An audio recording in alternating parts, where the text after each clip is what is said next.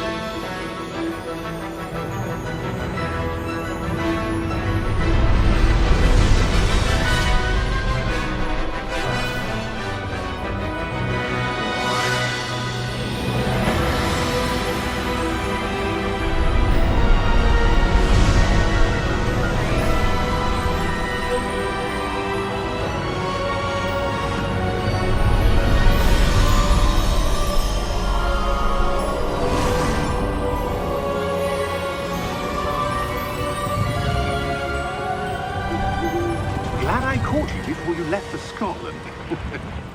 Just barely. And who is your traveling companion? A new student. New? Yes, sir. I'm starting school as a 5th year. How extraordinary. It is indeed. None of the faculty has ever heard of anyone being admitted to Hogwarts so late. Nor have I. Of course, as the other 5th years will have been honing their magical skills for 4 years now, the headmaster asked if I could get our new student up to speed a bit before the term begins. Well, you couldn't have asked for a better mentor. Professor Fig is not only an exceptional teacher, he's also a remarkably intuitive and gifted wizard. Mr. Osric is prone to flattery. I dare say it's one of the reasons he's risen so far at the ministry. Have you seen this? I have. Opinions differ as to how great a threat Ranrock really is. Although I've yet to convince my colleagues at the Ministry, I believe he is a significant threat. And it was your wife, Eleazar, who alerted me to his activities months ago. Miriam? How? She wrote to me about Ranrock before she died, wondering what the Ministry knew about his activities. Before I could respond, I received this. It was the last thing she sent me, Eleazar. It came to me via her owl, but with no correspondence. I can only assume That she had to get rid of it quickly, to keep it safe. presumably from Ranrock. I cannot open it. Whatever magic protects this is powerful indeed. It looks like goblin metal. That symbol. What's that glow? I don't see a glow. Nor do I.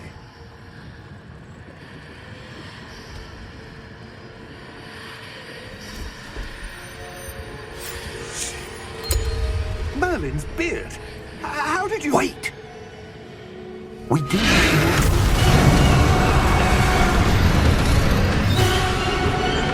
Hang on!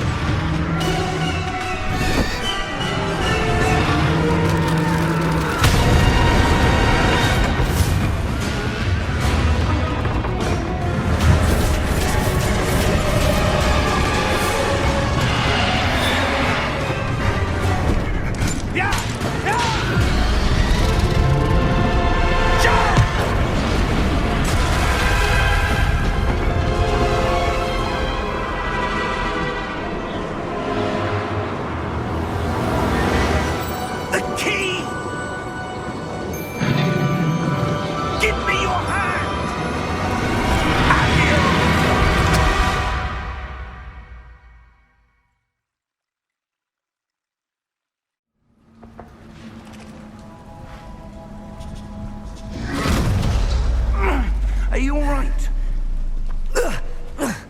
You're hurt. Perhaps a bit. Take this. It's Wiggenweld potion. That stuff will right you in a second.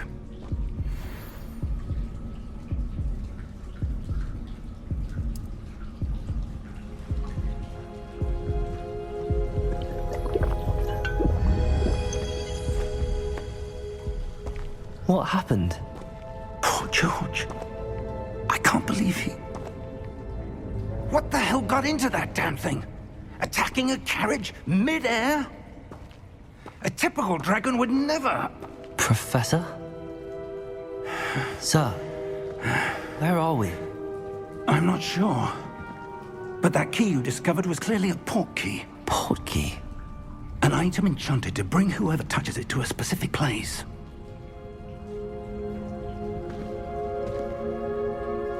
I'm feeling better, sir, if you'd like to look around a bit. I would. But stay close. We've no idea who created this port key. Or why.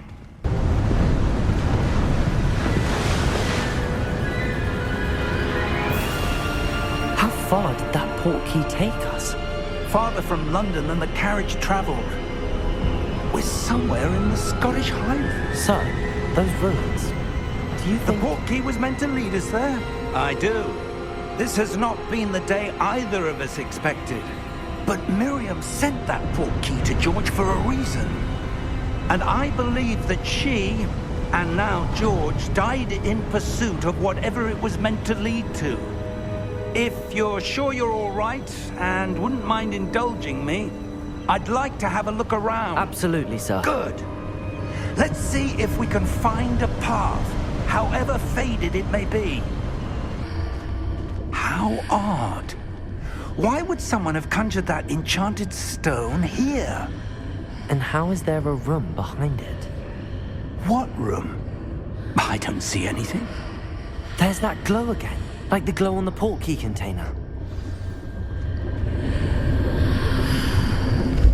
What in Merlin's name? Godric's heart. Where are we? I don't believe it.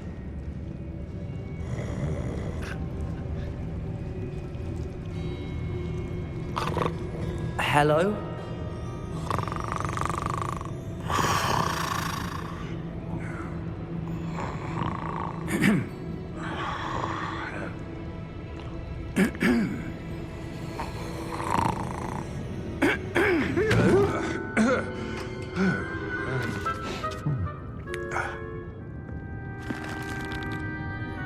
It can't be.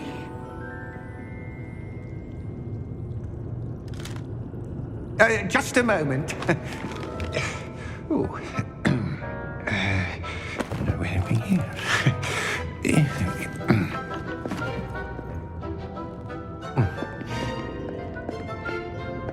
Welcome to Gringotts Wizarding Bank. Vault number 12, I presume. Precisely. The key? Your wife's port key. Oh, yes, of course. This way, then. Stay close.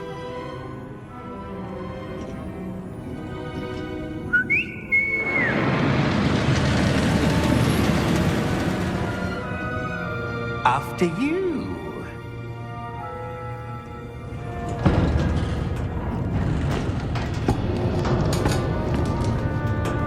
Keep your hands inside the cart if you don't wish to lose them.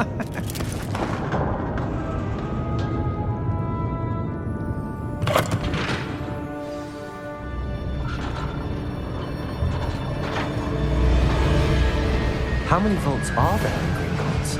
Hundreds. In fact, you'll see quite a few on our way to vault number 12. As we speak, we're just beneath the main lobby.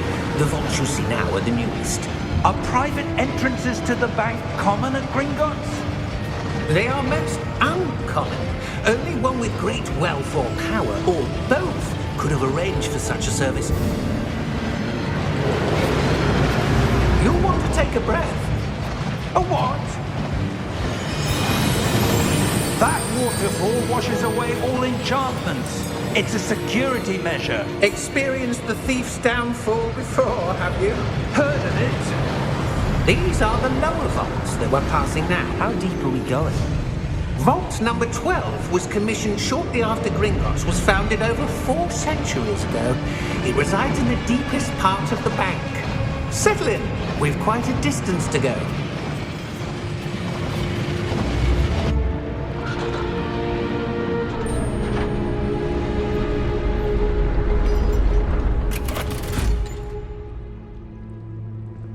Vault number? Vault 12. Momentous day. On your way.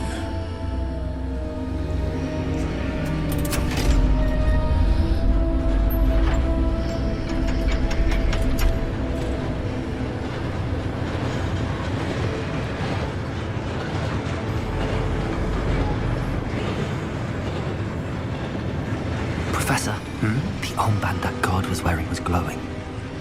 Like the glow you saw on the portkey container? No, darker. I saw that same glow on the dragon's collar. Yeah, what was that? We were just wondering about that goblin back there. He watches over the oldest section of the bank. Rare anyone goes there anymore.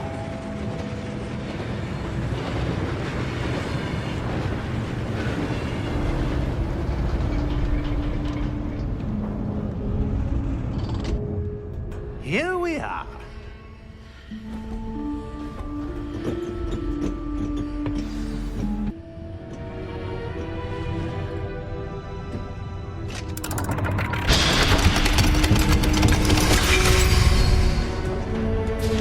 Vault 12. Thank you for your help.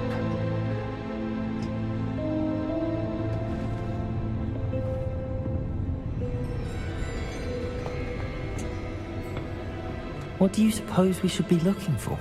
I'm not sure. Sir, I wonder if you The might... instructions for Vault 12 indicate that I am to grant access to the holder of the key and then close the door. Wait. Best of luck. Professor? That was certainly unexpected. Let me think. There must be something here. Revelio, perhaps? Revelio? Yes, a revealing charm. No time like the present.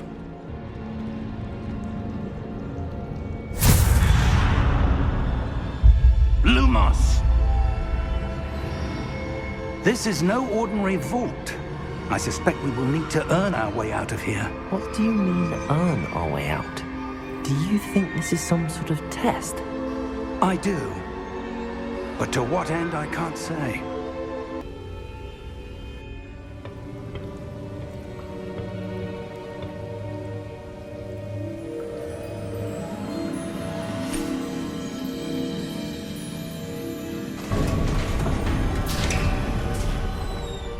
There you are. How did you... What is this place? I don't know. But I found this floating above that basin. That is no mere basin. That is a pensive for viewing memories. I wonder...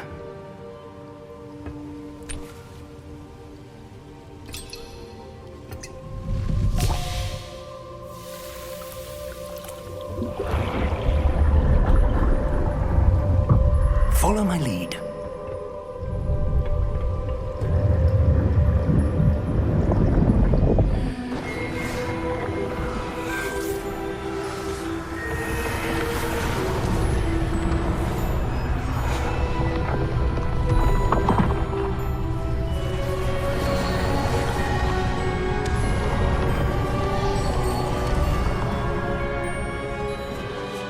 All is in place.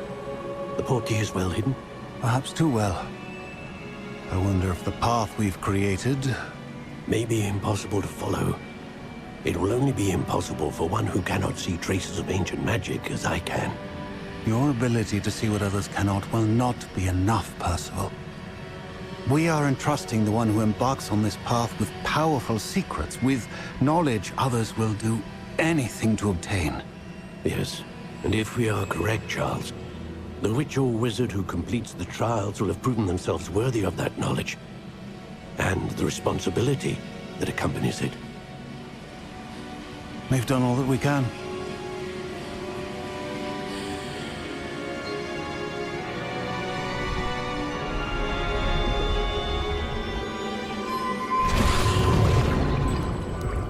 That's what you're seeing. The glow that surrounded them. Yes, sir. Astonishing. Can I see magic? Traces of an ancient magic, to be precise. The magic that Miriam had always believed existed, but could never. Miriam, and perhaps George, died in pursuit of knowledge that has been dormant for centuries. And you, it seems, are the key to understanding why. It all looks rather different than it did a moment ago. Someone's coming. Who were they? I don't know. But, sir, you shouldn't be in there. I was right. Ranrock. Seems my reputation precedes me. I was beginning to think no one was ever going to visit Rackham's vault. And why are you here? No need for that. Just give me whatever it is you found here and we can let bygones be bygones.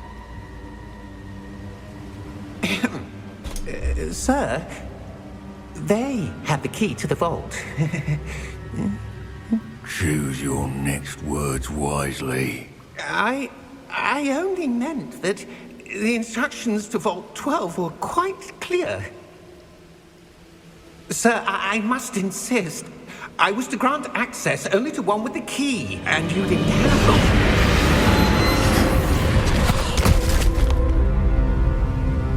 I have no patience for traitors. Now, where were we? I'm not giving you anything. Well, perhaps your young friend here will be more helpful.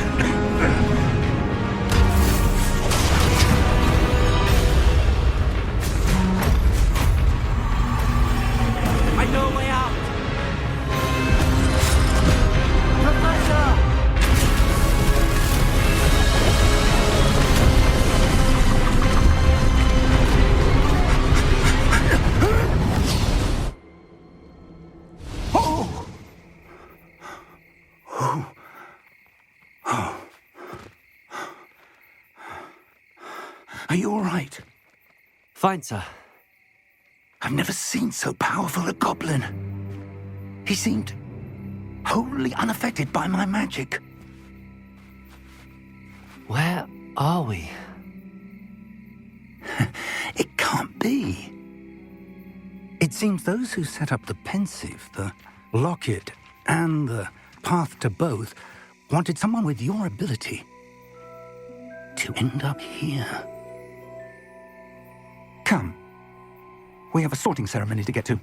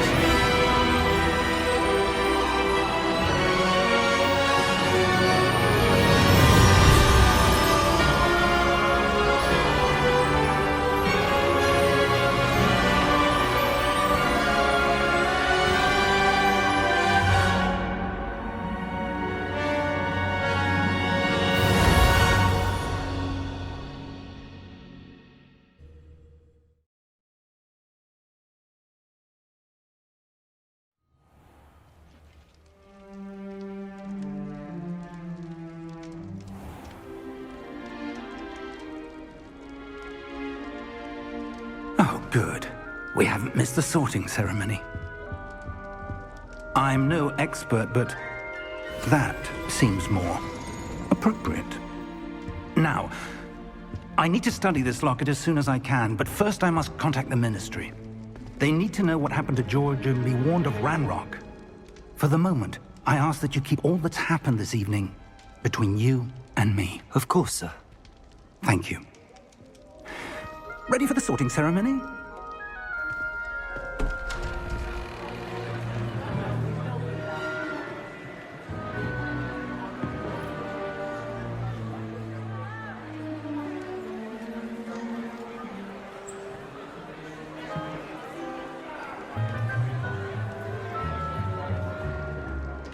Phineas, Nigellus, Black. Prepare yourself to meet the headmaster. Fig, nice of you to join us. The sorting ceremony's over. There were complications. Complications? It seems the goblin problem has... Enough. Goblins. I've no time for rumors, Fig, and I'm rapidly losing whatever patience I had left. If you're lucky, we might still be able to get you sorted this evening. I'll be in touch.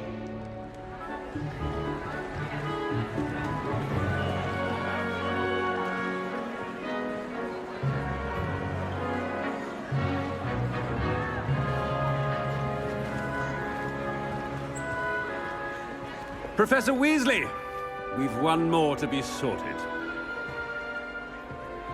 Welcome. You're just in time. Have a seat.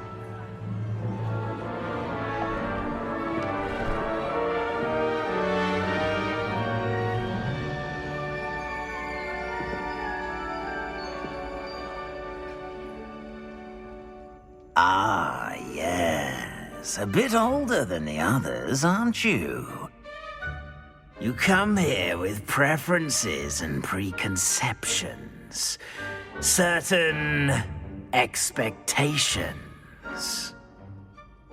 I'm looking forward to meeting my professors and learning all I can at Hogwarts. Indeed. Hogwarts has much to offer a dedicated student.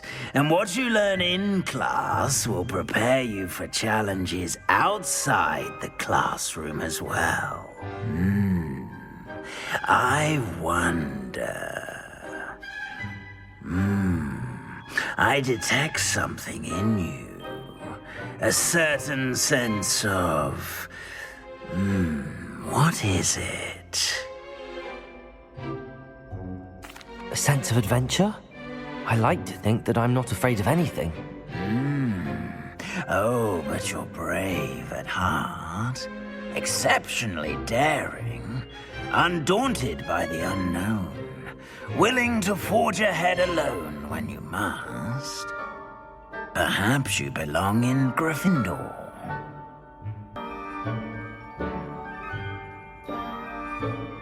Better be Gryffindor!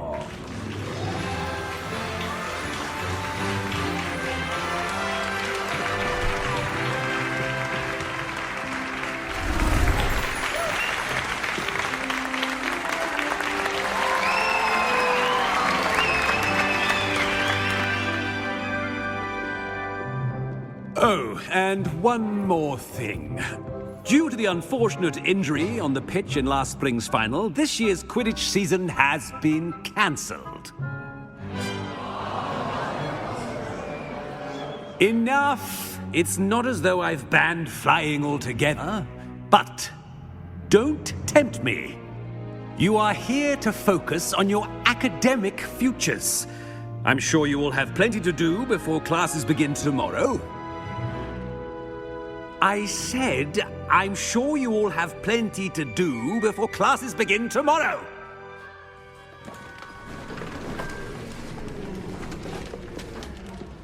Quite an entrance. It's lovely to meet you. Professor Weasley, would you be so kind as to show our new student to their common room? I shall see to it, sir. As I was saying, I'm Professor Weasley. Pleased to meet you. Nice to meet you as well, Professor.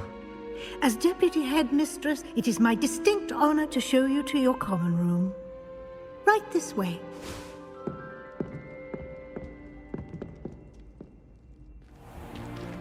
It's most uncommon for a student to begin as a 5th year. This should be quite an adventure. I'm looking forward to it. I remember the first time I entered the Gryffindor common room after being sorted. You were a Gryffindor? I am a Gryffindor. Never could remember the password when I was a girl, however. Password? Password? The password is Grata Domum. Grata Domum. You may enter.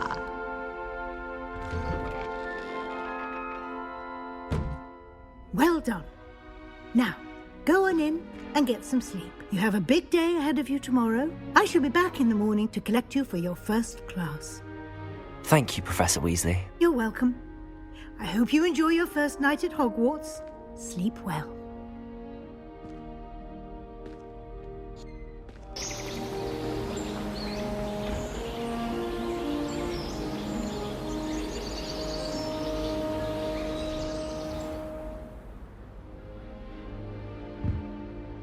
Looks like everyone's gone.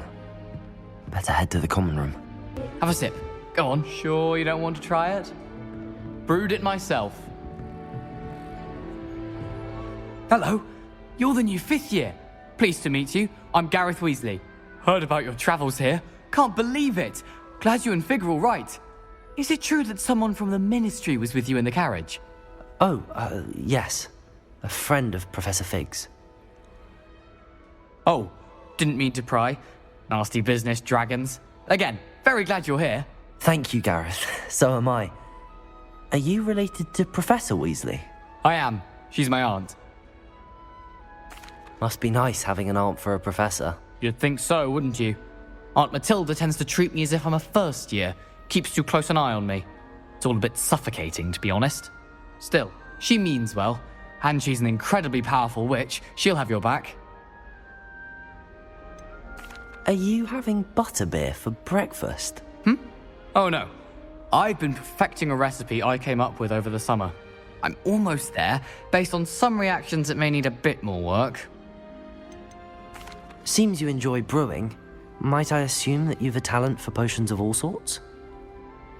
Well, as I see it, there's little difference, fundamentally, between brewing a modification to butterbeer and a Wiggenweld potion.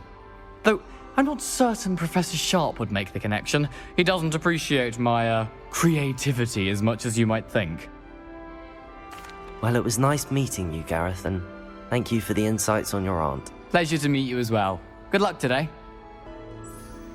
I don't know what I'm doing wrong. It's not a complicated spell. I should be able to do it non-verbally. Why is this not working? Ugh! Oh, hello there. Welcome to Gryffindor. I'm Cressida. Pleasure to meet you, Cressida. Splendidly theatrical arrival to the sorting ceremony last evening. Made it in by the skin of your teeth. Is it true that you're Professor Fig's protege? I'm not sure I'd say that, but I did a study with him a little before we arrived. Blast! I was hoping he might have given you some advice on non-verbal casting. Is that what you were trying to do just there? Oh, yes. Having a spot of trouble. I've mastered the charm using its incantation, but this is proving a bit trickier. Don't worry, you'll get it in the end. Oh, I hope so. If I can get it, Professor Ronan's sure to be very impressed. I'm just going to keep at it. Is it really that difficult to cast non-verbally? Oh, yes. And if you don't get it just right, the results can be, shall we say, awkward. Once, I tried to cast Depulso non-verbally on a goblet in the Great Hall and ended up launching Professor Sharp's Yorkshire pudding into his face. He was not happy. Do most students know how to cast non-verbally? Not at all. Hogwarts doesn't teach non-verbal casting until the 6th year, and even then, many struggle with it. I'm simply trying to get ahead of the game. Well, good luck with it. It was nice to meet you, Cressida. You as well. Enjoy your first day. Why is everyone so highly strung? It's perfectly safe. Well, hello. Don't mind me. I find it helpful to change my point of view now and again. Put things in perspective. Once I made it to the top of Gryffindor Tower, from the outside, without a broom. Goodness. I'm Nellie, by the way. Nellie Ogspire. I've heard rumors about what happened to you on your way to Hogwarts. Is it true? About the dragon? Yes, our carriage was attacked by a dragon. Crikey! I can't believe it. How thrilling! And also terrifying. Anyway, you've certainly brought some much-needed excitement to Gryffindor. And Hogwarts, for that matter. What exactly are the rumors about my journey to Hogwarts? That you escaped a dragon attack? Isn't that enough? Most of us arrive via train or boat, not having just escaped the jaws of a dragon. Of course it's got people talking. Word travels fast at Hogwarts. I take it you're not afraid of heights. It's something I've always done, since I was little.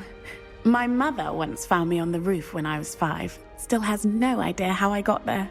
But with all the strange hallways and rooms in the castle, and everything lurking in and outside the grounds, you don't need to scale a tower to see something incredible here. I'd imagine most students have never seen a dragon. Have you? Goodness, no. And I've never heard of one attacking a carriage like that. Not enough meat in a carriage, I'd think. I'm sure I'll be seeing you around, either in our common room or when you scale your next tower. You never know. Bye for now. Good morning. I trust you're ready for your first day at Hogwarts? I've been dreaming of this day for a long time. Can't believe I'm here. Well, you are here. Make the most of it. You only have one first day at Hogwarts. Now, in light of your unique situation, joining us as a 5th year, you'll need to catch up with your classmates and not fall behind. Especially as you'll be expected to complete your OWLs at the end of the year. OWLs? Owls? Yes, your ordinary wizarding level exams. They will determine what type of career you can have when you leave here. After much discussion with the headmaster and the Department of Magical Education at the Ministry, we've devised something extraordinary to ensure your success. Here you are.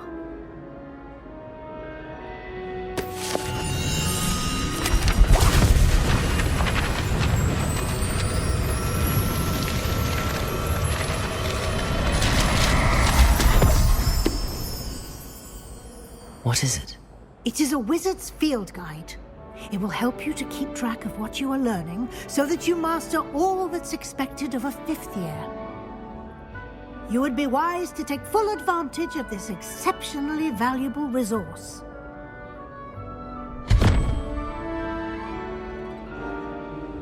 Thank you, Professor, but what do you mean it will keep track of what I'm learning? Perhaps seeing it in action will answer any questions you may have. Walk with me and we shall put it to the test. That should be all for now. You'll be expected to attend both Charms and Defense Against the Dark Arts classes today. And I'd like to be sure you get to Hogsmeade as soon as possible to replace the supplies you lost on the way here. What will I learn in Charms class? Exactly what you might expect.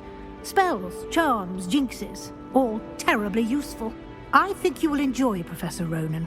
He's a clever and entertaining wizard, and a talented teacher.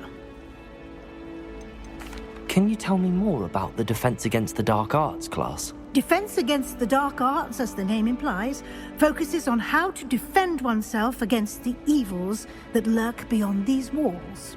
A mastery of Defense Against the Dark Arts is required for those who aspire to become auras.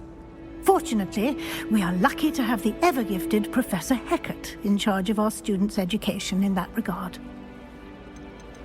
You mentioned Hogsmeade, Professor. Hogsmeade is the only all-wizarding village in Britain, and is home to an array of shops and pubs. You should be able to find all of the school supplies you require in Hogsmeade. You will also, I imagine, enjoy many a butterbeer there with friends in due course. Thank you, Professor Weasley. A lot to absorb on your first day, and you have much to learn. Happily, your professors have agreed to create additional assignments for you outside of class. You'll be up to speed in no time. Judging by your adept use of Revelio earlier, I'd say Professor Fig succeeded in at least showing you the basics. He did, Professor. He's been terribly vague as to the events preceding your arrival, specifically about what happened after that awful dragon attack. My suspicion is that there's more to the story than a search for belongings and an extended trip up to the castle. I'm sorry, Professor, but I'm afraid that's all there is to it. Almost precisely what Professor Fig said. Speak of the devil, Professor Fig. Your ears must have been burning. Oh? Yes. You seem to have provided our new fifth year with a solid foundation in the basics of spellcasting. I'm afraid I can't take all the credit there, Professor. They've a rare aptitude for magic, it seems. Well, I'm just glad you both arrived in one piece.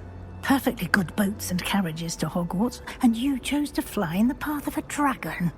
I wouldn't say I chose the dragon's path, Professor. Rather unfortunately, it would seem that it chose us. Very well. Enough chit-chat. I need to get to class myself. Might I rely on you, Professor Fig, to explain the details of the field guide's map? Of course. Thank you. Good luck today. And remember to use your field guide. It will be invaluable to you. And invaluable to me, as I'll be using it to keep up to date on your progress. Yes, Professor. Come and find me in my classroom after you've attended both classes today, and I'll explain more about those assignments I mentioned. And we'll see if we can't get you to Hogsmeade for those supplies.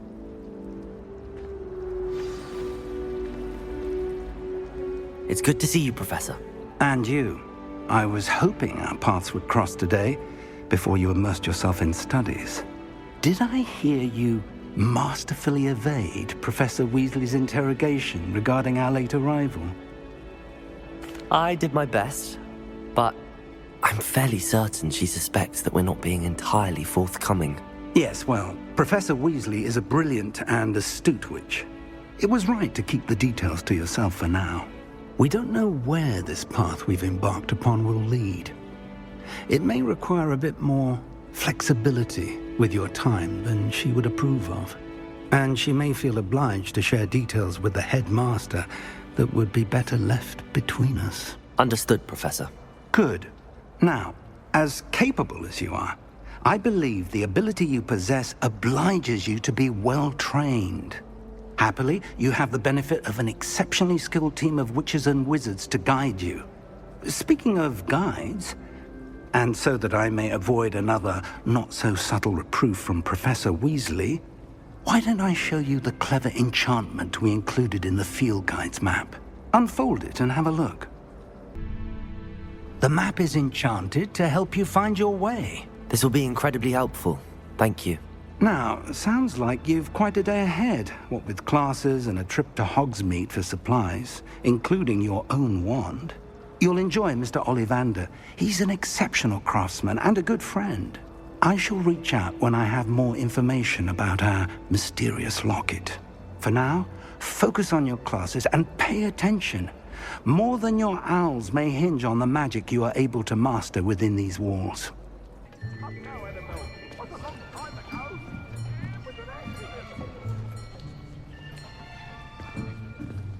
Here, behind you. There is an open seat here. Thank you. Hello, I am Nettie. So you are the new student. Have you met Professor Ronan yet? Shall we begin?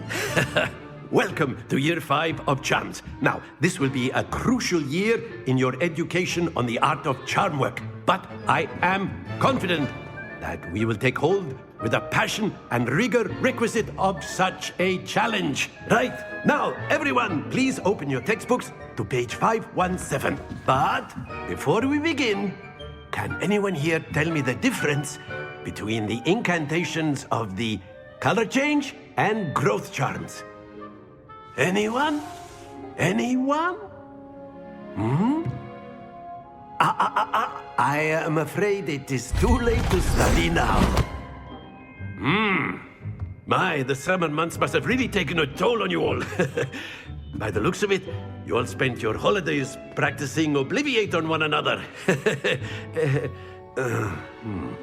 Do you even remember how to perform a basic summoning charm?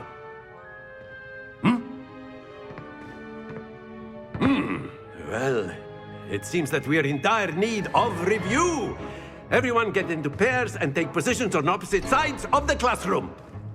Now let's put those textbooks to use as the blunt objects you so believe they are, and take turns summoning them out of one another's hands. Only one book will be needed per partnership, Miss Dale. Thank you. Get into place now.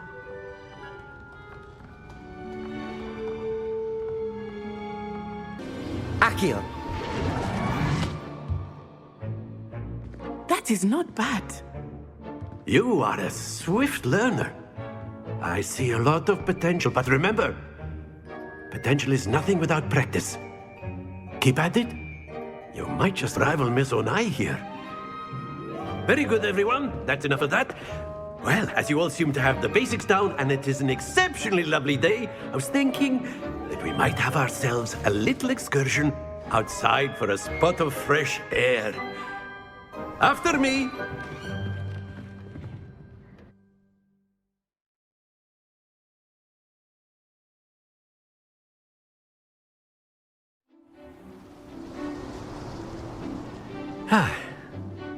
I've always found that fun goes hand in hand with mastery, as I'm sure the Quidditch players amongst us would agree. So, what better than a bit of sport to put our prowess with the summoning charm to the test, right?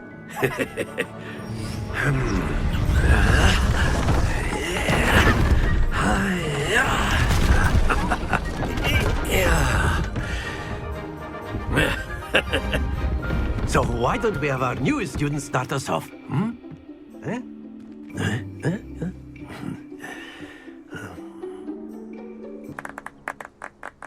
Very good, both of you. Well done.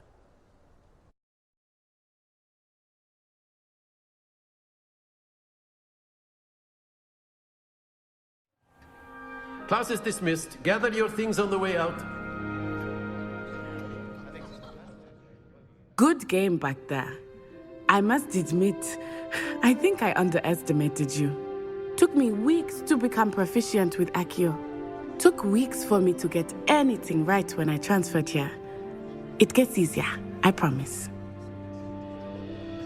That's good to hear. It's a lot to take in all at once. To put it lightly, I remember how I felt when I first arrived.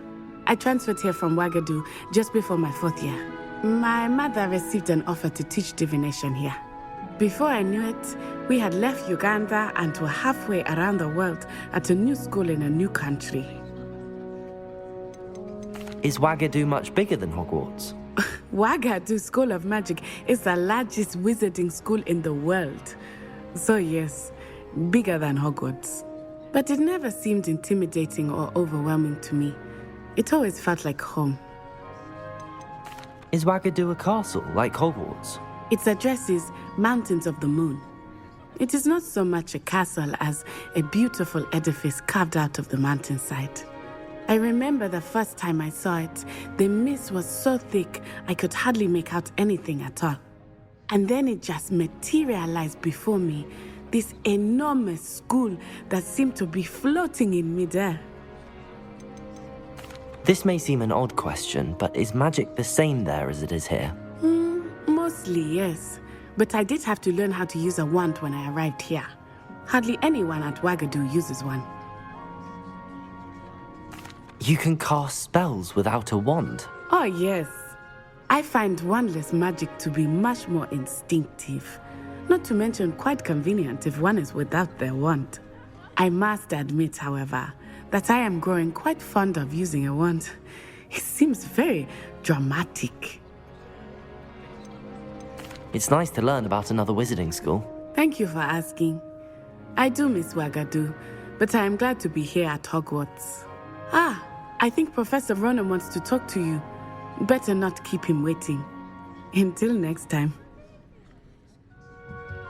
Of course, you can use Accio. A word, if you would. If you're so inclined. You wanted to speak with me, Professor? I did. I trust your first charms lesson lived up to expectation? Well, an outdoor competition wasn't exactly the lesson I was expecting, sir. What charm is there in the expected? You did well, managing to best as gifted a student as Miss Onai. Thank you, Professor. I enjoyed the match. Miss Onai is always a fierce competitor, though I sense that she is a bit distracted of late. Now, Professor Weasley has asked that your professors give you instruction outside of the ordinary curriculum. Expect to hear from me soon regarding a special assignment that I am preparing for you. Hello, you wanted to speak to me? Samantha Dale. I've been eager to meet you.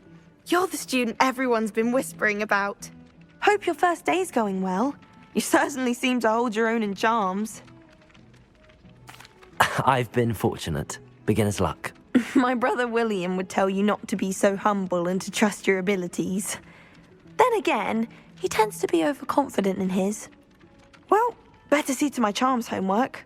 I'm afraid I can't count on beginner's luck to impress Professor Ronan. Stupefy! Stupefy!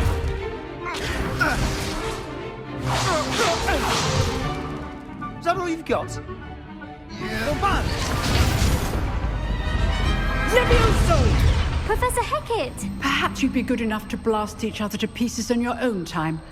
I get new students every year, but I only have one Hebridean black skull. It was a token from the Great Poacher Raid of 1878. No doubt you've heard of it. Now, you may be asking yourself how an old woman like me single-handedly took out the largest poacher ring in eastern Wales and lived to boast about it. Knowledge. To the wise, age matters very little. Today we will review a spell that has saved me from death at the hands of dark wizards more times than I care to remember. Levioso. Levioso? A levitation charm? Levioso! A surprised opponent is a weak opponent. Care to defend yourself, Master Pruitt? No? One thing I've learned as an unspeakable is the value of simplicity, especially in the heat of battle. Now, let's practice what we've just learned, starting with something small.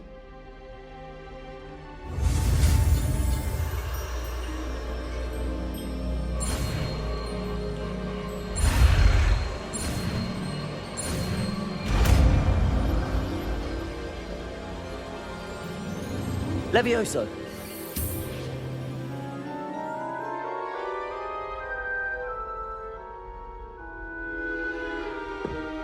Now, let's try something a little larger.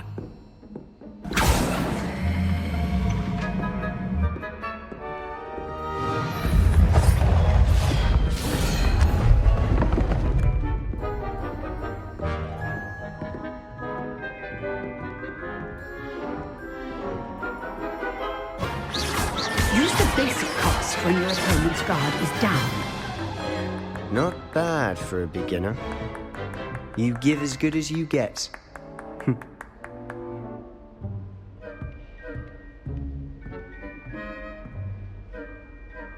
I put you on the spot, and you rose to the challenge. Points to Gryffindor. Thank you, Professor Hecat. Glad to have the opportunity to practice. If what I've seen today is any indication, we can expect great things from you. I demand excellence from my students. They are capable of achieving it, and they must achieve it. A classroom duel is one thing, but battling dark wizards, or as ever more likely, goblins, is a different kettle of Grindylows entirely. Understood, Professor. So, I'd advise you to keep practicing whenever you can. Perhaps Mr. Sallow will have some ideas for you. Again, well done today. I shall reach out soon with additional assignments. All right. That's enough spectacle for one day. Class is dismissed. Nice work. I enjoyed that. Well, that duel was quite something. Everyone will be talking about it. It was certainly good practice. Practice? It felt more like I was dueling an expert. Sebastian Sallow, by the way. Didn't expect a new student to be so deft with a wand. Then again, perhaps this wasn't your first duel. I've dueled enough. Consider yourself lucky I held back. Huh, fair enough. You owe me an honest duel when you aren't. You know, you might be a perfect fit for a certain exclusive, unsanctioned dueling organization. Exclusive and unsanctioned? Count me in. Excellent. Knew I was right about you. If you want to get the most out of your time at Hogwarts, you're going to need to break the rules now and then. Whether it's joining a secret dueling club, or sneaking into the restricted section of the library, you just have to be clever enough not to get caught. Thank you, Sebastian. I'll keep that in mind. Good. Pleasure chatting with you. I'm sure I'll see you soon. Perhaps somewhere unsanctioned?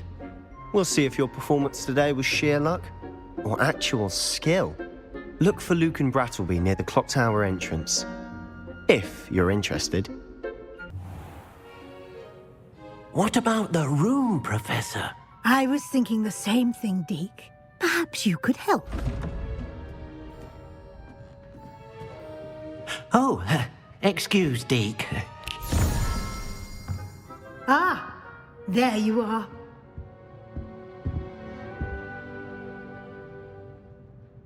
I trust your first classes went well? They did, Professor. I heard as much from Professors Hecat and Ronan. Seems Professor Fig taught you quite a bit before you arrived. I'd wager there's a good deal more to your travels here than what you've told me. Isn't there?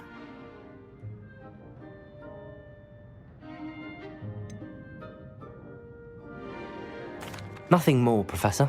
I see. Like trying to get a sonnet from a streeler.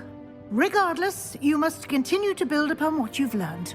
In that regard, I've asked your professors to help hasten your progress with some extra assignments.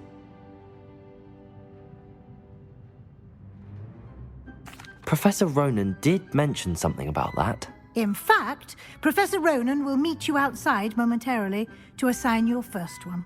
Now, regarding the trip to Hogsmeade I mentioned earlier, we've arranged to replace the supplies lost on your way here, including seeds, potion recipes, and spellcrafts. Thank you, Professor. And Mr. Ollivander will connect you with the perfect wand. You've managed your classes well with a borrowed wand, but you'll find the magic you cast with your own wand to be far superior. There's an Ollivander's in Hogsmeade. There is. Most people are familiar with the shop in Diagon Alley. We're fortunate to have someone like him nearby. Mr. Ollivander is a genuine craftsman and highly skilled wand maker. I would trust no one else to pair me with a wand. I've never heard of a spellcraft before, Professor. What is it? A spellcraft is a recipe of sorts used when conjuring objects. I shall explain more about them when you begin working with transfiguration magic. Can you tell me more about the potions shop, Professor? J. Pippin's Potions stocks a wide array of potions ingredients, although they rarely sell recipes. Professor Sharp asked that they have a couple of particular recipes on hand for you. I'm eager to get to Hogsmeade. Very well. I'd like you to make your first visit to the village with a classmate. Help you get your bearings. Perhaps Sebastian Sallow or Natsai Onai. I've noticed you spending time with them. I'd like to go with Sebastian. Glad to hear it. Mr. Sallow is a capable young wizard, and he knows the area. He'll keep you well clear of any of Victor Rookwood's undesirables en route. Rookwood? A rather unsavory local. Best to avoid him and his associates, including his right hand of sorts, Theophilus Harlow, if you can. Once you've finished Professor Ronan's assignment, your friend will meet you at the castle doors. No time to waste. The sooner you complete your work, the sooner you can enjoy a butterbeer at the Three Broomsticks. You have a new spell to teach me, Professor. Indeed I do, and an exceedingly useful one at that. The mending charm, Reparo. Fixes things right up, makes a broken object good as new in the blink of an eye. It seems as if that might come in handy. More frequently than one would imagine. As Professor Weasley mentioned, I am not the only one who will be teaching you spells outside of class in an effort to catch you up with your peers. A number of your professors have agreed to do so as well, but first, each shall ask that you complete a few preliminary tasks to hone your magic. I have arranged some for today. See them through and then report back to me. We will have you casting Reparo in no time.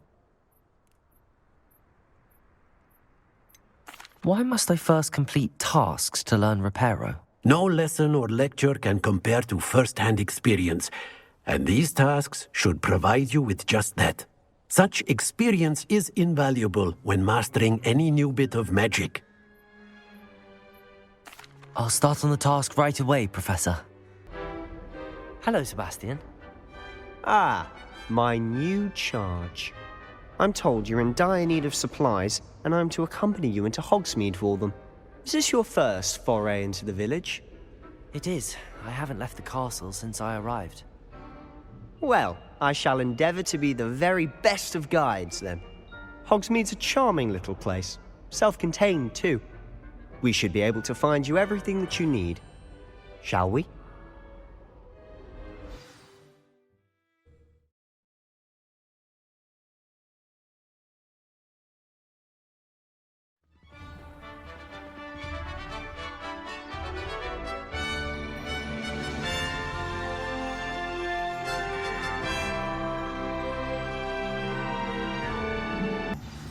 So how would you like to do this? Weasley told me you had a list of things to get, a wand and some other bits. Yes. Dittany seeds, some spellcrafts, and some potion recipes. Perfect. Can't wait to see what you do with the new wand. And a short list gives you plenty of time to poke around the village.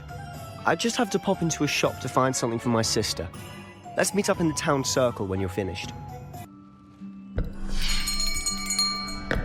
I'll be right with... Ah, it's you. Just a moment, please. Hello, sir. I'm looking for... For a new wand, yes. It's about time. Yes, about time? Well, you're our new fifth-year student, are you not? Oh, what am I saying? Of course you are. Gerbold Ollivander's the name. But of course, you'll have heard of the Ollivanders, I'm sure. Finest wand makers in the world. It's a pleasure to meet you, truly. Now, come with me. Let's find you the perfect wand, shall we? No, not you.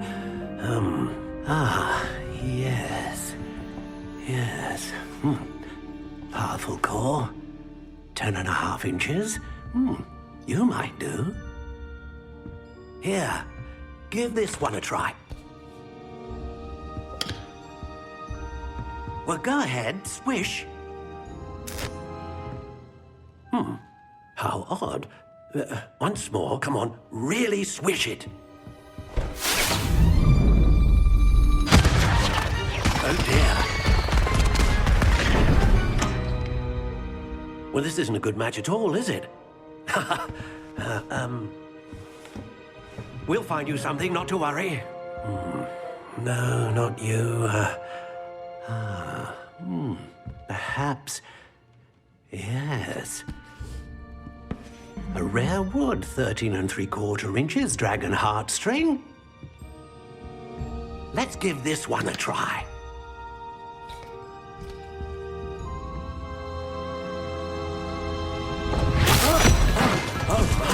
Oh, goodness. Looks like it's back to the shelf for you. This is proving to be trickier than I had anticipated. How perplexing. Where are you? Perhaps you? There you are.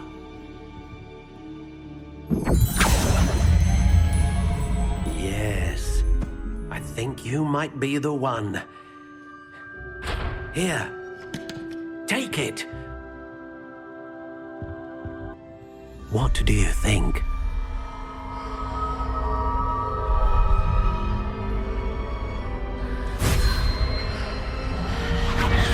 Extraordinary.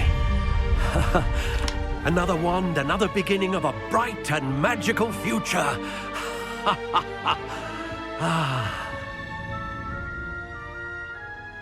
Now, how did that feel? Good. Different. I sensed a sort of surge of some kind. A match. Your connection seemed particularly powerful. The right wand will learn from you, just as you learn from it. I'm eager to try it out. Of course. And a phoenix feather core is terribly selective. This will be an excellent match indeed. And the bond between you and your wand should only grow stronger. Do not be surprised at your new wand's ability to perceive your intentions, particularly in a moment of need. That sounds wonderful, Mr. Ollivander. I'll let you get to it. Do come and see me again if ever I can be of further assistance. Pardon me, sir. Oh, thank goodness. When I heard the bell, I thought you were Miss Lawang. Not that she deigns to come here. Though I don't believe I've seen your face here before, either. It's my first time in Hogsmeade, actually. Is it really? Well, Parry Pippin at your service. And this is J. Pippin's Potions.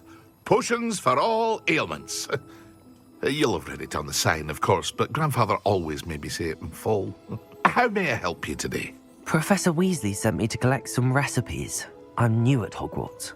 You're the student she sent the owl about. I set your things aside immediately.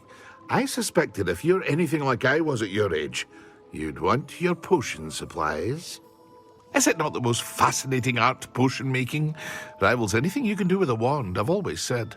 Are potions really that versatile? They may not be as showy as spellwork, but make no mistake, they are just as powerful. They can heal, destroy, protect. You'll discover all of this soon enough. As it's your first time in, I should mention that it's not just potion recipes I sell. I also offer ready-made drafts for all manner of uses, and I unveil new ones from time to time. Pop in when you can so you don't miss out on anything. But for now, let's get you those recipes, shall we? Pardon me, sir. I'm here for the seeds Professor Weasley arranged for me to collect. Oh, the dittany for the new 5th year. I take it that's you, then. Merlin's beard. Starting Hogwarts as a 5th year. You must be positively reeling from it all. Not at all. I'm choosing to see it all as one big adventure. Well, bravo. Not everyone has the temperament to take things as they come. Name's Timothy Teasdale, by the way, and this is my shop, the Magic Neep. I keep the cart out here because I like a good chat. Can't very well be in the thick of things if I'm hidden away inside now, can I? I suppose not. In addition to seeds, I have plenty of plants. Grow everything myself. My speciality is potion ingredients. Even Pippin purchases from me. But what say we get you a packet of Dittany seeds? Pardon me, sir. I'm here for the spellcrafts Professor Weasley ordered. Matilda's student. I thought I might be seeing you soon. I am the proprietor here, Thomas Brown. I take it you've had a conjuring lesson then? I'm afraid I haven't yet, sir. Ah, but you will soon enough. It is magic at its purest, creating something out of nothing. Of course, it is not without complexity, but that is where my spellcrafts come in. Stay the course, and you could soon impress even Professor Weasley. That's certainly something to aspire to, Mr. Brown. I look forward to that day. And I, too, seeing it. Spellcrafts are incredibly useful for conjuring unique items like custom pieces of furniture or decoration. But I shall let Professor Weasley do the teaching. For now, let's get the spellcrafts you need.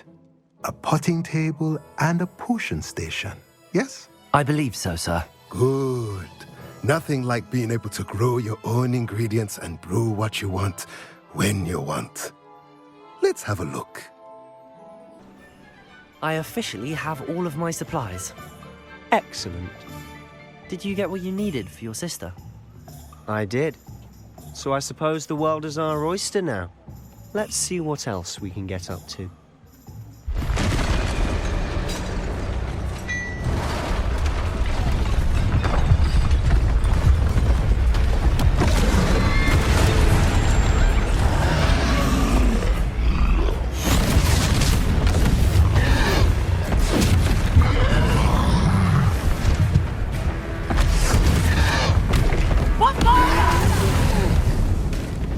Draw it away from the building! Away from the village!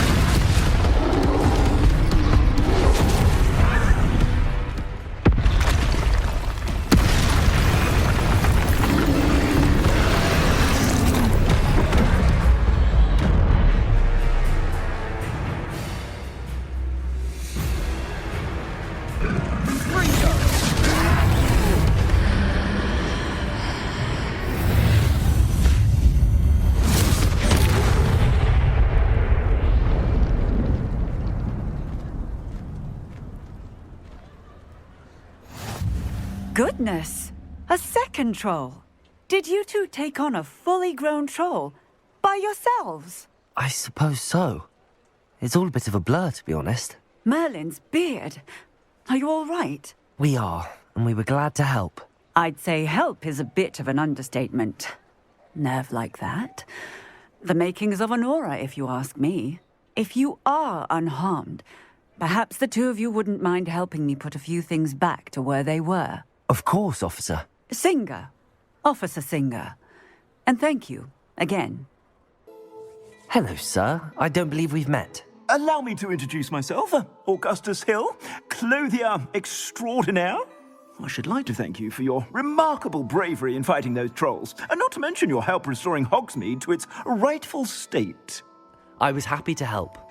Frankly, you deserve an Order of Merlin. But I can offer you something much more useful. I own Gladrag's wizardware, and among my inventory are some unique items that afford certain protections, as it were. Life-saving protections. And as I suspect this won't be your last dangerous encounter, I'd like to give you one such set of robes, in thanks for what you did today.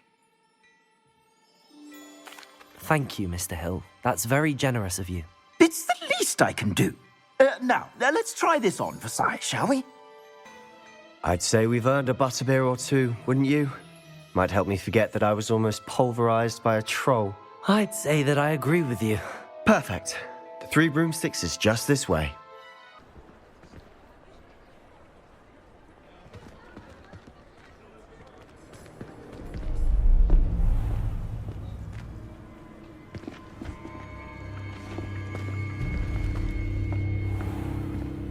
You said you could get to the child when they came to Hogsmeade.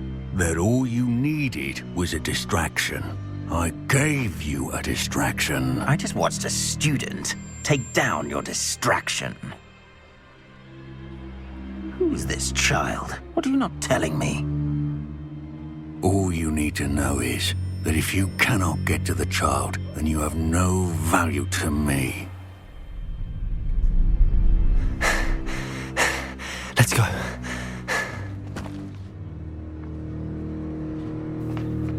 Did they see us? I don't think so. What was that goblin doing with Victor Rookwood? Ranrock is working with Rookwood. The goblin from the Daily Prophet. I knew I'd seen him somewhere. Quickly, let's get inside the 3 broomsticks.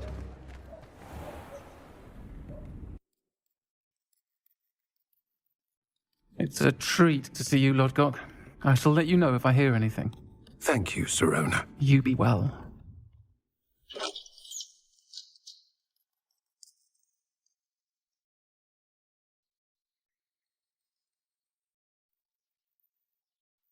Now, what can I... Oh, there's a face I haven't seen before. It's my first time here. Welcome. Butterbeer's on me. Heard about the attack. I shall be looking in on the other shopkeepers and residents shortly. Glad to see you two escaped injury. Thanks to this one. Single-handedly took down a troll. Is that right? Well done. Thanks for this. My pleasure. I will say, trolls in Hogsmeade. That's never happened before. Something's not right. The only brutes we usually have to deal with are... How timely. Was that Lodgok I saw leaving just now? Your clientele's not what it used to be, Sirona. Not to worry, Victor. Once the two of you leave, the caliber of my clientele will greatly improve. I wouldn't do that if I were you, Theophilus. Come now. No need for theatrics. I'm only here for this one anyway. My friend is enjoying a well-earned butterbeer. Only want a quick word. Perhaps you didn't hear me. I said, my friend is busy. One would think you all had enough bloodshed for one day. Come, Theophilus. The Three Broomsticks isn't what it used to be. Let's take our galleons elsewhere. Can't drink butterbeer forever.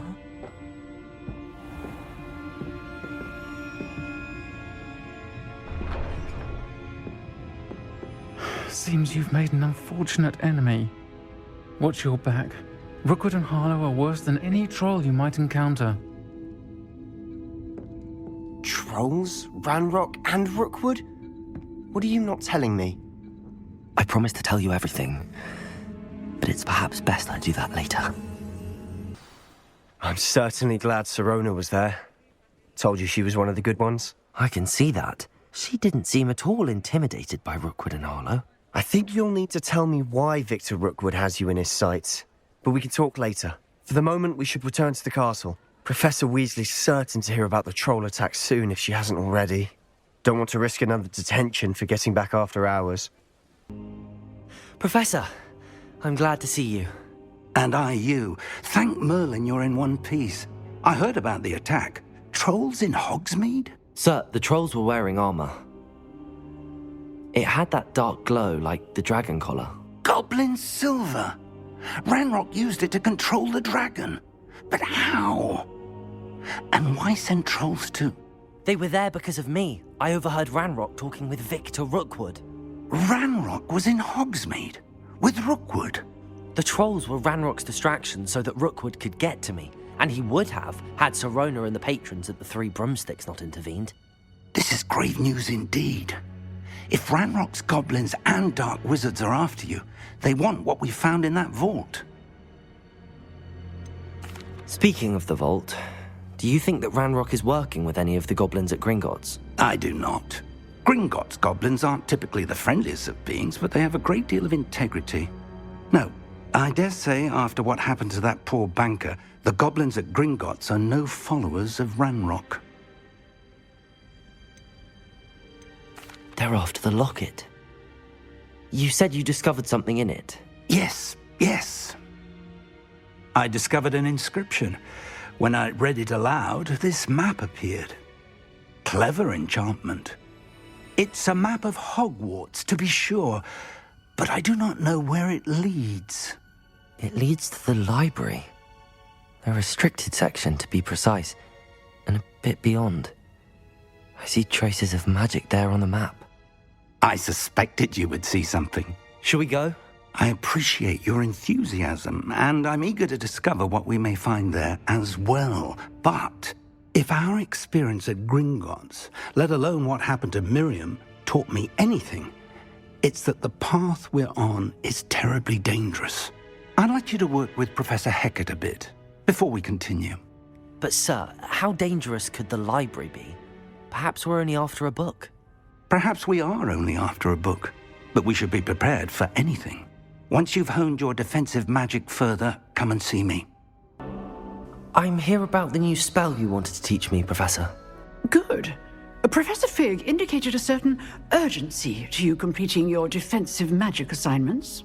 As such, you are to learn Incendio, the fire-making spell, handy for lighting torches, burning away spider webs, and, when necessary, defending against those who would wish to do us harm. Sounds versatile. Quite. But before we get started, I'd like you to complete a few tasks. You may be surprised by some of them. Astonishing how much students don't think their professors know. When you're finished, come and see me. Then we shall begin working on Incendio. I finished all of the tasks you gave me, Professor Hecat. Glad to hear it. Then you should be ready to learn Incendio. Should be, Professor. Yes. I'm sorry to say, I visited enough careless colleagues at St. Mungo's to assure you that fire is a fickle servant. Your spellcasting has impressed me thus far, but please maintain focus. I would rather we not end today's lesson with your robes aflame. Let us begin. And remember, focus on the proper wand movement. That doesn't look like the regulation uniform to me. Ah, there you are. Hello, sir. You'll be pleased to know that I worked on my defensive magic with Professor Hecat. So I hear. She tells me you've taken rather well to your new wand. You must continue to work with her and your other professors to improve your skills. That said, I don't wish to postpone our visit to the library any longer. So, shall we proceed? Fig! I have work for you. Come. Headmaster, I'm with a student and my schedule Your schedule will wait indefinitely, as will your student. I would think that after all the trouble you caused me with Osric, you'd be eager to make amends. My office, 5 minutes.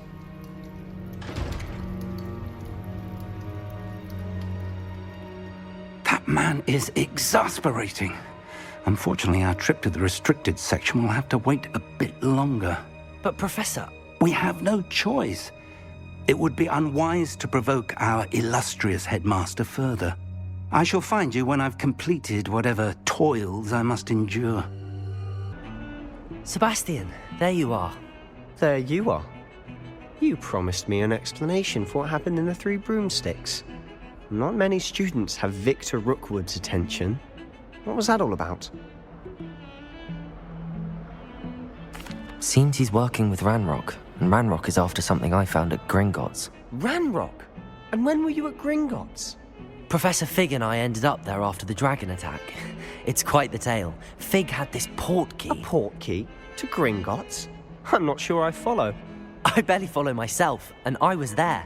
Anyway, we ended up in an ancient vault where we found a map. That map leads to the restricted section. You can't be serious. Deadly serious. Professor Fig has insisted that I not tell a soul about any of this. I've probably said too much. Understood. Your secret's safe with me. Whatever it is. Thank you, Sebastian. You mentioned being clever enough not to get caught in the restricted section. And I am. Meet me outside the library tonight, and tell no one. What will happen if we're caught in the restricted section? Detention, no doubt. But a word of caution or two will help. For one, avoid Peeves the poltergeist. Aside from wanton destruction of property, he loves nothing more than telling on the likes of us. How concerned should I be about the librarian? Madame Scribner doesn't take kindly to clandestine activities taking place amongst her precious books, so do all that you can to avoid her. She and I have had our entanglements, but I can hold my own against her. You may not be so lucky. Thank you, Sebastian. I'll meet you later.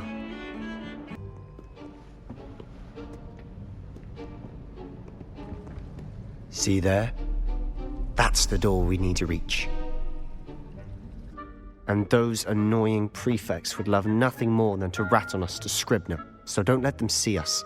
Understood? I can be sneaky. Let's go. Hold on now. There's a spell you should know. The Disillusionment Charm. Good for getting places you're not supposed to be. Cast it and you'll appear as little more than a trick of the light, just as long as you keep your distance and stay quiet. You mean I'll actually be able to turn invisible? Something like that. It's not as foolproof as a cloak, but those are expensive. And spells are free. Give it a try. Damn. You told me the librarian would be gone by now. I said usually, but it'll still be all right. Do you see her desk behind me? The key is in the drawer of that desk. Now, here's what we're going to do. I'll create a distraction to draw her away. You focus on getting the key. I'll meet you outside of the restricted section. You distract, I get the key. Understood. I said I'd get you in, and I always keep my word. Trust me. Who have we here?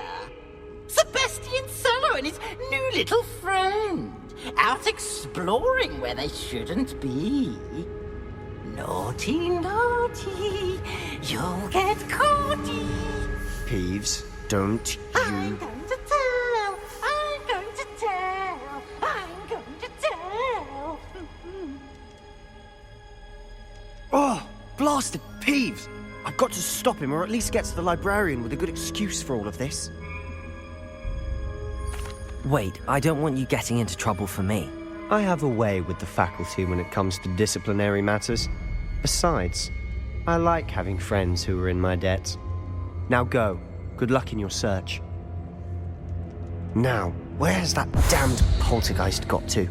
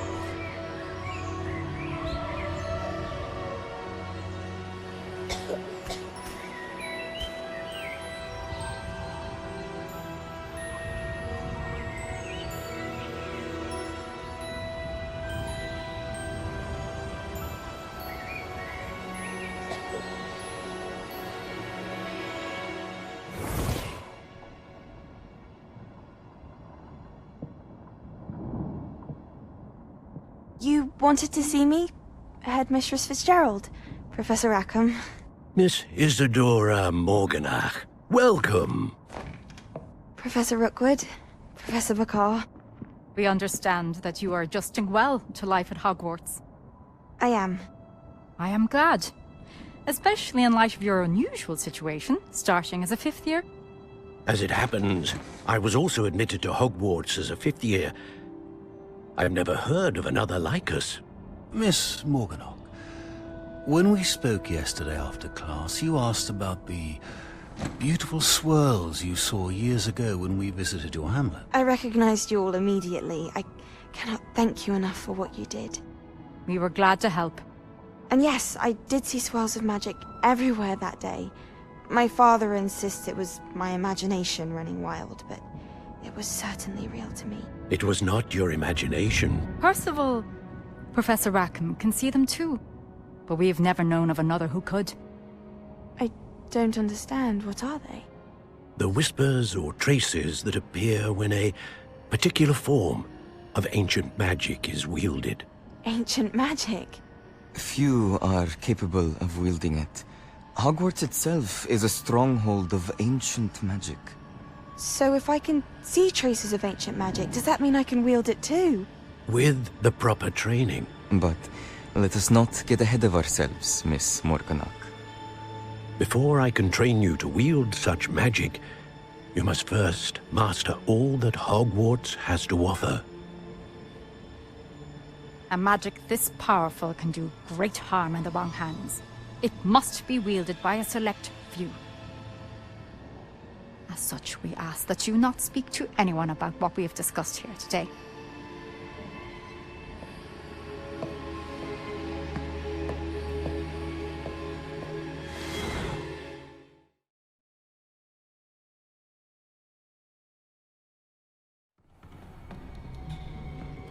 Sebastian.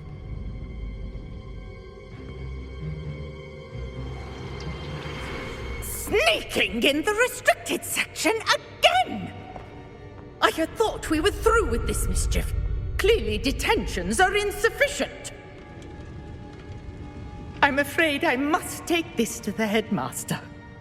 But that being said, Peeves informs me that you didn't come alone tonight. If someone has coerced you, I would have you tell me. You're a bright boy. Don't waste this. There was nobody else. I came alone. Oh, Sebastian. What will your uncle say?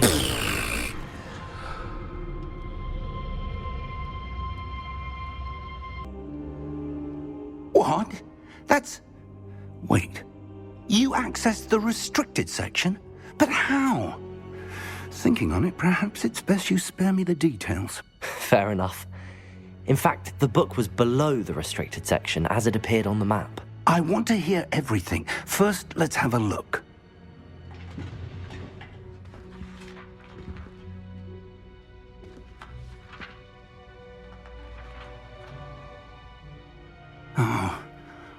Oh dear. Some of these pages seem to be missing. It appears someone has got to the book before us. Still, I will need time to study what remains. Perhaps we can still salvage something useful, though it may take some time.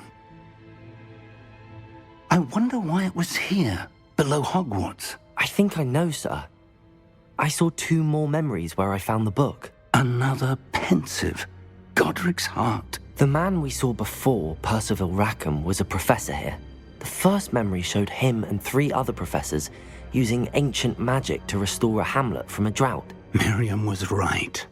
And the second memory? They were talking to a student who started as a 5th year, like I did. She could see traces of magic too. Why those memories? Perhaps this book will explain. I'll have to take it with me to London. The headmaster has insisted that I speak directly to the minister about George's death. What will you tell them about Mr. Osric's death? I don't know how much I dare say. George tried to convince the ministry about Ranrock, but to no avail. My instinct is to follow the path we are on for the moment and keep the details to ourselves until we know more. I understand. I'll see what I can learn about the missing pages while you're gone. Good. Don't neglect your studies. Your wand work is improving by the day. But you'll want to pay attention in herbology and potions. There's more to magic than spellcasting. Plenty to keep me occupied while you're gone. You've done exceptionally well. I look forward to seeing all that you've accomplished when I return. She's growing Punja's onion again.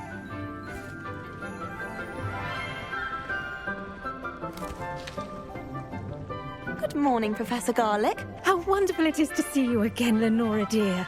Oh, here. You'll need these for today's class. A little treat for your auntie. Ah, hello. Class, please welcome the newest rose in our garden. We do look forward to growing together. thrilling it is to have everyone back together again. This year will be filled with enchantment and excitement, but the most important thing cultivated in herbology is knowledge.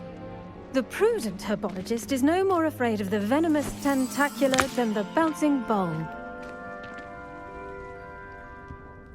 Now then, today we will be acquainting ourselves with the mellifluous tuber known as the mandrake root. Accio.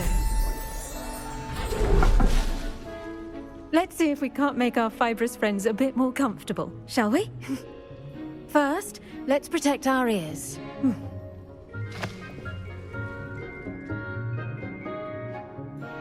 Now, everyone, grip their mandrake by the tendrils and give it a firm tug.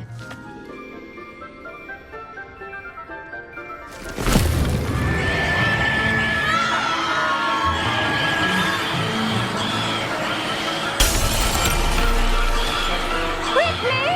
Place your mandrake in the new form and cut out the soil!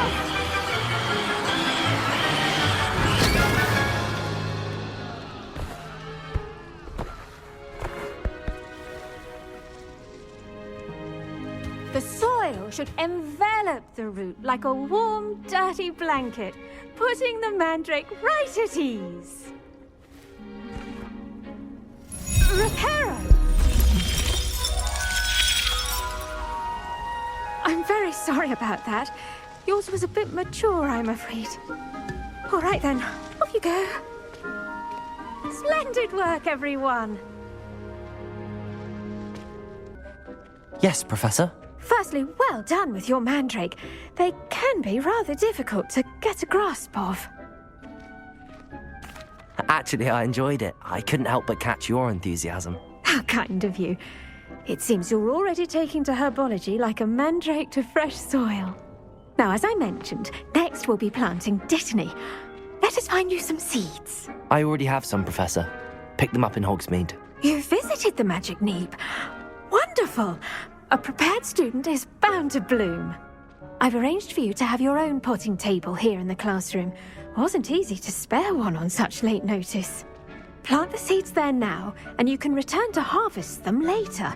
Even with soil, sunlight, and a bit of magic, they will take time to grow. Well done! Once it can be harvested, your dittany will be ready to use in Wiggenweld potion. I'll let Professor Sharp tell you about that. Now, what say we branch out? Introduce you to a different sort of flora, the Chinese chomping cabbage.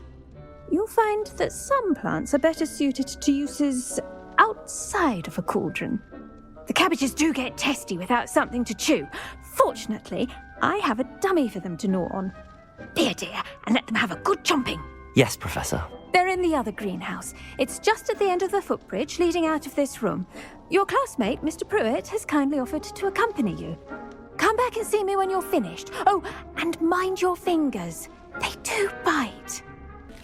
Vicious little bastards, aren't they? My kind of plants. Not like stupid booba tubers and bouncing bulbs. The kind of plants that'd have your back in a fight. Not saying you can't go it alone, but, well, imagine that wasn't a dummy. I suppose they could prove useful outside of the greenhouse. Nothing wrong with a bit of backup, even if it is from a cabbage. It's chaos out there. Trolls in Hogsmeade and such. You can't be above throwing a cruciferous vegetable if necessary. Dogweed and deathcap has more of them, if you're keen. Other plants too. Ones your parents wouldn't plant in the garden. You get the idea. Anyway, we probably ought to head back to class. Terribly sorry, I tended to the Chinese chomping cabbages, Professor. Remarkable plants, aren't they? I hope they weren't too much trouble. Oh, don't see any bite marks or missing digits. And good, as you do seem to be quite green-fingered. Oh, I'm eager to see your skill in the soil continue to blossom. Magical plants have so much to offer. I'm eager to learn more. I'm glad. Herbology is a bounteous subject. Tend to your garden, and it will tend to you. Well, I suppose that's everything. Do come by for a chat sometime. I so enjoy checking in with my new students.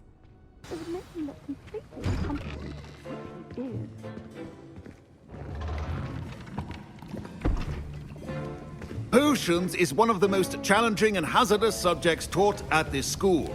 As fifth years, you will be required to reach new heights of both discipline and intellect. You will begin this term by brewing a Wiggenweld potion. Mr. Takar, can you tell us why this particular potion might come in handy? Yes, Professor Sharp.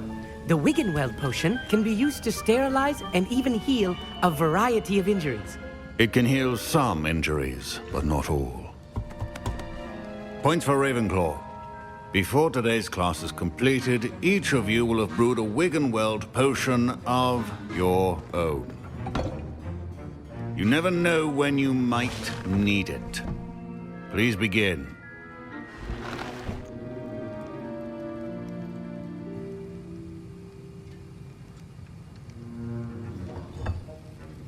Use a strong, even motion when crushing your ingredients. Please be meticulous when adding powder to your potions. One errant sneeze could be disastrous.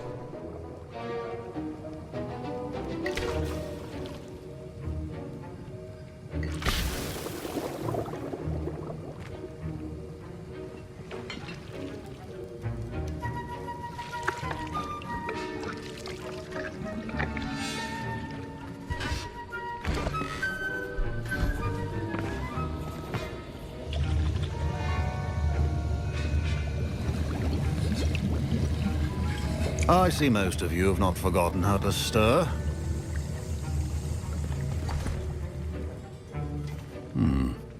Not an easy potion to brew. Well done.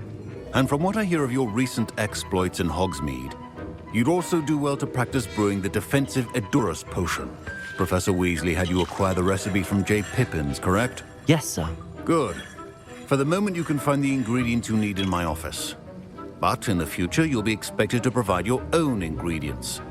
Some can be harvested from the plants you grow in your herbology class, and rarer ones can be purchased.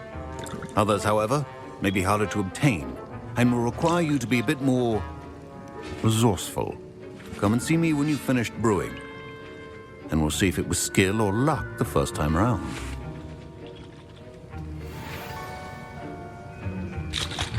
My parents considered keeping me home from school. Did I hear Professor Sharp say that you have permission to go into his office?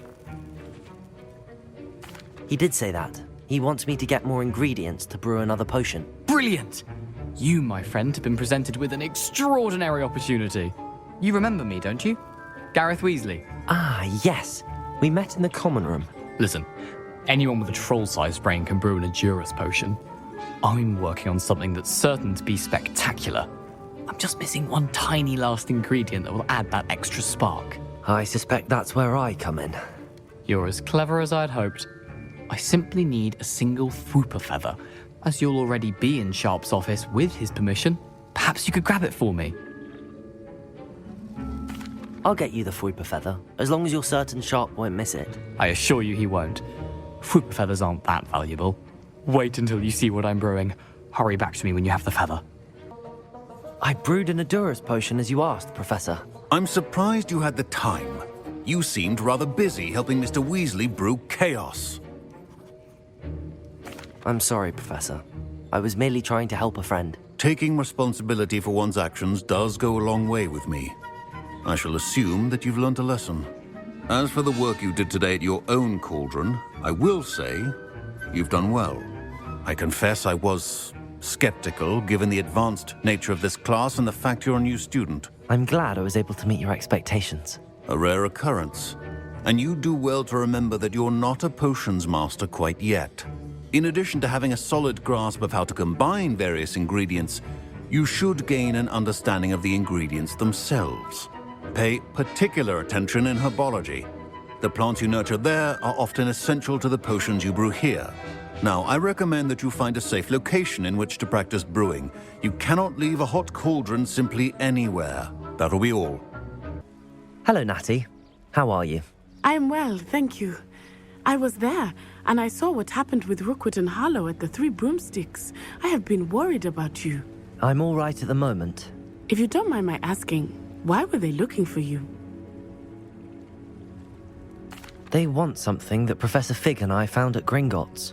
When were you at Gringotts? Just before we came to Hogwarts. In fact, it's why I was late to the sorting ceremony. A portkey brought us there after the dragon attacked our carriage. What on earth? There's one more thing. It's a bit odd, if I'm honest. Professor Fig says I have a rare connection to a powerful form of ancient magic. What does that mean?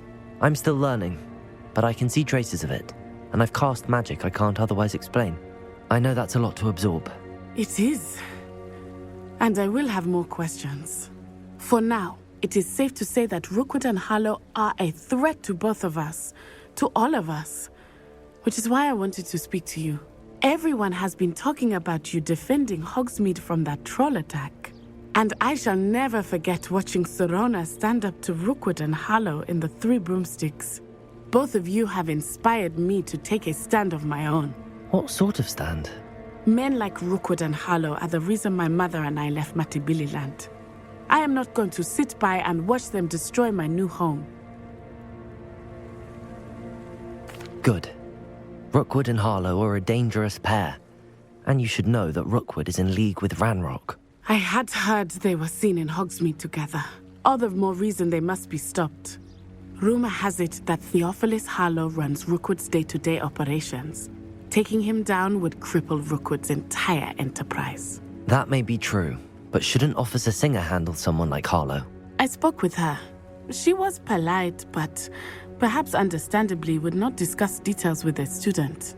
I overheard some of Rookwood's lot talking about a massive poaching operation that Harlow is planning.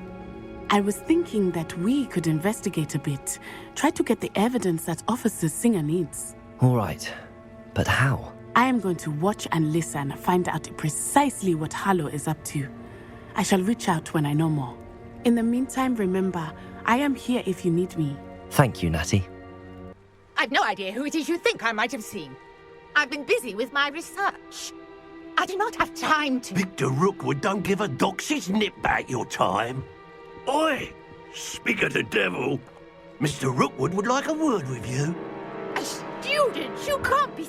Enough out of you. Leave her alone. Stupefy! Are you all right? I am, thanks in no small part to your excellent defensive skills. Care to tell me why two Ashwinders were ready to dispatch me to get to you? Ashwinders? Victor Rookwood's thieves and extortionists, his little cronies. They seemed quite keen on you. It's a long story, but thank you for your help. Well, you've avoided them for the moment. Priya warned me things were getting dangerous. Best get moving on my research before they return. You mentioned someone named Priya. Yes, my wife. She's the one who piqued my interest in Merlin. Gave me a book when we were students at Hogwarts. Typical hard-working Hufflepuff. Brilliant potioneer. Has her own shop in Knockturn Alley. She's a travelling vendor. Hears what's going on in the Highlands before I do. You're a researcher? Nora Treadwell at your service. Historian and archaeologist specialising in Merlin's work and life. Merlin? Of the legend of King Arthur? The very same. Merlin attended Hogwarts, you know, and I'm studying some curious fixtures he left here centuries ago. Fixtures? These vine-covered pillars, dozens of them, all around the area. I've taken to calling them the Trials of Merlin. I believe he created them as a diversion for his fellow Slytherins. He was terribly fond of puzzles and enigmas. I can see why you're so interested in Merlin. I'd be keen to know more about the trials. Well then, I'll let you in on a little secret. No one has yet managed to figure out how they work. But I believe I have just unlocked a crucial clue. I suspect that Mallowsweet is an important component in getting the trials to work. Mallowsweet? Versatile herb. Merlin repeatedly mentioned it in his writings. I had just arrived to test my theory when I was so rudely interrupted. You see, each swirl in Merlin's writing has a symbol in the centre. That started me thinking, what if... The Mallowsweet is meant to be placed at the centre of the symbols. Precisely. Precisely. Would you care to do the honors? We can see what comes of our little hypothesis. I take it we can call that a success? We can indeed. However, I now have even more questions. How does it work? I must review my notes. I may have missed something. Are all of the trials like this one? Oh, not precisely. Well, I think each has those telltale vines and the swirl on the ground.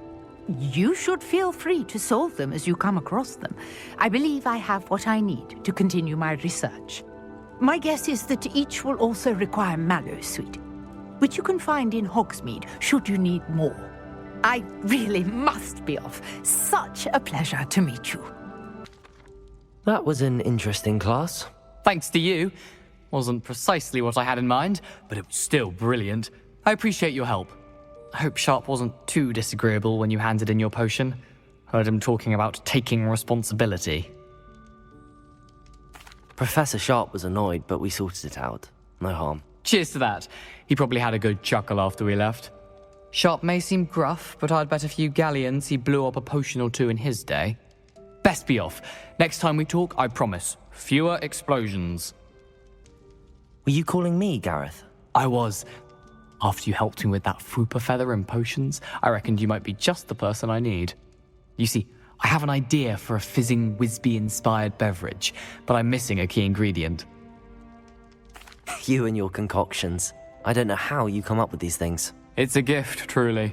So, I suspect the key ingredient in fizzing Wisbies is dried billywig stings. I heard there's a store of them in Honeyduke's cellar. I'd get them myself, but my Aunt Matilda has her eye on me. Thinks I need to focus on potions class for a while, not for my own brews. I was hoping you could follow a secret passage to Honeyduke's cellar and grab a few dried billywig stings for me. Sounds simple enough, and who wouldn't want to go to Honeyduke's? Ah, brilliant. Thank you. The passage is hidden behind the statue of a one-eyed witch in the third-floor corridor. Just tap it with your wand and say, Descendium. I'll see what I can do, Gareth. Fair enough. You shall be the first one to taste my newest brew if you can be of help. Perhaps I can convince a meat to help me with my potions homework. Get my aunt to loosen her reins a bit. You wanted to see me, sir? Yes, Sir Nicholas de Mimsy Porpington, at your service. Nice to meet you, Sir Nicholas. I know about the book you found and its missing pages. I may be able to help. Follow me, if you will. It's not too far. Things smell. I must be getting close. Oh, a student? What a treat! What can Finky get for you? A pumpkin pasty? Perhaps some Welsh rabbit? Sounds lovely, but what I really need is this rotten roast beef. Ah, Nick sent you, didn't he? Please help yourself. Finky supposes Nick's tired of loitering about simply to experience the faintest memory of the taste of food. Do you and the other house elves conjure the food served in the Great Hall? Goodness, no. Not even house elves can conjure food out of thin air. Food is one of the 5 principal exceptions to Gamp's law of elemental transfiguration. We can, however, multiply it, transform it, and, of course, prepare it. Then we send it straight up to the Great Hall. Are there any restrictions as to what you can make here? Finky supposes not. However, Finky has had the best luck with the many recipes left by Helga Hufflepuff. Her quince pie has always been a favourite, but the newfangled Arbroath Smokies are becoming popular as well. Is it all right for students to wander into the kitchens? Well, since you asked, students aren't supposed to be in the kitchens, but Finky doesn't mind. There's nothing that lifts Finky's spirits more than the company of students. We so rarely get visitors, and we have plenty of treats. Come back any time you please. It was nice to meet you. Thank you for the beef. happy to help. And to meet you as well. Please give Nick Finky's regards. Ah, you're back. No trouble, I take it? Not at all. Finky sends her regards, along with the rotten roast beef. Ah, glad to hear it. Kind elf for Finky. Now, let's get that beef to Sir Patrick Delaney Podmore, and you'll be one step closer to finding those pages. This is all rather cryptic, Sir Nicholas. What's going on? Terribly sorry, I'm getting ahead of myself. Sir Patrick organises the Headless Hunt, a group of headless ghosts who gather for various, headless activities. Headless activities? Yes, you'll see. Anyway, I don't know how, but a member of that hunt, Richard Jackdaw, had the pages when he was alive. My plan is to take the rotten roast beef to Sir Patrick so that he'll allow me, us, to engage with the hunt and speak to Jackdaw. Shall we? I thought the rotten roast beef was for you.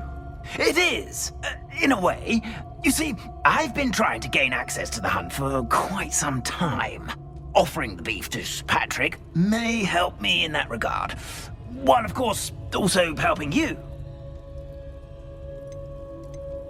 What am I supposed to do when we meet the hunt? Allow me to do the talking. They can be a rather supercilious lot. I'm certain they'll be welcoming to you, however, in no small part due to the rotten roast beef you will come bearing. Is the Headless Hunt dangerous? Oh, the Headless Hunt wouldn't hurt a fly, let alone a student. Just a group of fun-loving headless ghosts.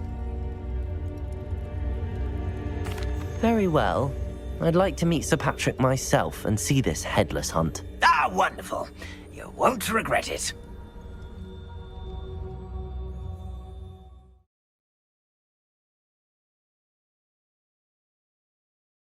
Up a breeze through my hair, or so I reckon.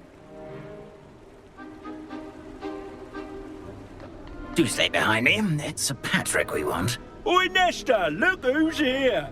What have we told you, nearly headless Nick? Hello, Sir Ramsed. Do let us pass. We brought a little something for Sir Patrick. Probably come to try to beg his way in again. Do they always talk to you like that? Ah, all in good fun. Once Sir Patrick lets me join the Headless Hunt, I'll be right there with them. This offering is sure to win him over. Don't forget why I'm here, sir. Rest assured, you'll have your information from young Jackdaw in no time. Wherever he may be.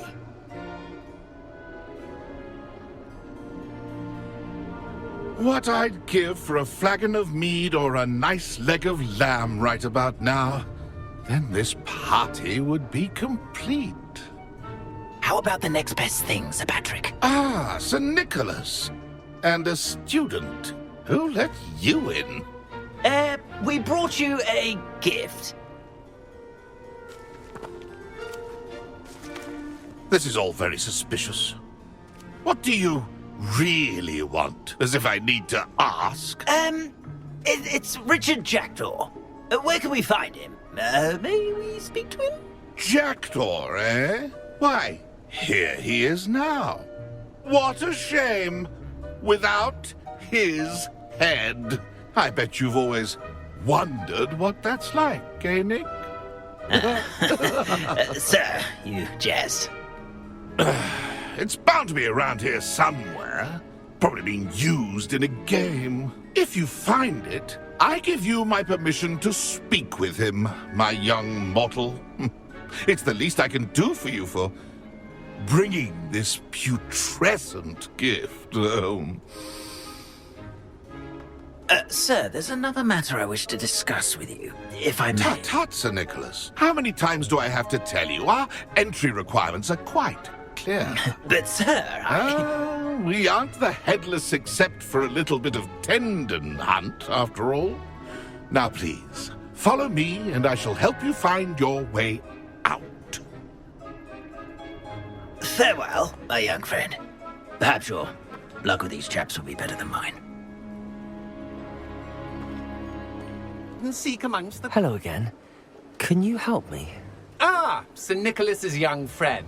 Has he abandoned you? Not at all. I need to speak to Richard Jackdaw. Sir Patrick said his head might be around here somewhere. Indeed it might be. It is a bit unorthodox to include a mortal, but if you do wish to speak with him... Oh, why not? You can speak with Jackdaw if you can find his head amongst these pumpkins. Not just once, but 5 times.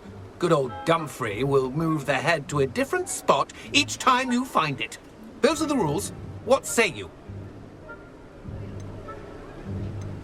If that's what I need to do to speak to Jackdaw, I'll do it. Marvellous! Of course, a mortal holding a wand has an advantage over us ghosts. You can simply blast away to your heart's content. Remember, the game's not over until you find him 5 times. Not too bad for a mortal. Now, say what you need to say to old Jackdaw here, You've earned it. Nicely done. But what's going on? You're not a member of the Headless Hunt? No, I'm not. Sir Nicholas said you might know the location of some pages I'm looking for. Merlin's beard. I know precisely the ones you mean. I pinched them from Peeves. How could I forget? The map on those pages led me to my demise.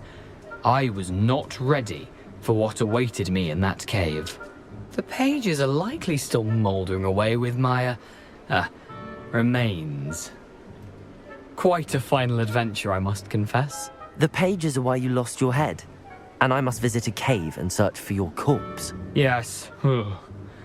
You'd think a decapitated ghost would get used to the word corpse. Say, here's an idea. Why don't you meet me at the edge of the Forbidden Forest, and I'll show you where to go? What will I find in the cave? Aside from my mortal remains? If I remember correctly, some treasures, a magical bridge.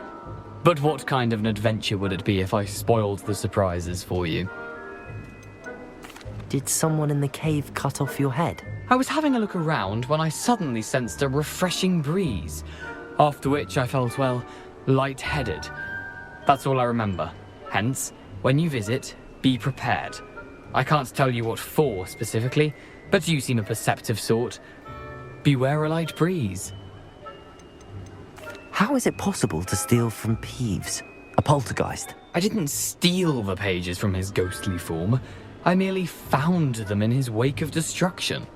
He has a penchant for wrecking things. Books, bottles, suits of armor. Whatever's likely to cause the most chaos. I found them after he ran riot through the library. Doubt he even noticed they were gone. I need those pages, so I suppose I'd better meet you. Thank you. Not to worry. I'll just need to be reunited with my body first. But Dumfrey can handle that. See you at the forest's edge.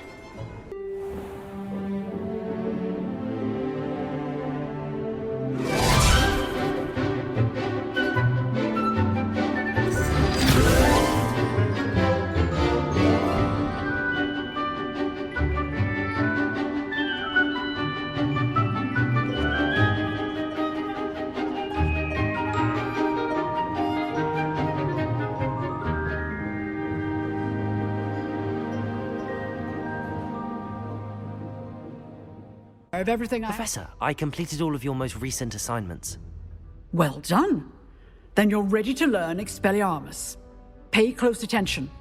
The disarming charm may often be all you need to defeat the most powerful dark witches and wizards you might encounter. Good work. Professor, do you have a moment? I do. What is it? I wondered, did you attend Hogwarts? I did. I am a proud member of Ravenclaw House. Why do you ask? I was curious as to how Hogwarts has changed over the years. I see. Well, the castle itself, as I'm sure you have surmised, is full of surprises. I dare say more than the staircases change around here. As for the students, well, they seem to get more capable every year. Although, we got up to just as much mischief in my day as you seem to now. I used to look the other way at all sorts of roguery when I was head girl. I can tell you, however, that I did once admonish a certain Phineas Nigellus Black for enjoying a sugar quill during a lecture. I hadn't realized that you and Professor Black were, students here together. Appearances can be deceiving. You see, I was once wounded by time itself. Time itself? I never would have imagined such a thing. Ah, well, it was the risk I took with my prior position. You may or may not have heard that I was an unspeakable at the Ministry for years. An unspeakable? What does... As you might suspect, I cannot speak about what we did. Suffice it to say, the job was not without its hazards. Now, I hope I've satisfied your curiosity for the moment. You have. Thank you for speaking with me, Professor. Keep up with your wand work. One must always be prepared for mischief, both inside and outside of the castle. We meet again, Richard Jackdaw. I suppose I shouldn't be surprised to see you. Just like a Gryffindor to brave the Forbidden Forest in pursuit of adventure. Well said. Now where do we go from here? Follow me. I shall lead you as far as I can, but I fear I may remain a tad reluctant to revisit the scene of my demise.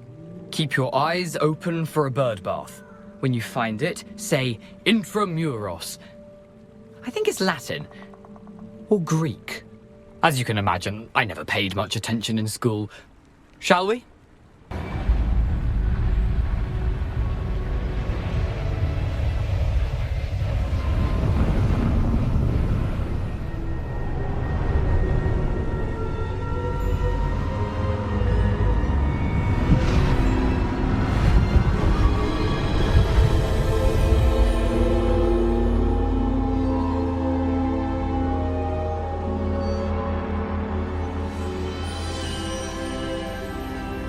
Can it be? It's you. Has someone finally found our map chamber? I recognize you from the Pensives. You're Professor Rackham. I am indeed. I must confess that I am surprised to see someone so young standing before me. I'm the same age that you and Isadora Morganach were when you started at Hogwarts. You've paid attention. And might I presume you share our ability? To see traces of ancient magic? Yes, sir, I do. As you have likely realized by now, our ability gives us a unique relationship with all forms of magic. We can access expressions of magic that few others can. Opportunities will arise that allow you to sharpen this rare talent. Do not squander them. I won't, Professor. Thank you. We have much to discuss. But first, a map found in a certain book led you here.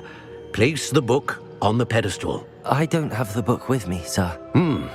That is unfortunate. I'm afraid we must pause our conversation until you return with the book. I'm a bit confused, sir. Why is this room called the map chamber? I assure you that all will be clear once the book has been placed on the pedestal.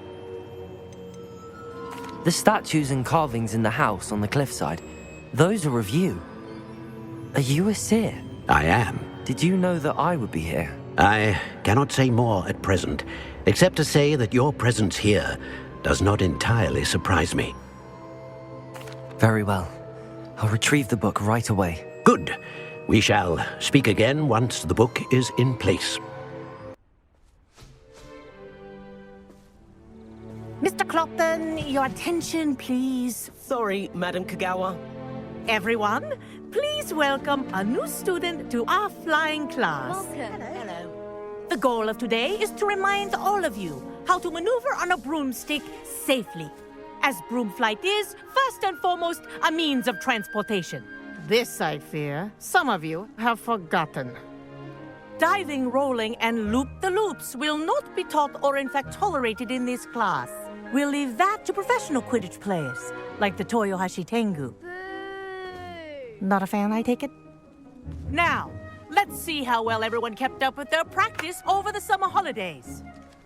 For those who need a refresher, step up to your broom, say up firmly and clearly, then kick your leg over and rest your weight on the seat. Up! Thank you. Now, your turn. Up! Up! Up, you stupid ratty school broom! up.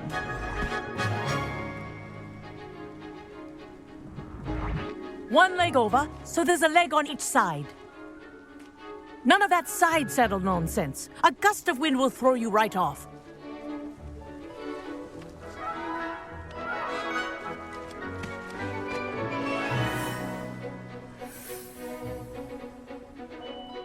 And if you hear my whistle while you're in flight, ground yourself at once.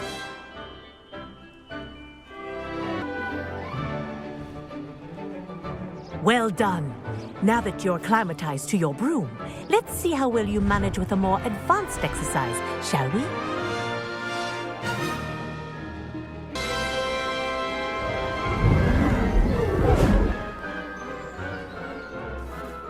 I say, I watched you fly through those rings. You seem to handle yourself on that dusty school broom well enough. I'd imagine you're ready for something a bit more challenging. But I'm getting ahead of myself.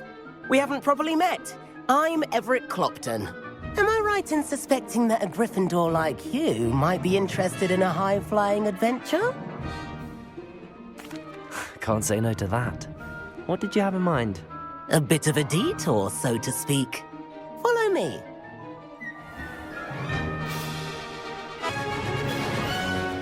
And where have you two been?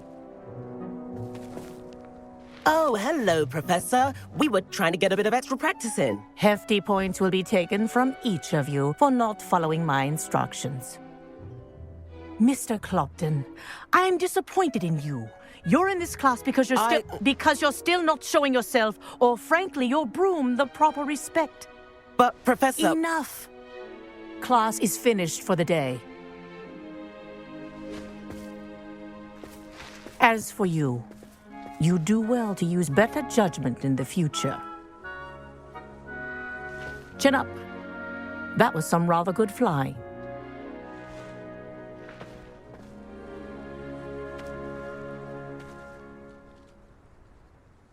Sorry about that business with Kagawa, but you have to admit, those views were worth it.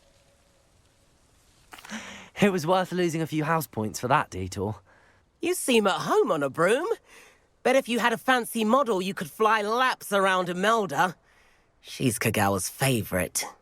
I could show her a thing or two if I had my own broom. Hate having to return the school broom after class. Perhaps I have to purchase a broom then? If you can, you should. Wish I could. I recommend visiting Albie Weeks at Spintwitches in Hogsmeade. He's always looking to test new models. I'll keep an eye out for you in the sky.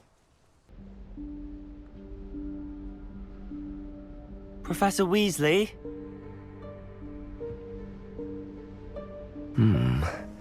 Somewhere away from prying eyes.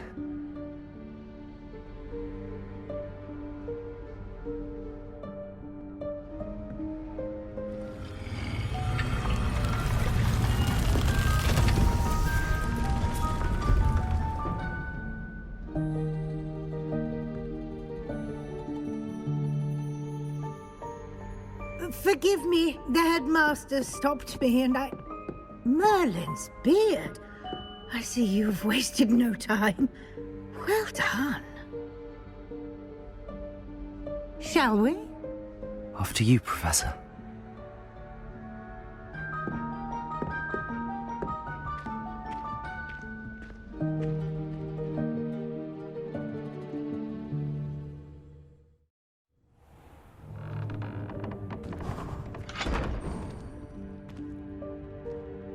What is this place? This is the Room of Requirement. It only appears when one is in real need of it. This presents the perfect opportunity to teach you Evanesco, the vanishing spell. You can cast Evanesco to vanish certain objects, such as these chairs and other things here in the room. I suggest you practice the wand movements first, then you can clear the chairs away. Splendid.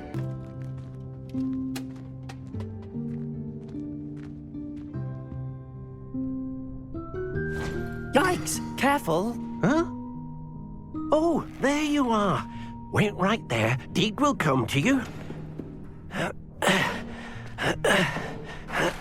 Hello. Ah, Deke, we've been looking for you. Apologies, Professor Weasley. Deke was looking through some of what's appeared in the room since Deke was last here.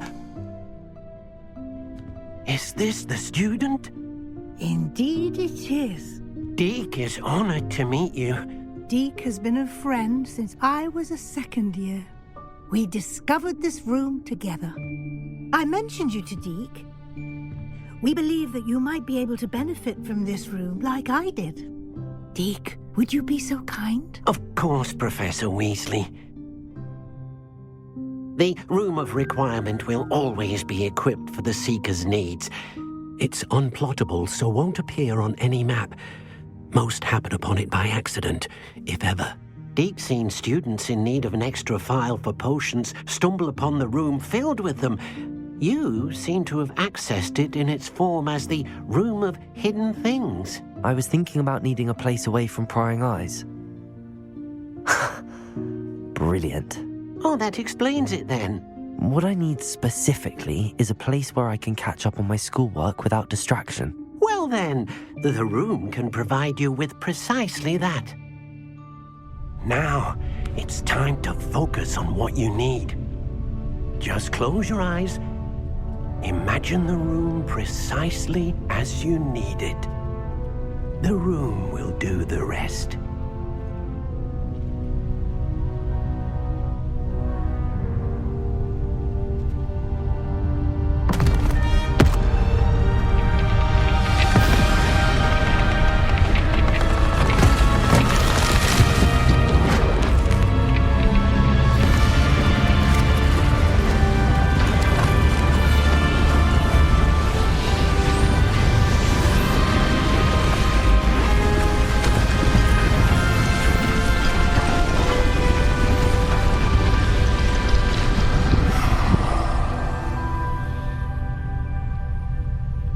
You've given yourself quite a canvas to work with.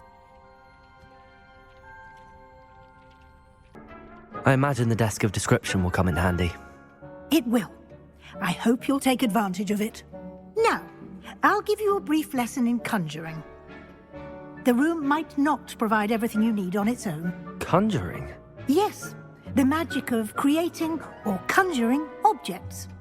I'll teach you. Very good. When conjuring more complex objects, you'll need what's called a spellcraft. Spellcrafts are like recipes.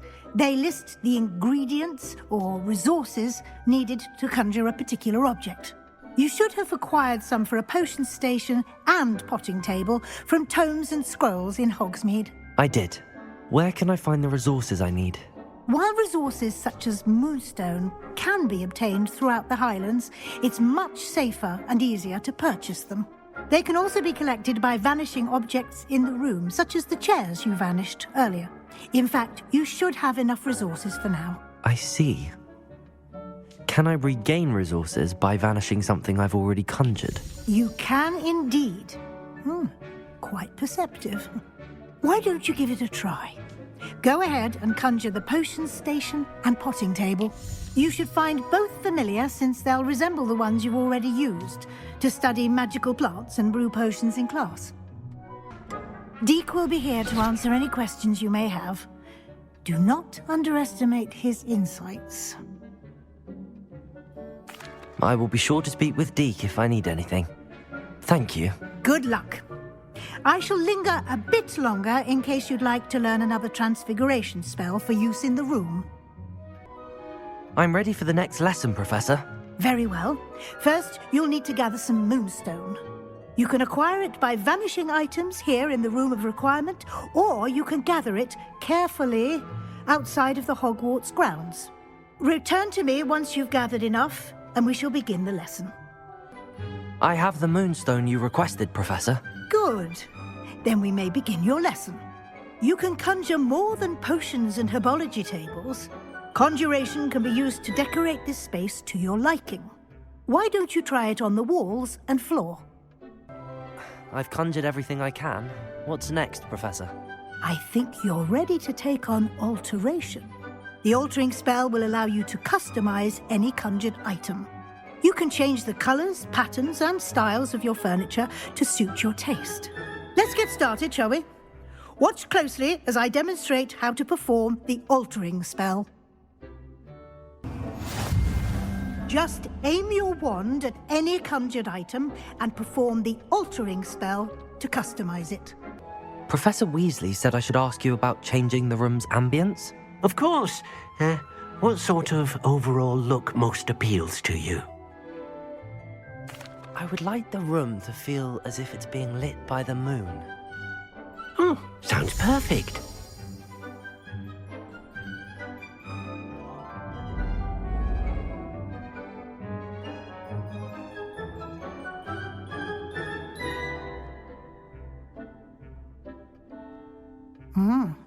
Quite a difference. Of course, you needn't keep this style if you don't like it. You can always ask Deke to change it back. Now you have learnt a good bit about alteration. Thank you, Professor. The room is full of possibilities. Indeed. No matter how much time I spend here, the room always manages to surprise me.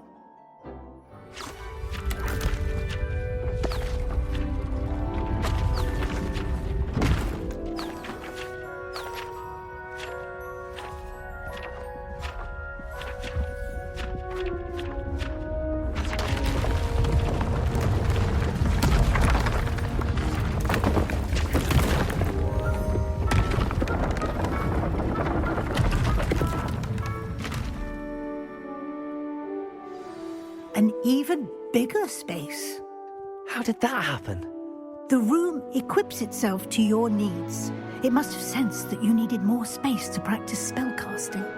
If you'd like to customize the space further, you can use these spellcrafts. You'll find more of them both inside and outside the school. Thank you, Professor. I shall keep an eye out. Good. I'll leave you to it. This is your space now. Use it wisely. Sebastian, it's been a while. It has. Glad you received my owl. I have something to show you. First, let me thank you for what you did in the library. Of course. Scribner tried to give me detention, but I have ways out of these things. Well, you took the fall for me, and that counts for something. Did you find what you were looking for? I did, but something was missing. I'm not sure here is the best place to discuss it. Understood. We can talk more in a moment, in the Undercroft. Not even the professors know about this place.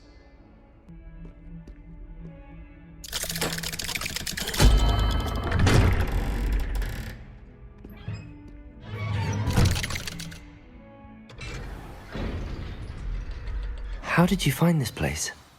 My friend, Ominous Gaunt. He named it the Undercroft. We used to play gobstones here all the time. With my sister, Anne. She loved that infernal game. What I wouldn't give to lose to her again. I think I've seen Ominous in potions.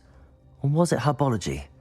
I've noticed that he uses his wand to navigate the castle. He does. No idea how, though. Ominous was born blind, and no spell could reverse it. His wand seems almost sentient. Not surprising, I suppose. Ollivander always says, the wand chooses the wizard. Is that how he found this place? No, someone in his family knew about it. The Gaunts are full of secrets. I've never heard anyone else speak of it, and I've certainly never seen anyone else here. Again, mention this to no one, especially Ominous. He has no love lost for his family or their secrets, but this place is special to him. Understood. But why does Ominous have no love lost for his family? His father's family are direct descendants of Salazar Slytherin, one of the 4 founders of Hogwarts. Obsessed with blood status, most of them. Ominous cannot abide them, as he'll be the first to tell you. Anyway, the Undercroft has been a perfect place to sneak off to, away from prying eyes, and even practice otherwise forbidden spells. Really? Like what? Like the blasting curse. Professors say it's not an appropriate spell to teach students. A proper magical education ought to include all magic. My thoughts exactly. A spell like Confringo is only truly dangerous in untrained hands. Such spells should be properly taught, not banned. To be fair, I'm admittedly partial to more fiery forms of magic, but you should learn it. I can teach it to you safely here. It may take a while to get the feel for it. Mimic my wand movement. The incantation is Confringo. Very well. You're getting it. Ready to actually try it out? I have to say, I enjoyed that. The first time Ominous and I practiced Confringo, we singed our eyebrows. I would have paid to see that. I swore we'd never live it down. So this day, there's something about that spell that's addictive. The blast does heat things up. I see how you lost your eyebrows. You'll get used to it. Anne Ominous and I used to practice down here for hours. The Undercroft was our retreat. Haven't been here in some time. It's not the same without Anne. I'm sorry about your sister. If there's anything I can do... Perhaps when I next head to Feldcroft, you could come along. Meet Anne. She could use some cheering up. Just let me know when and I'll meet you. Oh, she misses Hogwarts. She's been stuck at home with our guardian, Uncle Solomon. Unfortunately, you'll have to meet him too. Well, meeting a new student will be precisely what she needs. I shall look forward to it. Cheers. By the way, what was it you couldn't discuss out in the hall earlier? I'm not sure where to start. You said something was missing from what you found in the library. I assume it's to do with what you told me. About the Portkey, and Gringotts, and Ranrock. Nothing gets past you. And yes, it is. As I'm sure you suspect, there is a bit more to all of this. I'm listening. The book I found in the restricted section was missing some pages. That's about it. Pity. Didn't think you'd disappoint me with so vague an answer. I suppose with both Rookwood and Ranrock after you, a bit more time practicing the blasting curse is in order. Spend as much time here as you'd like. And remember, keep this place between us. When I head to Feldcroft, I'll send you an owl.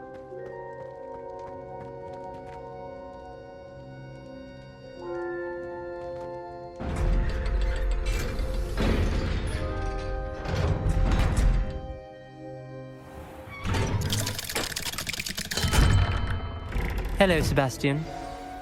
Wait. You there? I can hear you. Oh, hello. Ominous, isn't it? I believe we have potions together. And herbology? I recognize that voice. Heard you talking to Gareth Weasley in potions class. You're the new 5th year. Did you just come from the Undercroft? How did you get in there?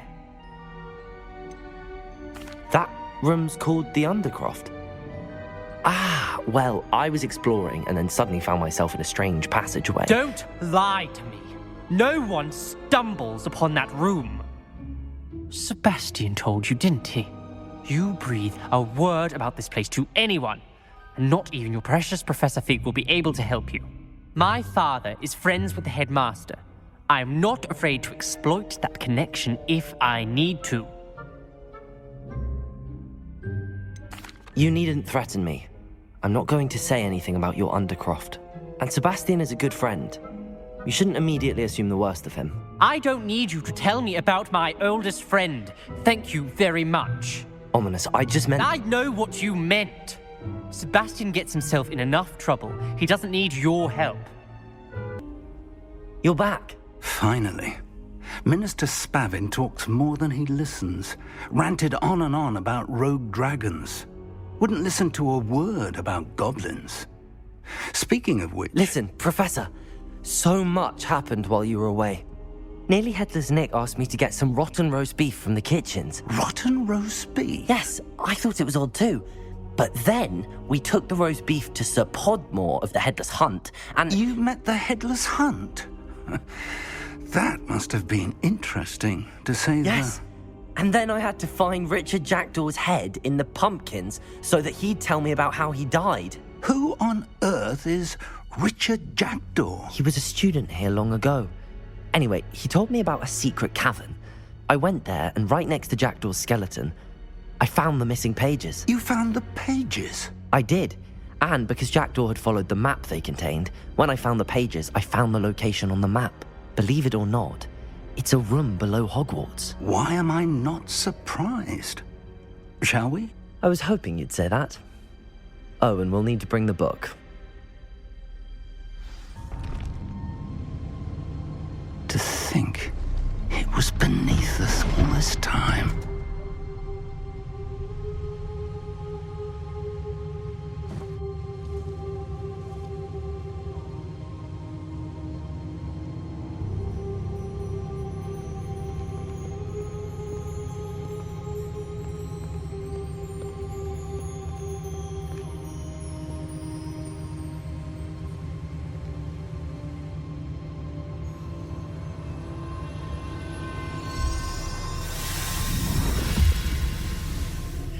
This looks promising.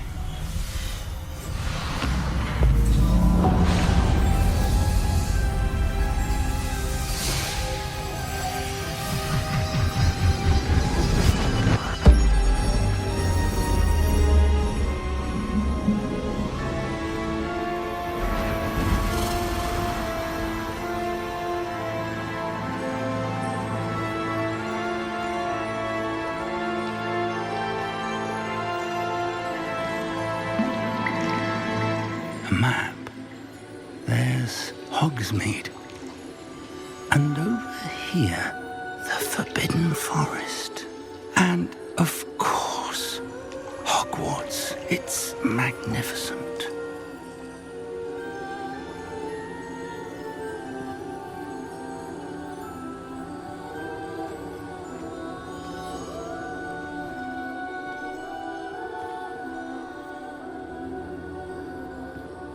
If only you were here to see this.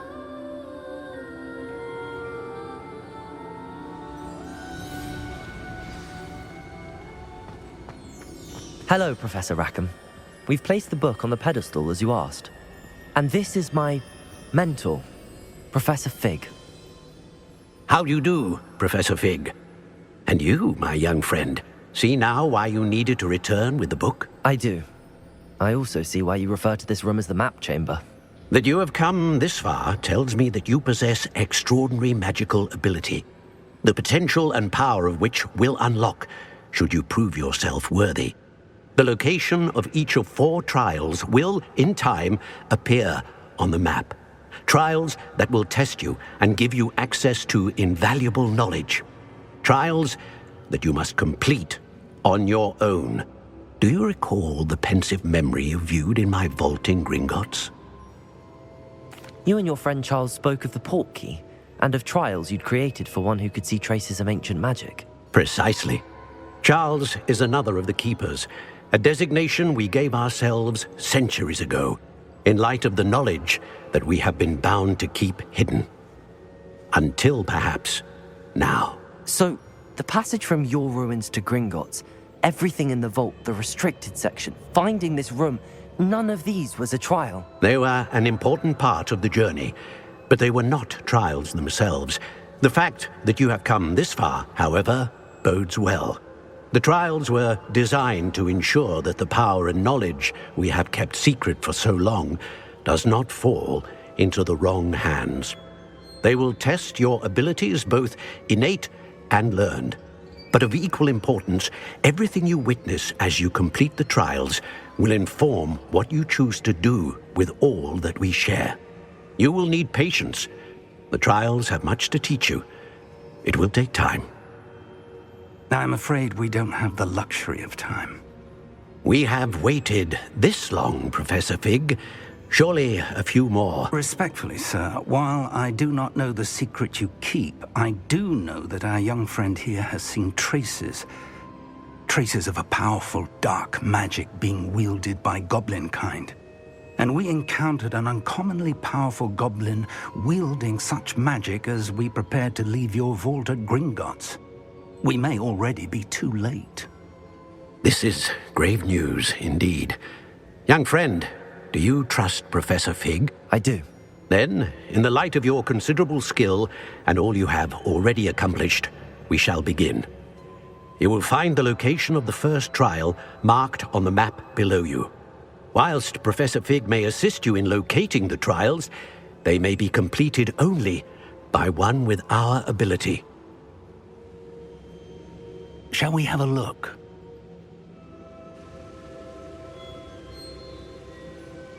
I know that tower. It's not far.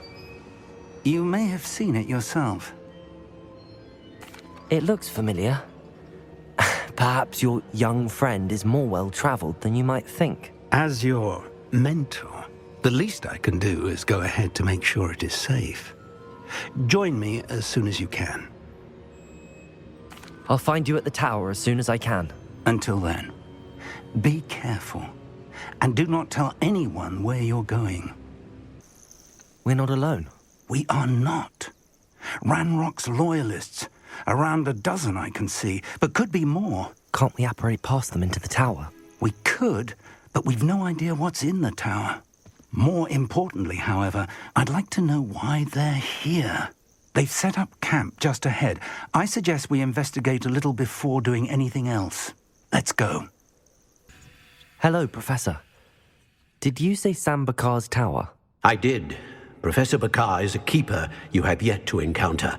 I'm glad to see that I was correct in presuming that we would meet again soon after our last encounter, though I surmise, based on the commotion I heard, that you did not have an easy time getting to me. We did not, Professor. We encountered goblins outside the tower. That goblins were aware of my vault is disquieting enough. But if they have also made a connection to this tower, then the threat may be greater than I thought. All the more reason for us to move forward. Downstairs, near the entry, a reservoir of ancient magic, like those you've seen before, has been unlocked. Commanded to access a doorway. I'm afraid I cannot say more.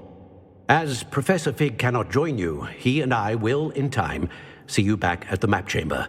Remember what you see. We're going to need to understand how Ranrock's loyalists knew about a tower that once belonged to a keeper. For the moment, however, you've more important things to set your mind to. A reservoir of ancient magic, I believe? Yes, sir. Then I shall leave matters in your increasingly capable hands. That said, be careful. I will, sir. I'll see you back in the map chamber.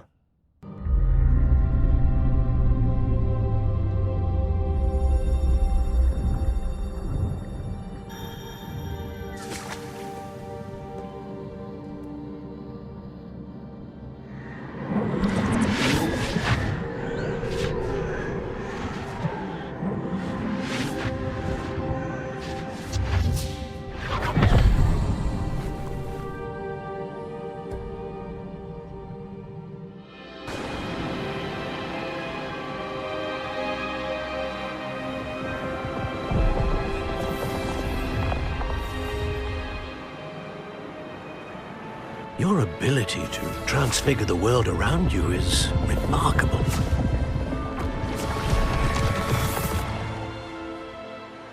What is it? My father isn't getting better.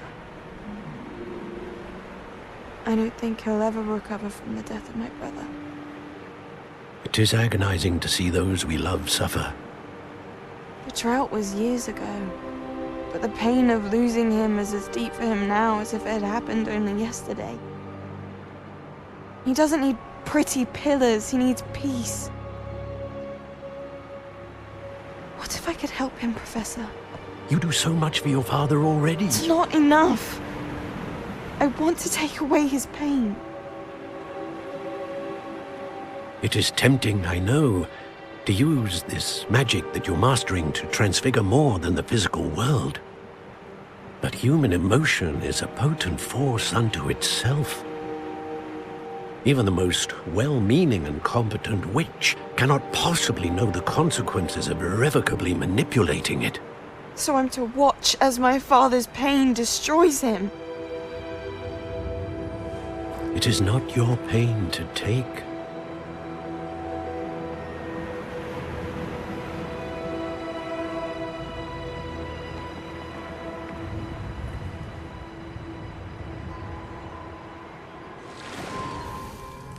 Every year, a student sees something sillier than I could ever imagine in their tea leaves. Oh, Miss Morganach. Welcome back to Hogwarts, Professor. That's going to take some getting used to. Professor Rickwood? I was so pleased to hear that you'd accepted the position of Defense Against the Dark Arts, Professor. Sit, Isadora. Tell us about your travels. I was actually hoping that you and the others might join me at my home this evening. There's much I'd like to share with you. That would be delightful. We shall let the others know. Very well. I shall see you then.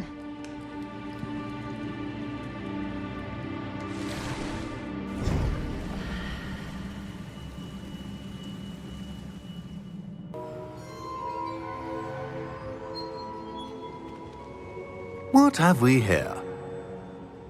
I'm a student at Hogwarts, sir, and this is Professor Fig. Professor Charles Rookwood at your service. Has someone completed the first trial? I have, Professor Rookwood.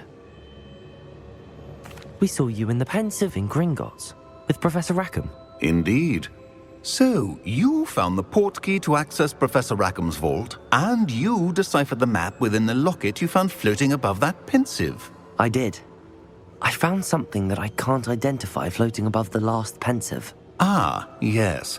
You will find a similar artifact in each trial. You must take care to keep them safe. You will need them to complete the journey we have set forth for you. Once you have them all, we will tell you what to do with them. Very well. Are you able to tell me anything about the next trial? Before you proceed, I would like to speak with Charles regarding the urgent situation involving the goblins. The goblins? The student has seen traces of a powerful dark magic being wielded by goblin kind. They and their mentor, Professor Fig, not only encountered goblins lurking outside of San Bakar's tower, they also encountered a powerful goblin in my vault at Gringotts. I'm afraid it would be wise to halt the trials until we know more. We shall defer to you in this matter, of course. Now then... Wait, Professor. The name Rookwood. Do you think... that there's a connection to Victor? Perhaps, but we can't be sure of its significance, if any. For now, tell me what you saw in the Pensive. Before the witch from the last Pensive, Isadora, became a Hogwarts professor, she argued with Professor Rackham about using magic to remove pain. Hopefully the next Pensive provides more context. For now, we should learn what Ramrock knows. I will be honest, I've no idea where to start. Actually, I might know of someone. I saw Serona at the Three Broomsticks speaking to a goblin once. They seemed friendly. Well, it's worth a try. See what you can find out.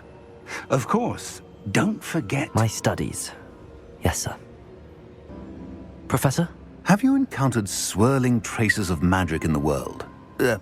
Aside from those along our path? Not that I recall. What are they? Evidence of the Keeper's efforts to manipulate the power of ancient magic during our time.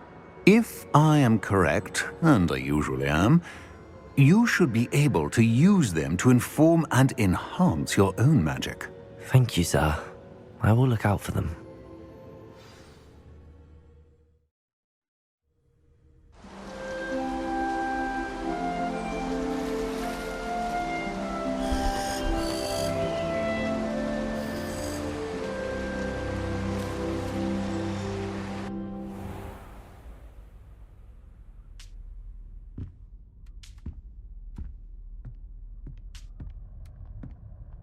Whilst nearly any broom will certainly be a step up from the practice brooms in Kagawa's class, they all have their limitations. You seem to be a flyer who might be interested in, say, some enhancements? Go on. Ha! Knew I was right about you. I think you'll be quite happy with the performance of any broom at lower altitudes. But you may notice that speed consistency tends to falter as you rise. I believe I can remedy this issue. I have some ideas for enchantments, upgrades, if you will, that will improve the performance of any broom you fly. What I need is someone to conduct a broom flight and report back to me so I can perfect the upgrades. As it happens, another Hogwarts student, Imelda Reyes, is using abandoned broom courses for time trials. Clever girl. An ideal situation for collecting flight statistics. If you were to compete for the best time and succeed, then report back to me with how your broom behaved, I could complete work on my first upgrade. What say? That sounds intriguing. I'll see what I can do. Thank you. It'll be worth your while. If I'm right, the new upgrade ought to enhance brooms in every regard. And I can give you a special price. The time trial should be a bit of fun too. Go to the Quidditch pitch and Imelda Reyes will sort you out. Professor Sharp is so intimidating.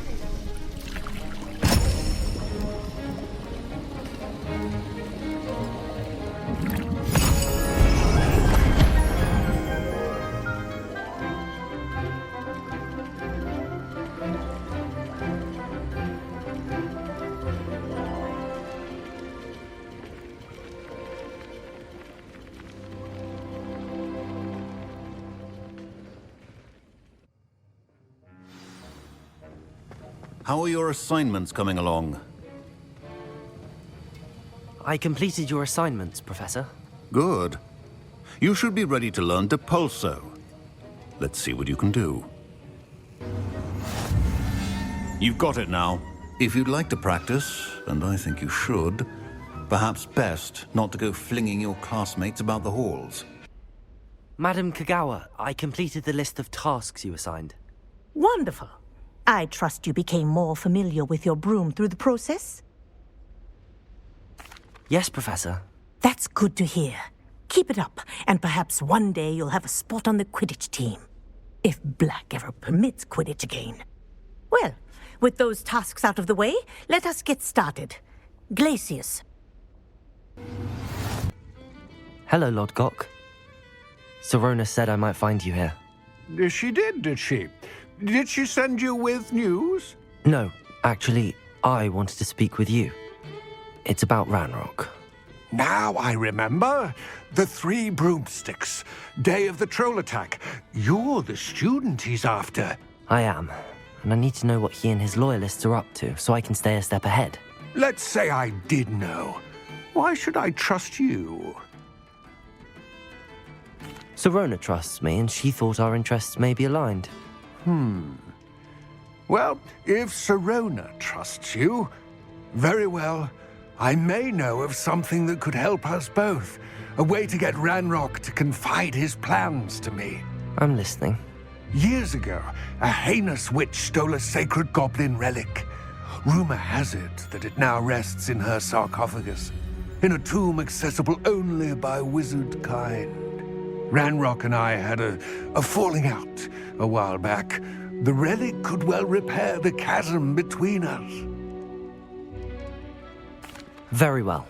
I'll retrieve the relic if you promise to share Ranrock's plans with me. We will have to trust each other.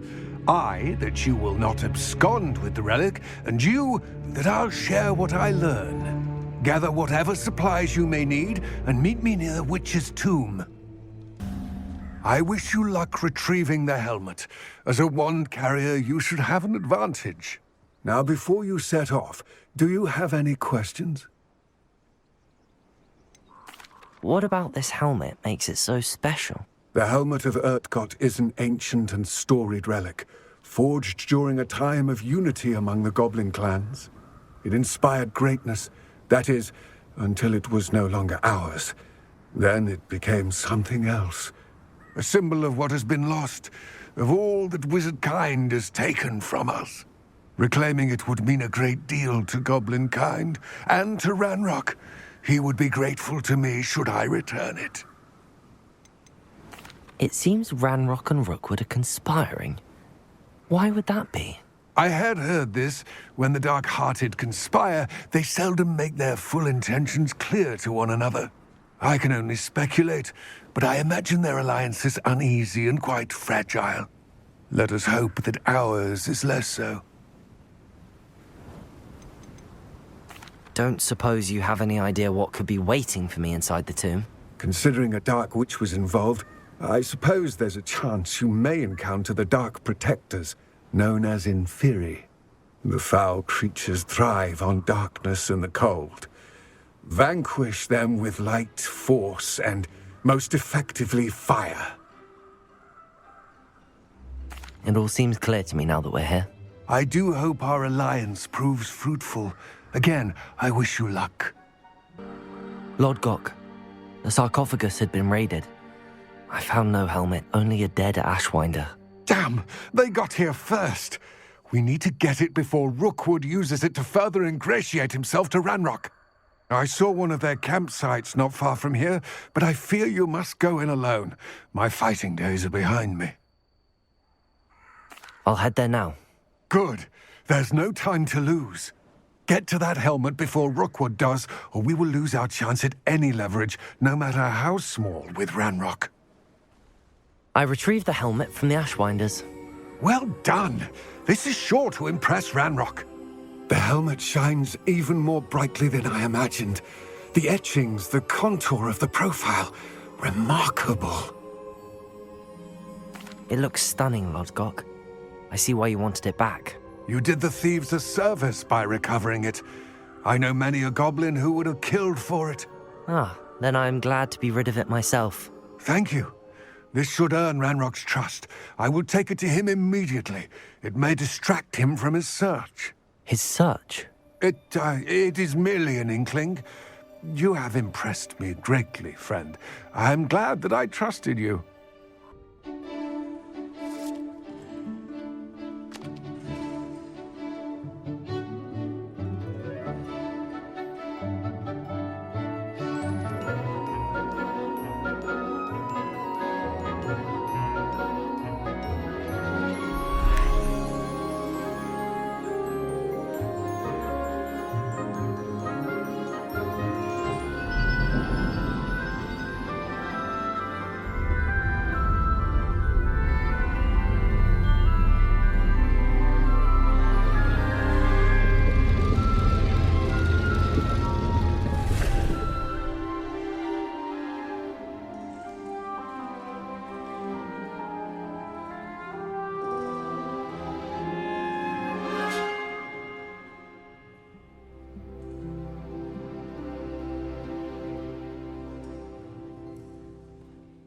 Hope those are I've completed all of my tasks, Professor Onai. Very well done.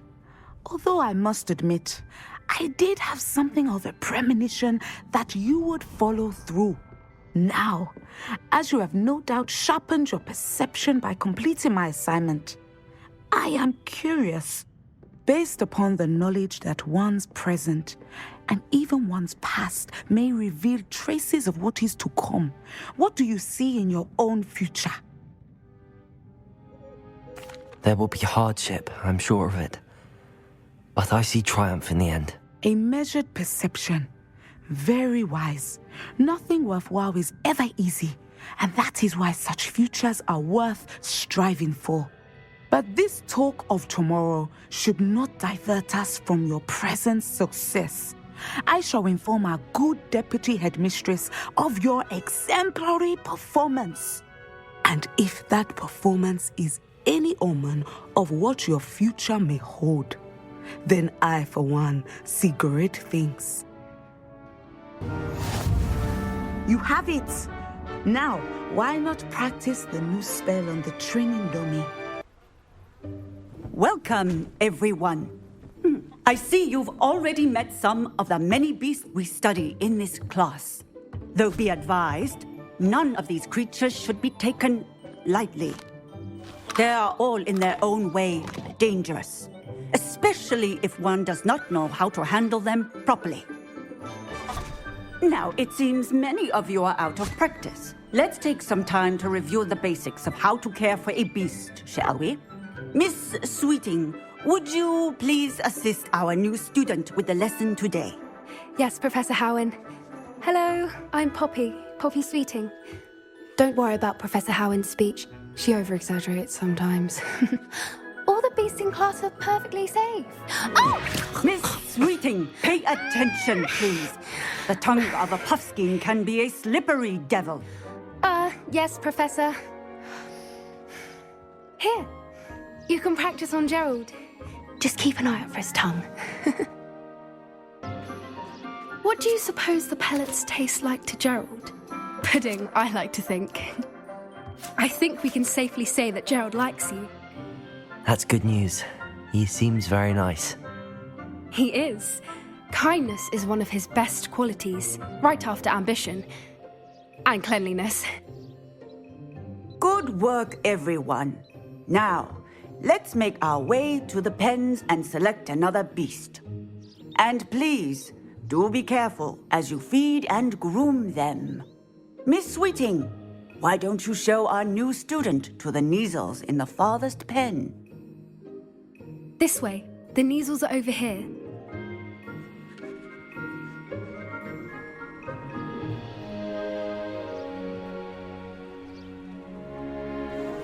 Oh, couple of Kneazle whiskers ought to get me a few canuts at least. Enough to buy something from Honeydukes.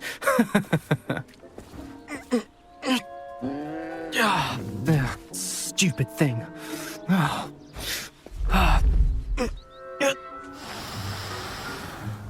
What in Merlin's name are you doing? Tuss, peculiar Poppy. Worried about a worthless little rodent? Her name is Persephone! Her name is Persephone! That's really not funny.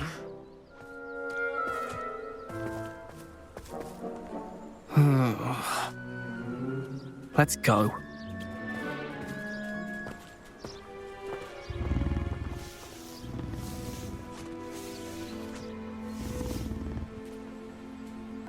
Hello, Professor. You wanted to speak with me? I did. How did you find your first beasts lesson? It was wonderful. I believe I'm really going to enjoy this class. Good. You seem to understand that when beasts are properly controlled, they can play a vital role in our lives. Some provide us with magically imbued materials, if cared for correctly, which does not include torturing them for whiskers. Well done, by the way. Probably best to let me handle it next time. Yes, Professor. They're nearly as bad as the Savagers in Rookwood's poacher pack. Sadly, we're the ones who suffer, stumbling over dead beasts. Terrible waste of resources. Surely the poachers can be brought to justice by someone. The Ministry, perhaps? An optimistic idea. Now, why don't we focus on more immediate matters that we can control? Professor Weasley has asked that I prepare some assignments designed to help you catch up to the other fifth years. Be on the lookout for my owl. Meanwhile, I also encourage you to study as many beasts as you can on your own time. Do you need something, Poppy? Thank you again for saying something to those brutes so that I didn't have to. You were an augury at noon in the desert. I certainly hope that's a good thing. It's something my gran and I say. It means that something or someone is a welcome surprise. At least, that's what we decided it meant. I couldn't stand there and watch them harm the poor thing. We're of a similar mind. Actually, in light of that, there's someone I'd like you to meet. In the forest. You've intrigued me. Very well. Lead the way. I'd hoped I would. Stand back.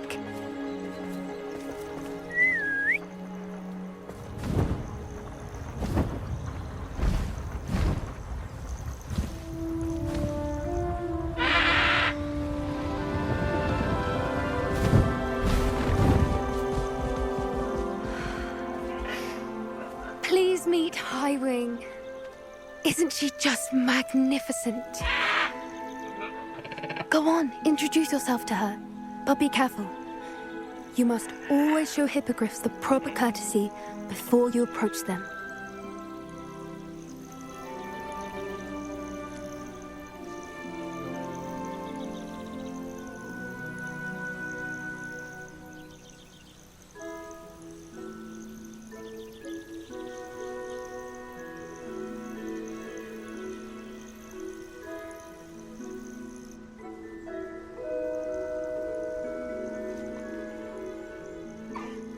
I knew it! I don't think I've ever seen a hippogriff take to someone this quickly. You can feed and brush her if you'd like. I come and check on her every once in a while. Bring her pasties, tell her what's going on in the castle. You wouldn't know from looking at her, but she's a dreadful busybody.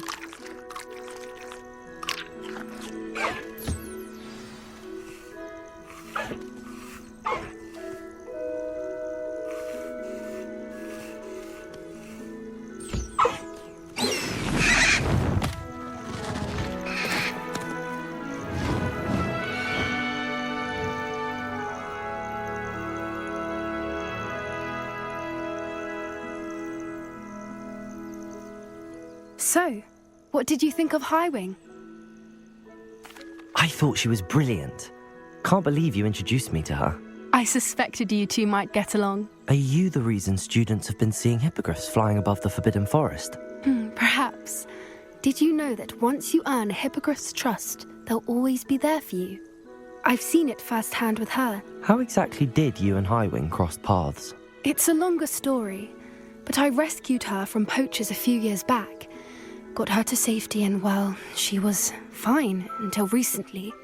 You may have noticed that poachers are something of a problem in the area, so I worry they could get her again. And I might not be there next time. Professor Howen mentioned the poachers as well. She seemed to imply that we couldn't rely on the Ministry to help. I don't often agree with Professor Howen, but on that, I fear she's right. The poachers' influence is growing. I see them every day in the village, lingering, talking to people. They're up to something. I'm just not sure what. That does seem strange. Sounds as if they're planning something. Exactly. I think I'm going to look into it. Find out what's going on, what they're doing. I think that's a fine idea. Information is power. And the more I know, the better I can keep Highwing safe. You seem undeterred. Will you let me know what you find out? Oh, very well. I will. I should be going, but we'll speak again soon, I hope. Enjoying the view? Keeping an eye on things. Feldcroft isn't what it used to be. No one has felt safe here since Ranrock's loyalists took a peculiar interest in that castle over there. Rookwood Castle. My uncle Solomon is a former Auror and refuses to look into it, even after Anne was cursed by one of them. Possibly with a wand, no less. I heard a goblin refer to wizard kind as wand carriers. Are goblins forbidden from carrying wands? Precisely.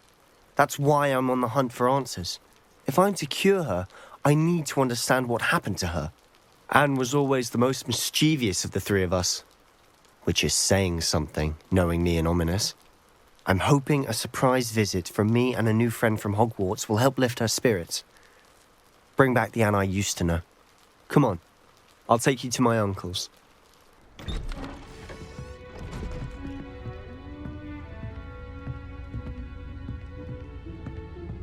Aha! Sebastian, where did you... Is that what I think it is? We've been over this, boy. Hey. Shrivelfigs cannot reverse a curse. Nothing can. The sooner you accept that reality, the better. But we haven't tried everything. There is no cure! When will you accept that? Never. I can never accept it. Now look what you've done. I'm sorry.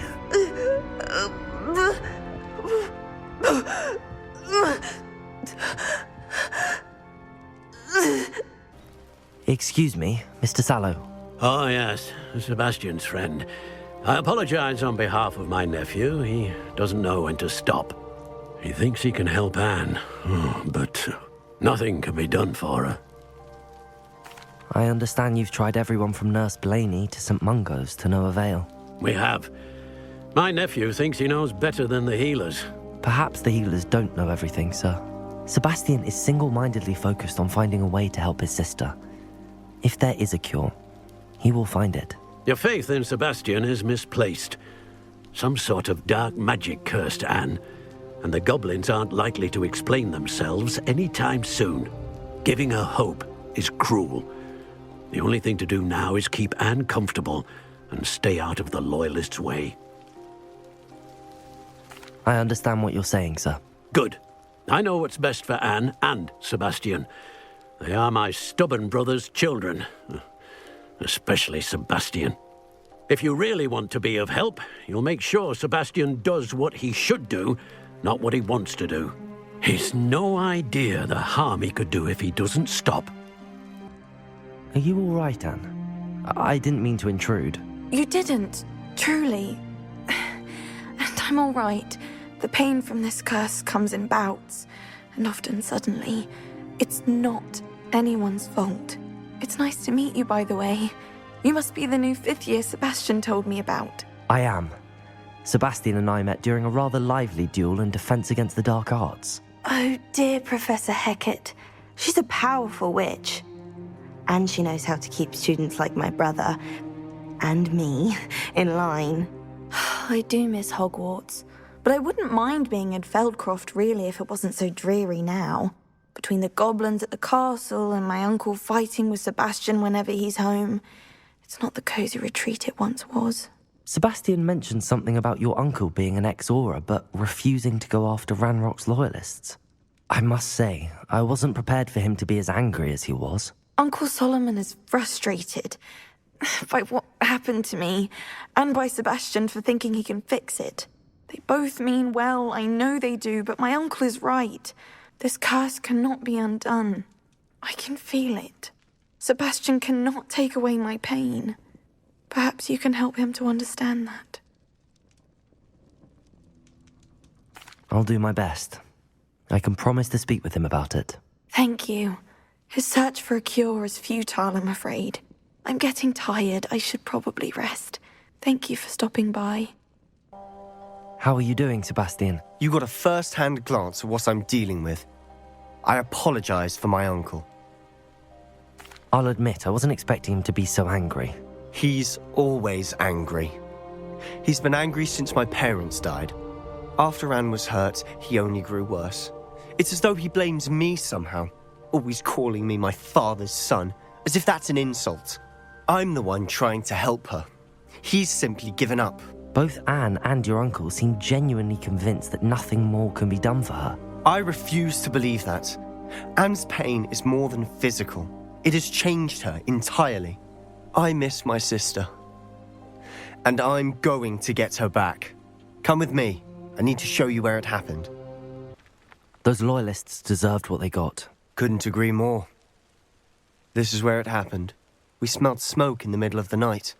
When we looked outside, flames were shooting from the estate. Before my uncle and I could stop her, Anne rushed out, racing towards the fire, worried someone had been hurt. She came face to face with a horde of goblins, frantically trying to stamp out the flames. Suddenly, an icy voice drifted out from somewhere in the smoke. Children should be seen and not heard. A blinding blast followed. They didn't even give her a chance to run. It seems an awfully violent response to a child wandering by. What were they trying to hide? My thoughts exactly. It may be grasping at billywhigs, but I keep thinking that there might be something here that could lead me to whoever cursed Anne. Might be the only way to learn what type of magic harmed her, which could help me find a cure. Perhaps you're right. The loyalists are everywhere, but they do seem to be spending a lot of time here, and it's likely they're hiding something. And at Rookwood Castle. Shall we have a look around? Sebastian, this house did belong to a Hogwarts professor, hundreds of years ago. Who? What do you... I found a pensive that day in the restricted section with a memory that showed this house. There was a little girl and a drought. The keepers have shown me other memories as well. The girl became a Hogwarts professor. Her name was Isadora Morganach. She was one of the keepers. The keepers? Like in Quidditch? And you found a pensive in the library? I'm not following you. I realise it's a lot to take in. I'm not even sure I understand it all yet. And no, not like Quidditch. They call themselves keepers because they're protecting some type of knowledge. It has to do with the vault at Gringotts. Let me see if I've got this straight. You have Ranrock and Rookwood after you because of something you found at Gringotts where you ended up via a port key. And now you've been witnessing memories left by keepers. Oh, and this house belonged to a Hogwarts professor who was one of these non-Quidditch keepers hundreds of years ago. If I didn't know you, I'd think you were pulling my leg. It is all a bit much, isn't it, when you put it like that? The point is, we both have good reason to search this house. You for answers about what happened to Anne, and me for answers about the keepers. I know it sounds strange, but... Honestly, nothing you say sounds strange to me anymore. Fair enough. I can see the Undercroft through this stone wall, as though it's a window. This has happened before. I'm listening. I have a rare ability to see whispers of ancient magic. I don't know what I was expecting you to say, but it wasn't that. I knew you weren't telling me everything. Ancient magic. What does that even mean? I'm not entirely sure, but the keepers have said that it's a powerful magic that should only be wielded by a select few. And you can wield it? I don't know, but Fig and I think that Ranrock has somehow found a way to harness that magic's power. Are you telling me that goblins may be wielding some sort of wizard magic? That's what we're trying to find out. What I do know is that my ability allows me to travel through these windows I see. Wait. We can get straight to the Undercroft from here. Ominous will be floored. We can. But perhaps best not to tell anyone else about this for now. Even Ominous. Understood. Well then, invisible, secret, ancient magic passageway? Here we come.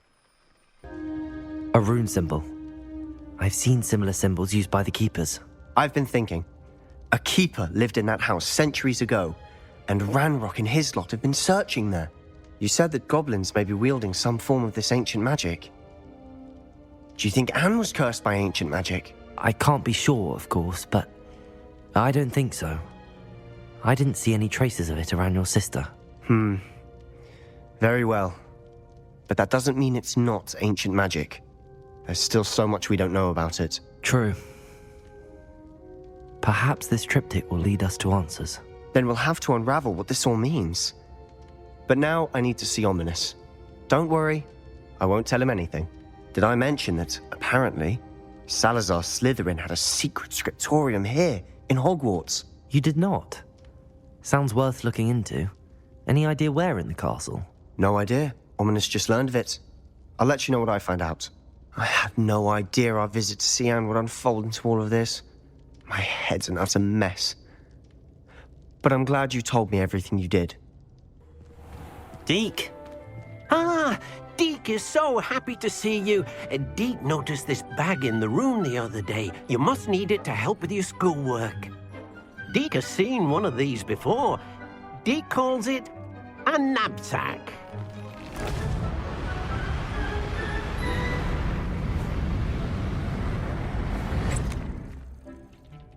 Perfect for gathering and transporting beasts. Pleasant little breeze. I have been thinking about something Professor Howin said in Beasts class, that I should study as many beasts as I can on my own time. She also mentioned that poachers have been active in the area. So, perhaps the beasts will be safer with us than out on their own. Precisely what Deke was thinking.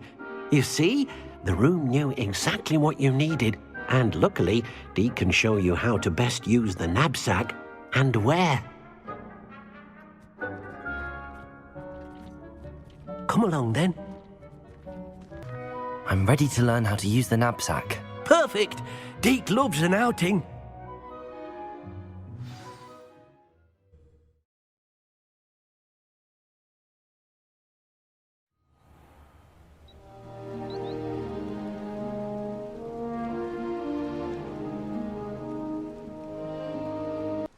Deke enjoys coming here to watch the beasts, especially the puffle of puffskeins nearby.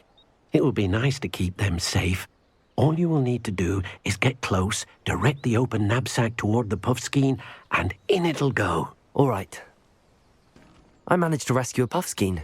You can rescue as many as the knapsack will hold. Poachers capture puffskeins and, well, Deke isn't sure what they do with them. Deke is certain they will be safer with you.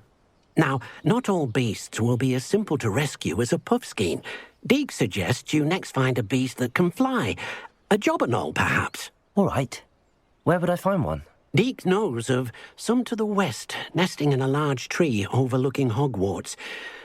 But we must be careful. Deke has seen poachers in the area recently. Deke will meet you there whenever you're ready. Hello, Deke. Shall we continue?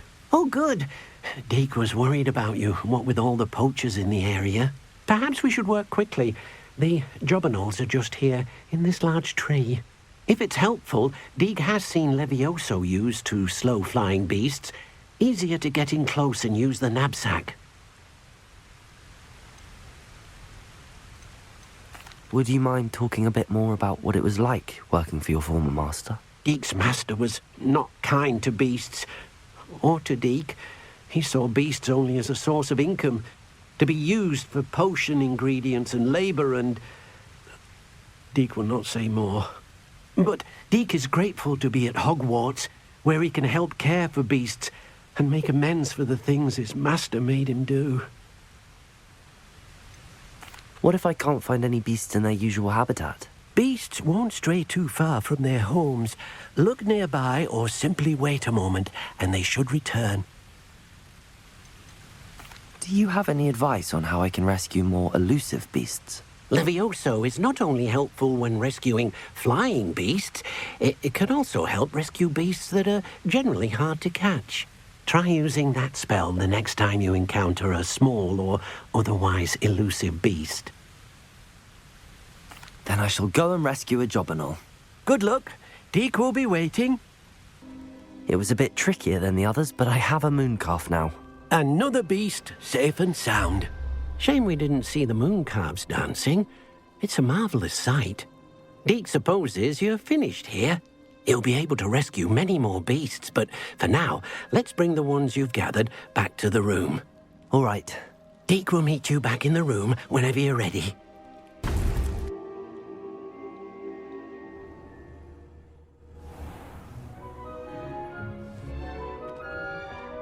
There you are. Now, we need to show the beast you rescued their new home. But, not enough room to let them out here. Imagine all those beasts running amok. That wouldn't do at all. Perhaps if you focus on what your beasts need, the room will provide.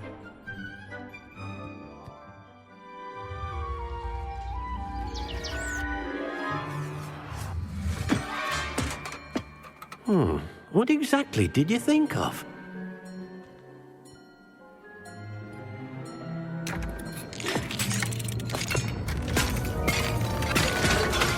Heavens! You've done it! But what is it? Deke isn't sure. Only one way to find out. Meet you inside when you're ready.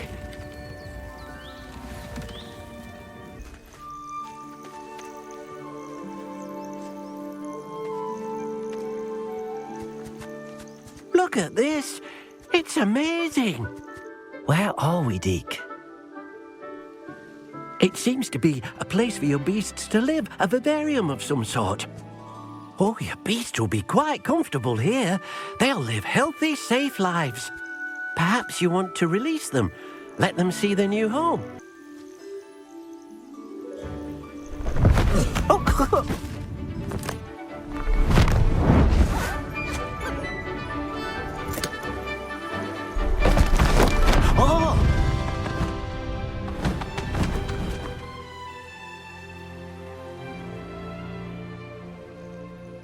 Deke thinks the vivarium will be a fitting new home for your beasts. Indeed. I only hope we'll have enough space for all of them. Deke hopes so too. But if you do run out of room, Madam Peck at Brood and Peck in Hogsmeade will help to find safe homes for them. Any beasts that the room can't hold? Yes, she's well known for helping to care for beasts in need, and she'll give you a fair price for them. Speaking of care, beasts that are well fed and groomed will provide you with valuable magical materials, such as puffskein hair, for example. If you gather some magical materials from your beasts, Deke can show you how to use them. Very well. I shall let you know when I have some. I've collected some magical materials, Deke. Now Deke can show you how to use them. First, you'll need to use this spellcraft to conjure an enchanted loom. An enchanted loom? Exactly. It will allow you to use your magical materials to weave magic into the very threads of your clothing, making your clothing more useful in a variety of ways. Why don't you try it? Deek thinks you'll be impressed with what the loom can do. I'll go and experiment with the loom now.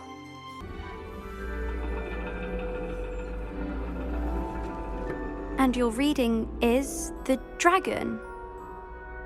That's exciting, I suppose. Perhaps you're due for an adventure.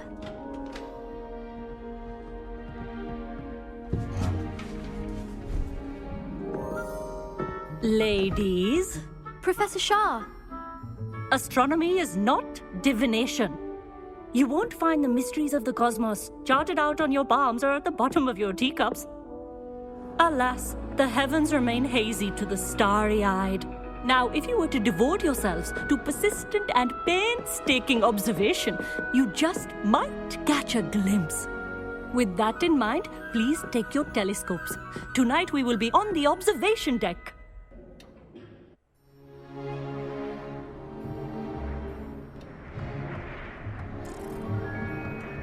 Still don't have your own? You can't be the new student forever, you know. You can share with Mr. Takar.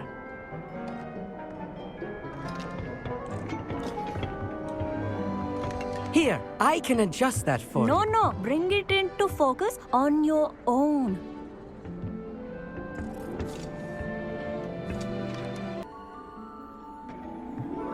Now, I expect all of you to put in your stargazing hours outside of class. Is that clear? But, Professor, it's freezing out. Mere cold didn't stop the great stargazers of the past. Look only to the astronomy tables they erected throughout the highlands from which they gazed millennia ago on the very self-same stars above us. Is that clear?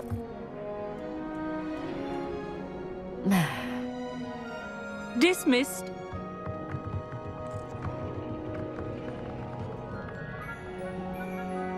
Hello. I don't believe we've met officially. I'm Amit. I'm something of an astronomy buff. Hello, Amit. It's nice to meet you. Did I hear Professor Shaw say that you don't have your own telescope? I have a spare one you could borrow for the rest of term. That's very kind of you, Amit. Are you sure you won't need it? I'm certain. It's my old one. I finally got my hands on the new Celestia Contemplar. You've heard of it, I assume? I mean, of course you have. It's only the pinnacle of all personal stargazing implements. But my old model's not too shabby either. Goblin-cut glass, first-rate optical enchantments. Hate to think such a fine instrument is just collecting dust. Well, thank you, Amit. Think nothing of it. Anyway, the telescope's in the storage room right underneath us. You can't miss it. I have some, reading to finish on the lower deck. Come find me there afterwards, and bring the telescope. There's something I want to talk to you about. I have the telescope. It's nicer than I'd expected. I would not offer a prospective stargazer a third-rate lunoscope. But there is, something else. Yes, what is it? You remember those astronomy tables Shaw was going on about? It just so happens I've been reading up on them a little myself. And it seems there may be one right here at Hogwarts.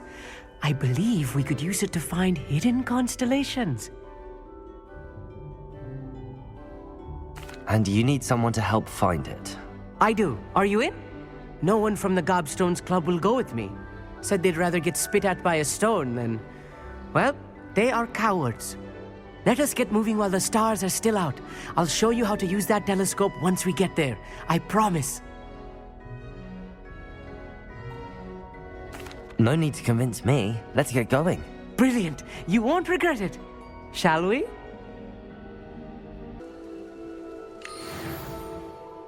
I was right about the tables.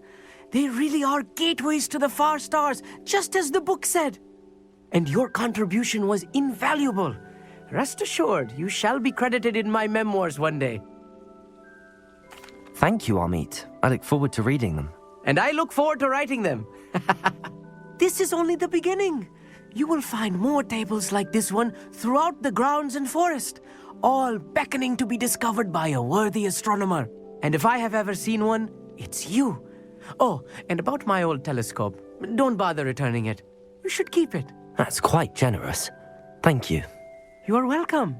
It has goblin-cut glass and a gobbledygook inscription. I'm practically fluent in gobbledygook, you know. It's all in the throat, really, gobbledygook, you know, and how you pronounce your R's.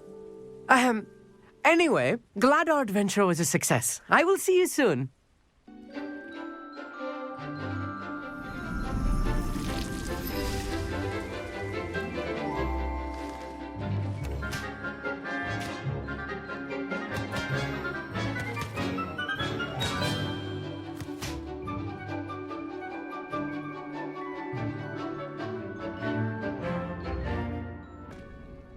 I've completed my assignments, Professor. Pleased to hear it. Professor Weasley will be too.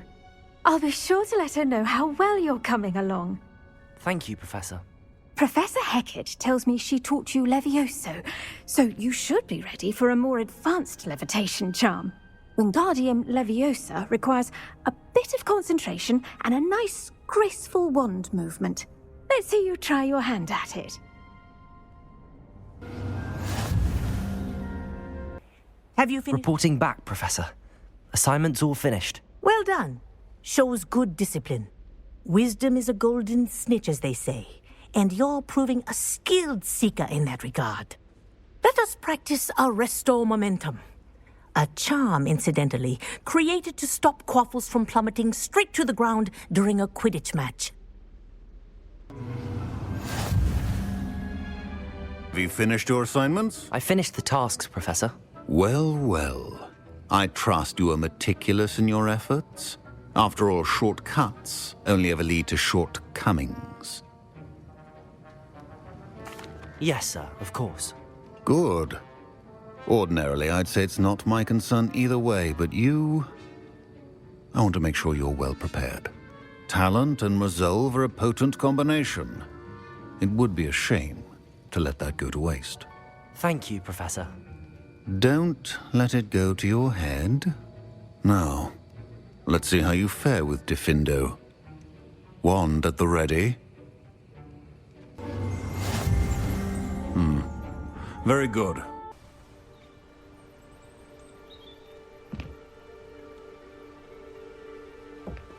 Psst, over here. Quietly. I'm glad that you received my owl. We need to stay low and remain quiet. Natty, what's going on? Why are we all the way out here? As promised, I did some investigating to find out what Harlow is up to. I followed him to the Hog's Head. I noticed him reading a letter. All I could see was that it was signed by and bore the seal of Victor Rookwood. And after you told me that Rookwood and Harlow were after you, I decided that you were the perfect person to join me in taking them down. For good. That letter is the tangible proof that Officer Singer needs. It is why I followed Harlow here and why I wrote to you. I need your help to retrieve it. Can't we just bypass Officer Singer and go directly to the Ministry? Do you think they will listen to a student? Only Officer Singer can start an investigation. The Ministry will come in later. You seem to be very determined in stopping Rookwood and Harlow. Why? I knew men like him in Uganda. I know how bad things can get if they are not stopped.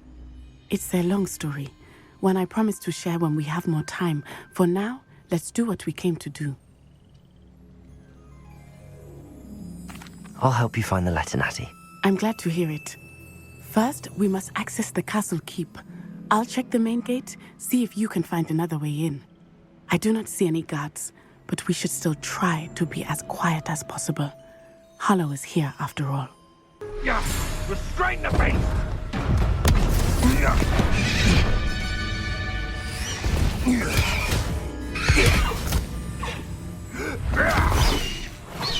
Highwing. Do you know that hippogriff? Get this thing back to now. Very well. New plan. I get the evidence and you free that hippogriff. Agreed? This is our chance. Go!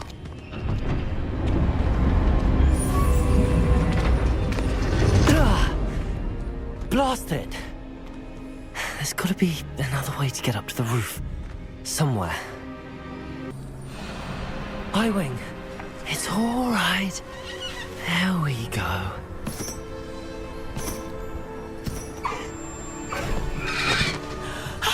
There you are.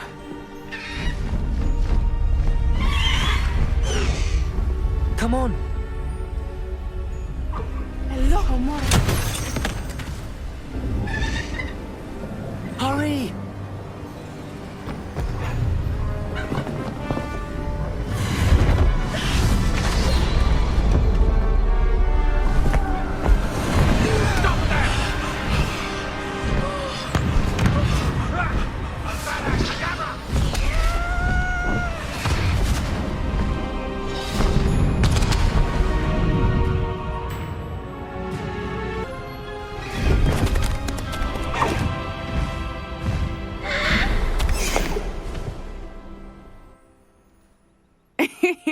How exciting. It was exhilarating, wasn't it? I wasn't sure we were going to make it out alive. There was no need to worry. I had it all under control. Were you able to find the letter? Summoned it straight out of Hallow's hands. I will say, I did not expect to see him cast the killing curse at us. He won't forget this. Be on your guard. Of course. What did the letter say? That Rookwood's looking for a phoenix. Not sure where he will find one. But it also included Hallow's orders to inspect that castle for the poachers. Enough to connect Hallow to the crimes. I shall deliver the letter to Officer Singer. She'll have to do something when she sees it. Now, tell me, where did you meet these hippogriffs? I've only met Highwing before. Poppy introduced us. Poppy Sweeting knows a hippogriff. Of course she does. Poppy will be relieved to know that Highwing's safe. I came to the right person for help. My mother will be worried. I must go. Seek me out soon. I shall have much to tell you.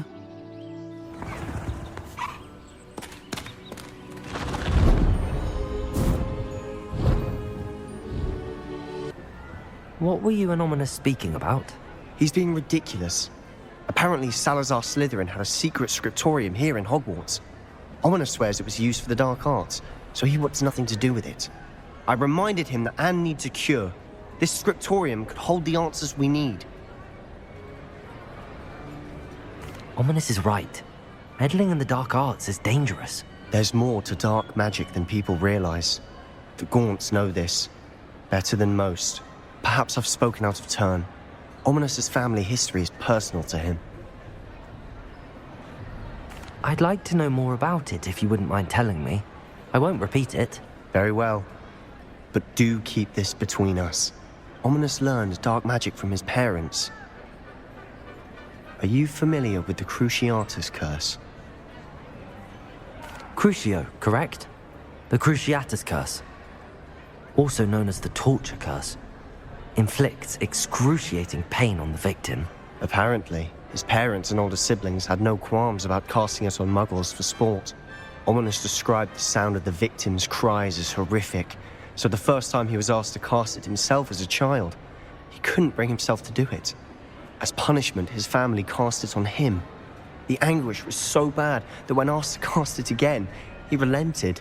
I have repeatedly assured Ominous that he did what he had to, but he still hasn't forgiven himself.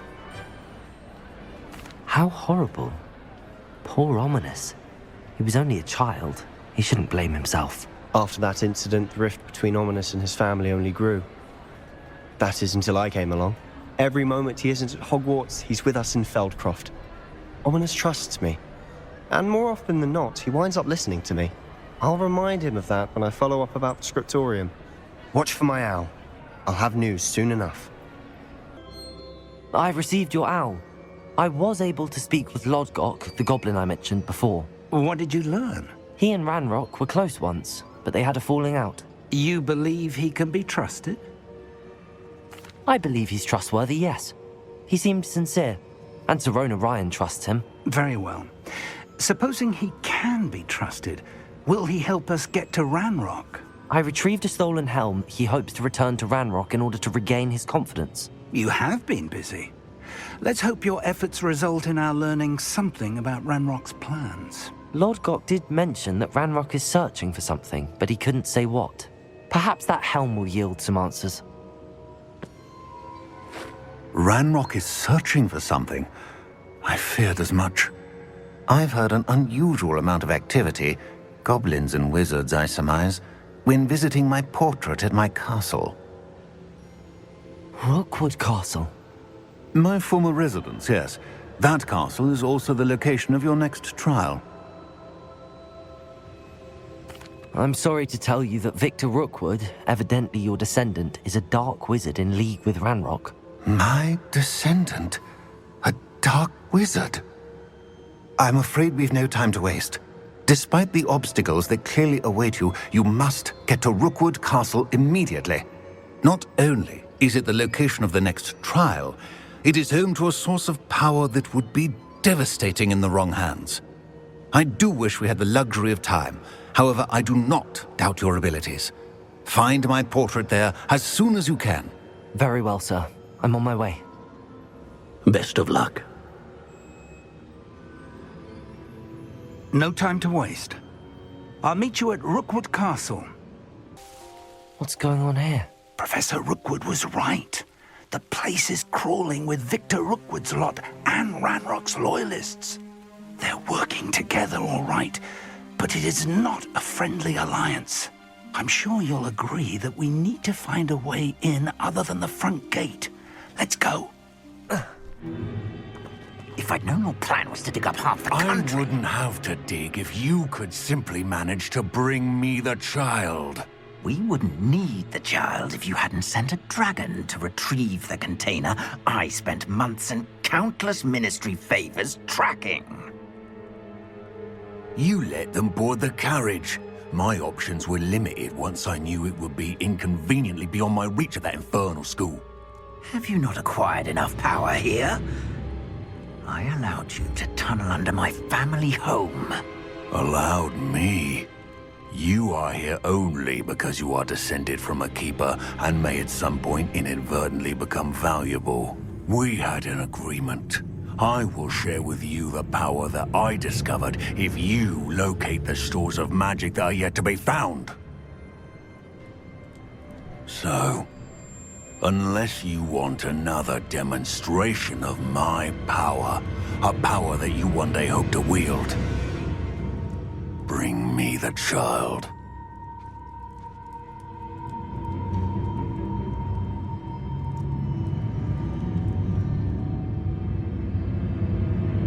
We already knew they were after you, but now we know they're digging for stores of magic. And Ranrock knows about the Keepers. Yes, I caught that too. Professor Rookwood said that you'd understand more once you complete the next trial. Let's get into that castle. Professor Rookwood, the goblins and dark wizards who've overrun your castle are digging for stores of magic and have broken open some sort of container. No! Things are more dire than I could have imagined. If, as you told Percival, a goblin in his vault was wielding a powerful magic, then they have somehow learned. It cannot be! And sir, they know you were a keeper. Ranrock used the term. This makes no sense. How did...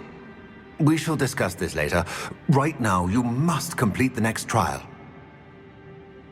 Just tell me where I need to go. The power you stand to wield must first be fully understood. The trials will ensure that. Power without knowledge is dangerous indeed. In the wrong hands, we will simply have to outwit Ranrock and my unfortunate namesake. Very well, Professor. Tell me where I need to go. I shall reveal the path. Professor Fig must leave you now.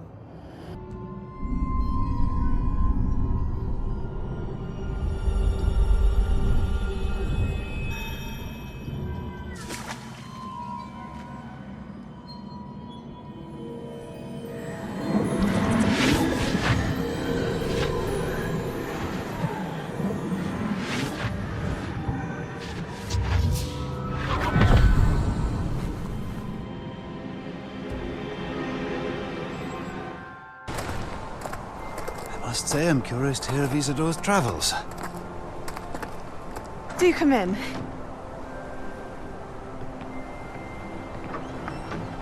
Please, have a seat. Isadora, we are all most intrigued to hear.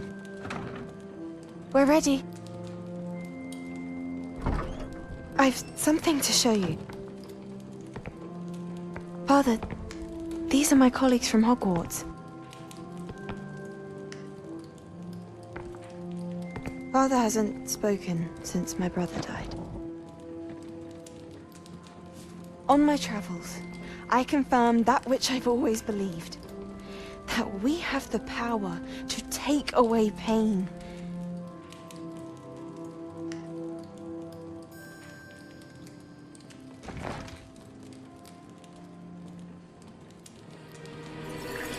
Isadora.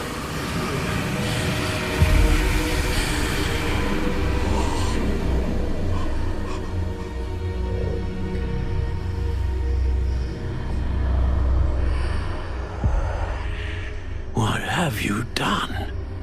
I took his pain.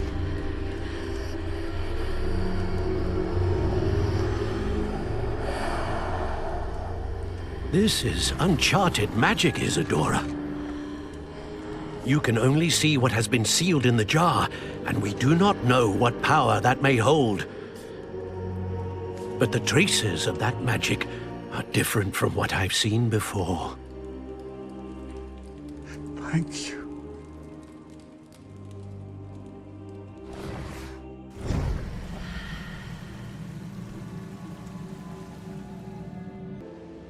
It is good to see you again.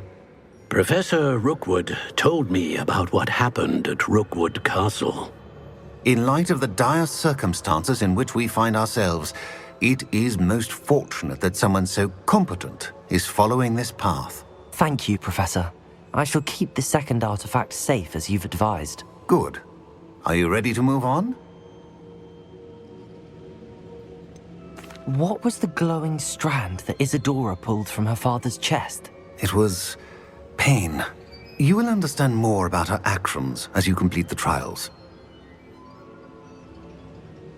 I'm ready for whatever comes next. In that case, introductions are in order. Allow me to introduce former Hogwarts headmistress, Neve Fitzgerald.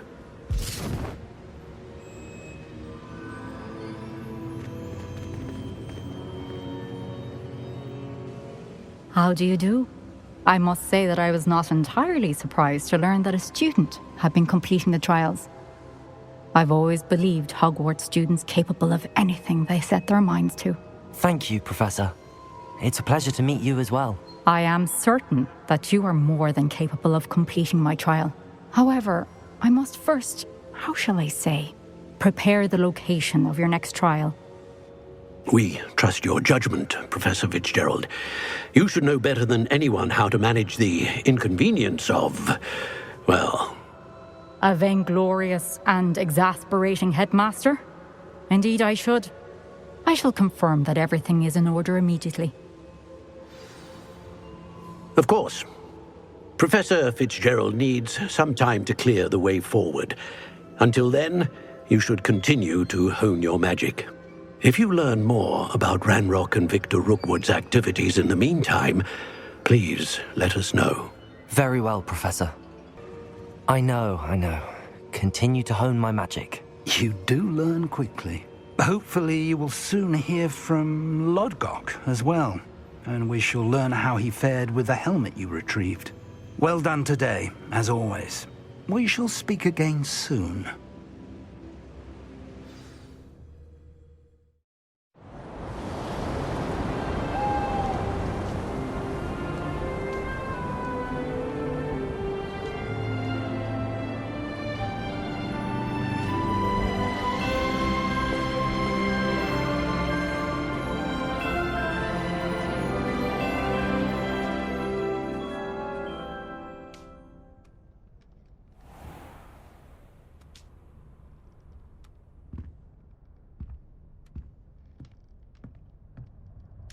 Oh, it's you!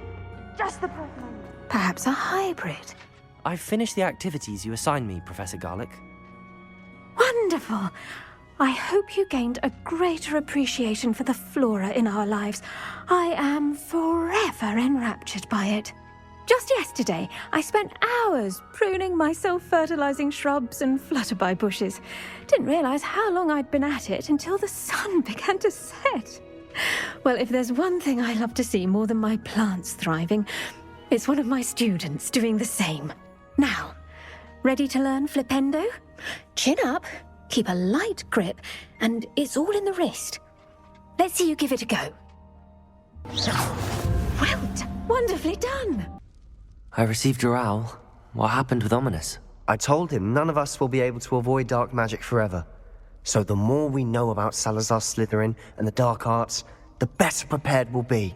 Unfortunately, only a Gaunt knows the location of the Scriptorium's entrance, and Ominous won't tell me. Perhaps I should have a chat with Ominous. You? I suppose it's worth a try. But don't get your hopes up. Ominous is annoyingly stubborn. Nothing new. I know where he is. I'll lead you to him and then leave you to it. Come on. You doing here? Hello, Ominous. Do you have a moment? What is it? What have you and Sebastian been up to now? I owe you an apology, Ominous. I wasn't honest with you before about the Undercroft. Sebastian did show it to me. He wanted me to have a safe place to practice some spells, to try and catch up to the other fifth years. He didn't think you'd mind. I suppose that makes sense. It's just Sebastian's been pestering me lately about something and I'm frustrated with him. Don't tell me he's still going on about, what was it, a scriptorium? He told you about that. He did. We were talking about Hogwarts founders and he mentioned it. Wouldn't say much more, though. Yes, well, he seems to think it contains the answer to saving Anne. I think it's likely full of dark magic that is better left untouched. Wait, you've never been inside? Of course not. I only know about it because of my favorite aunt, Noctua. She thought like I do. Didn't agree with the family on the use of dark magic. In fact, she'd hoped to convince my family that there was more to Salazar Slytherin than worshipping pureblood status. She'd heard of this scriptorium and thought its contents might shed some light on him. She even found the secret entrance in this very corridor. She wrote regularly to my father about her efforts to gain access, and then she simply vanished. No one else ever tried to enter. I'm sorry about your aunt. Don't you want to find out what happened to her? Aunt Noctua went down this path with good intentions and lost her life. I don't want the same to happen again. You don't know that history will repeat itself. Besides, you said your aunt thought like you. This could honor her memory, get you answers about Slytherin and Sebastian answers for Anne. Your aunt pursued this alone. We could do it together. I see what you've done here, and I confess, you've convinced me. I didn't think it possible. Very well. I shall tell you what I know. Fetch Sebastian, I'll wait. You said you know what to do. Tortured faces on the door and Crucios etched into the stone. My guess is if we cast the Cruciatus curse, the door will open. That's why Noctua died. She had no one to cast the curse on. Ominous has the most experience with this. He should cast it. You seem to be in Ominous's favor. Will you ask him about this? You know him better than I do. Very well. Wish me luck. What do we do now? Ominous is not going to cast the Cruciatus curse again. Ridiculous! As if dying in here is a better option than casting a damned spell. It's up to us. I can teach you Crucio, or I can cast it on you. Wait, you didn't say you knew how to cast Crucio? Because I'm not sure I do. Ominous knows that, yet he's left us no choice. I don't yearn to follow in Noctua Gaunt's footsteps. I think I can cast it if I have to. I don't want to learn the curse, but I can handle the pain. It's fine. Cast it on me. I shan't forget this. Ready? I'm ready. Crucio!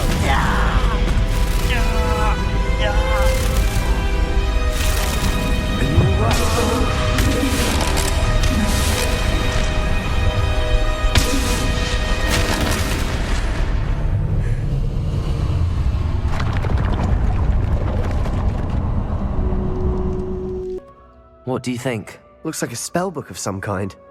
This is incredible. A Hogwarts founder's possession. What an honor. Still can't believe Ominous never told me about his aunt and what she found. What will you do with Slytherin's spellbook? What I do with every book. Read it.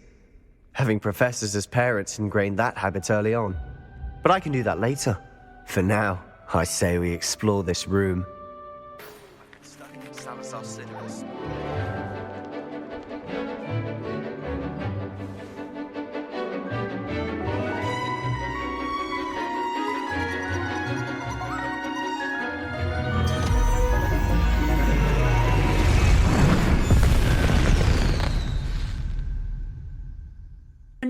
I completed your assignment, Professor. I'm ready to learn Bombarda now. Good. Now, this spell comes with a caveat. It should only be used when necessary. The exploding charm, as you might suspect, can hurt people. Use caution when casting it. I will, Professor. I will hold you to that promise. Now, you must be precise in your wand movements. We don't want you blowing your hand off. Go ahead.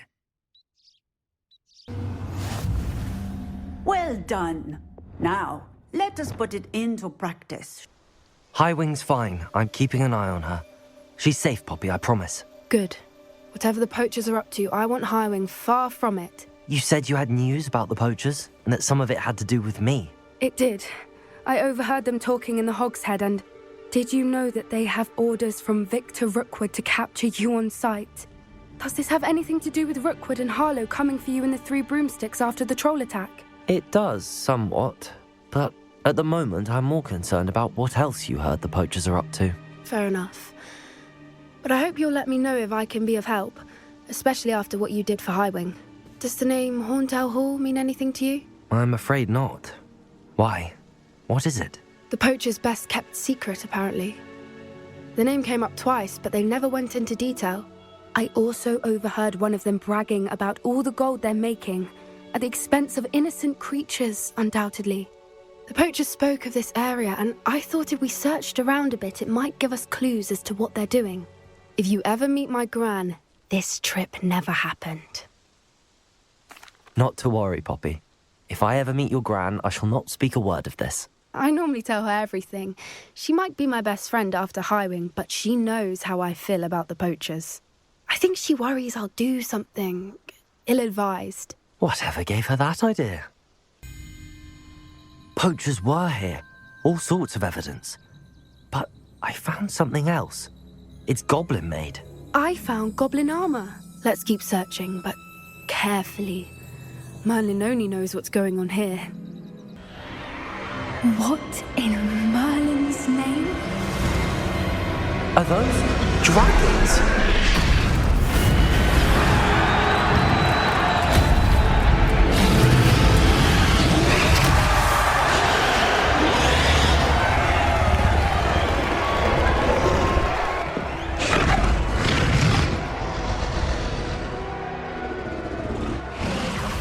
It's a dragon fighting ring. This is Horntail Hall. The name makes sense now, and the secrecy. No wonder the poachers were in Hogsmeade so much. Likely taking bets and spreading the word, given how crowded it is here. How could they possibly enjoy this? The centaurs have every right to be disgusted with wizard kind. There must be more dragons here. The poachers are far too greedy to run a fighting ring with only 2 dragons. We should take advantage of most eyes being in the fight and look around. But be discreet. You especially can't afford to be spotted.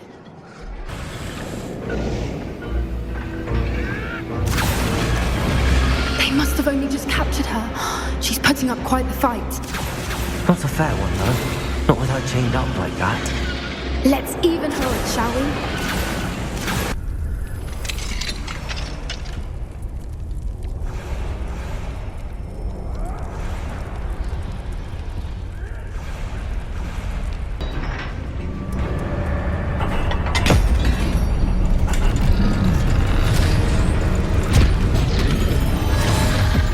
May have been a bad idea. I suppose we'll find out.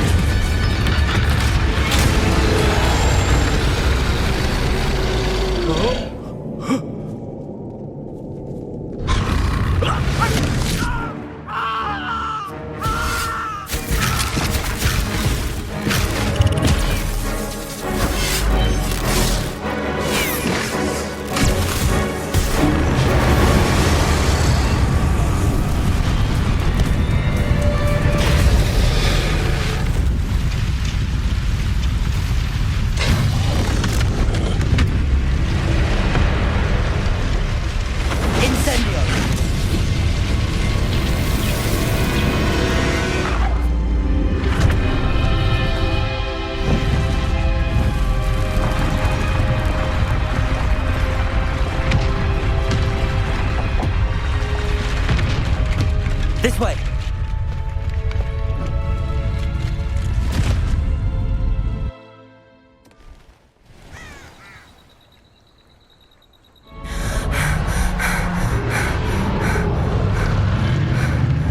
That was a Hebridean black.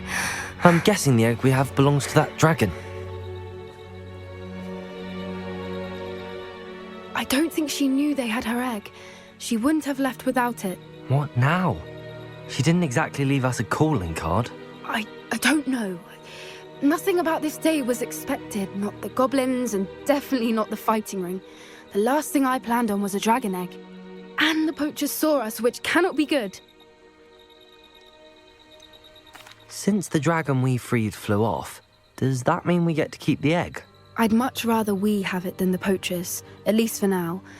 But I don't think we should keep it indefinitely. It'll be hard hiding something like this from Professor Weasley for long.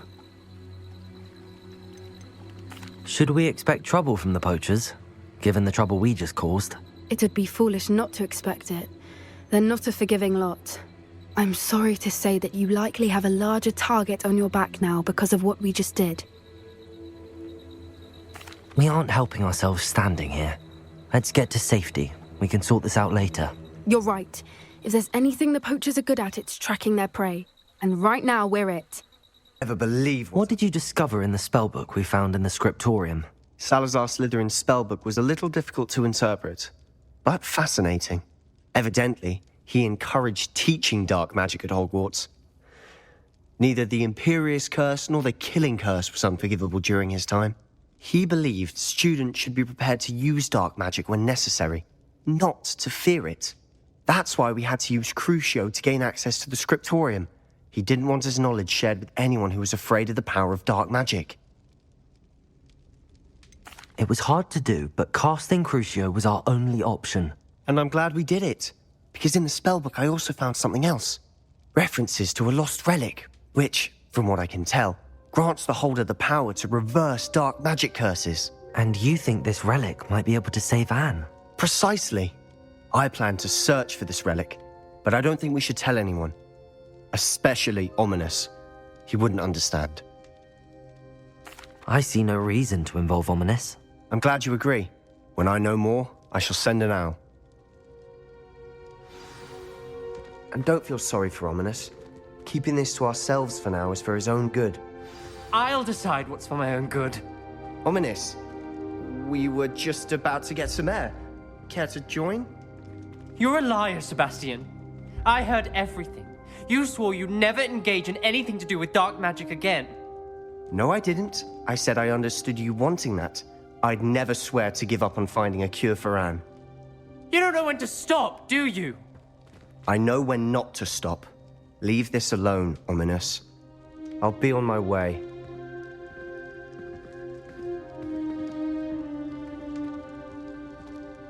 I am not letting this go.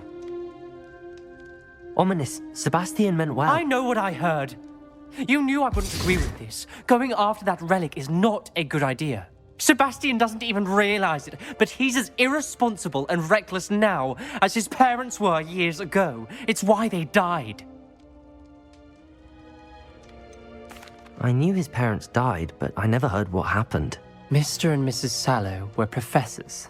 Spent nearly every waking moment in the cellar library. Noses buried in books. Anne and Sebastian were upstairs when it happened. They heard a sudden crash and ran downstairs, but it was too late. Their parents had crumpled to the floor.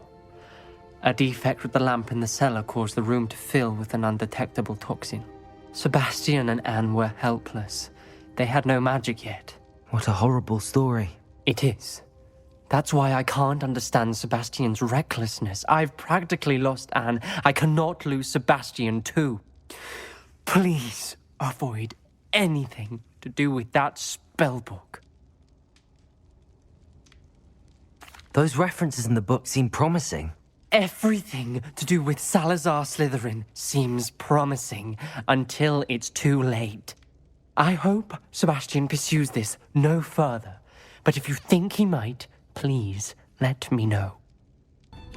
This is a change of pace from our last outing. Don't remind me. The thought of that tent still makes my blood boil.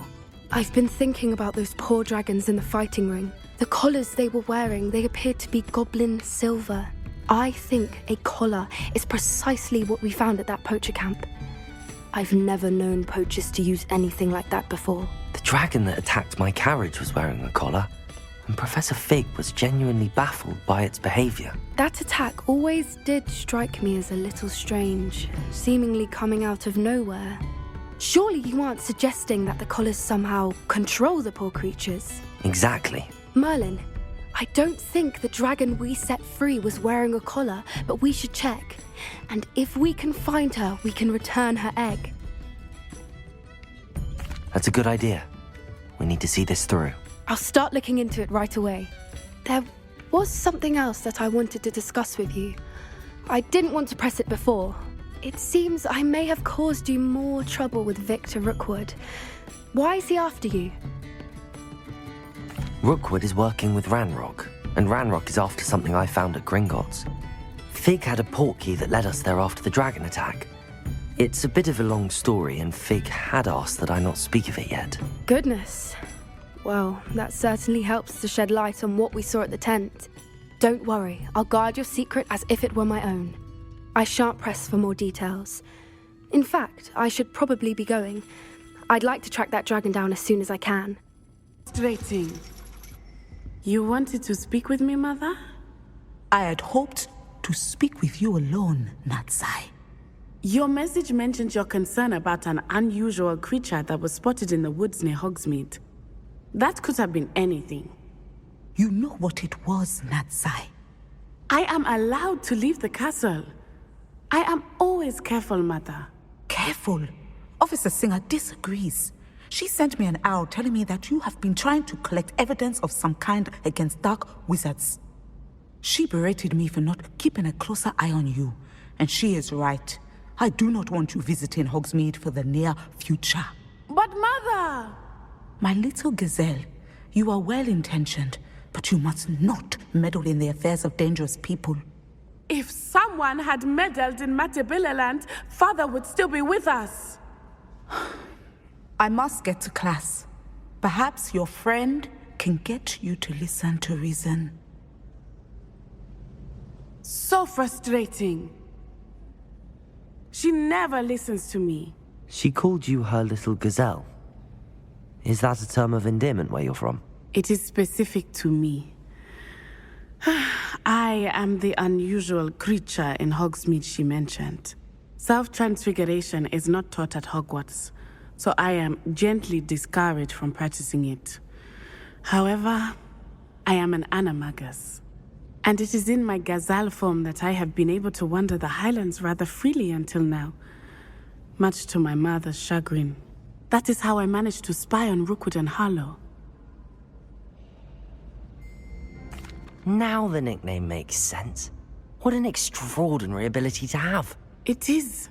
I love transforming, but Mother is less enthusiastic about it. She says that no creature, especially one as rare as a gazelle, should be bounding about where poaching has become so prevalent. She claims that she has foreseen tragedy befall me in my gazelle form. But she has used her sight to control me too many times. I no longer believe it. She's concerned for your safety. It may be best for you to stay away from Hogsmeade for now. That may be safe, but I do not believe that it would be best. Do you? You could have fled the moment you discovered that Rookwood, Harlow, and Ranrock were after you, but you did not. I choose to act as you have. I must deal with Rookwood and Harlow, not hide from them. My mother cannot know where I am all the time. Hello, Deke. Professor Weasley said you wanted to tell me more about the loom. Ah, hello. Yes, about that. Deke has had a thought. He...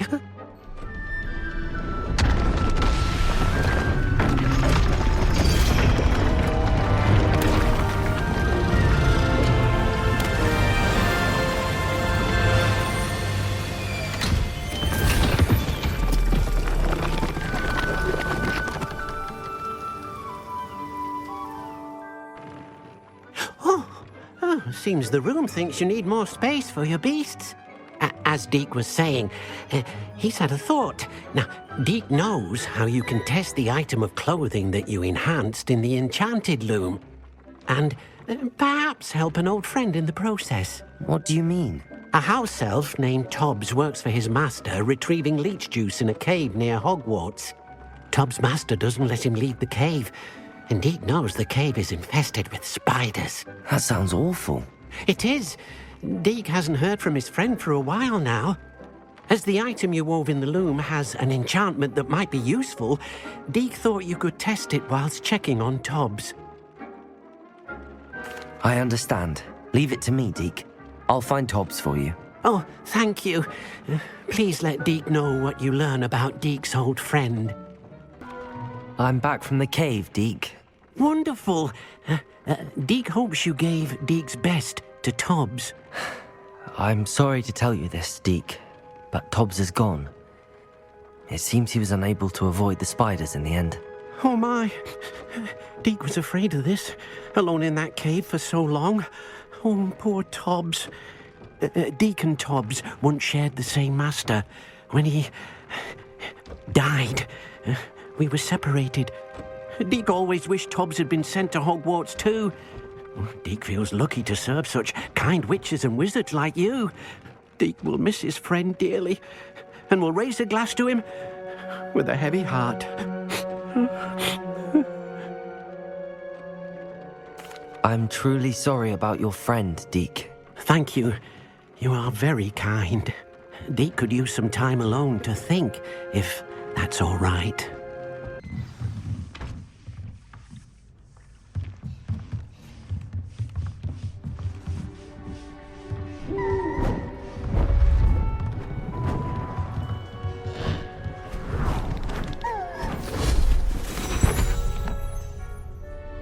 Settle down, settle down. Transfiguration, as you may be weary of hearing me say, is an exact science that can take a lifetime to master. But we needn't be daunted. Almost anything can be transformed if you can just perceive the potential within it. As I see in all of you, tremendous witches and wizards, every one of you. Or it could just be my eyesight. Now, you all know what to do.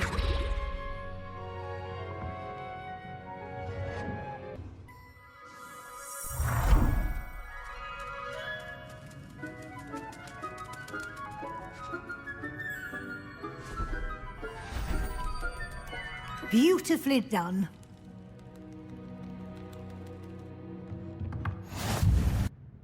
You wanted to discuss my progress so far this term, Professor? I did. You seem to have had no trouble in getting up to speed, and frankly, excelling in your schoolwork this year. Thank you, Professor. The extra assignments have been helpful. As I suspected they would be. Now, it seems you haven't been taking full advantage of the opportunities presented by your field guide. I'd advise you not to squander such a resource. Of course, the guide isn't the only measure of success. I've heard that you can brew an impressive Edurus potion. Hopefully you won't need it anytime soon, but it is a valuable potion to have when it is needed. Thank you, Professor. I will say I'm especially impressed with all you've accomplished in light of the rumors of your extracurricular activities. Was your visit to the kitchens and the Hogsmeade graveyard with Nick to bribe a ghost for information connected in any way to Professor Fig? Professor Fig has encouraged me to explore when I can in an effort to complete my field guide. I see. I admire your penchant for learning, but do remember that your classwork and field guide are designed to educate you thoroughly. It'll be the end of the year in no time, and you'll want to be well prepared for your OWLs. I'll provide a final assessment at that time to ensure that you're ready for your exams. Until then, well done. You are dismissed. Sebastian, that relic you mentioned... I believe one of Slytherin's students stumbled upon the relic during an assignment to study sarcophagi in this catacomb. From what I read in a report by the student, they weren't permitted to take it with them, so I must assume it's still here. As I mentioned earlier, this relic grants its holder the power to reverse dark magic curses. If it's in this catacomb, I have to find it. For Anne. I need to see her. I'm ready to explore the catacomb. Perhaps we can visit Anne when we've finished. Perfect. By the way, Ominous has been asking about you. You didn't tell him what we were doing, did you? I didn't. I promise. Good. Ominous would be livid if he knew what we were about to do. Looks like part of a student's diary. It mentions plans to return for the relic and conjuring barricades using bones. Of course. The student's summary referenced a space beyond the Great Room, which means this can't be a dead end. I have the report if you want to have a look. Let's divide and conquer. You work on sorting out the bone barricades. I'll look around and see what we missed. Hold on to that diary entry. There may be more to it. It does mention something else. It says their next assignment was learning the Imperius Curse. Really? Interesting. We need to focus on moving beyond this room. But let me think for a moment. Of course. I'll start to search for those barricades. Brilliant. The student's diary mentions the Imperius Curse. I wouldn't be surprised if we're going to need it here.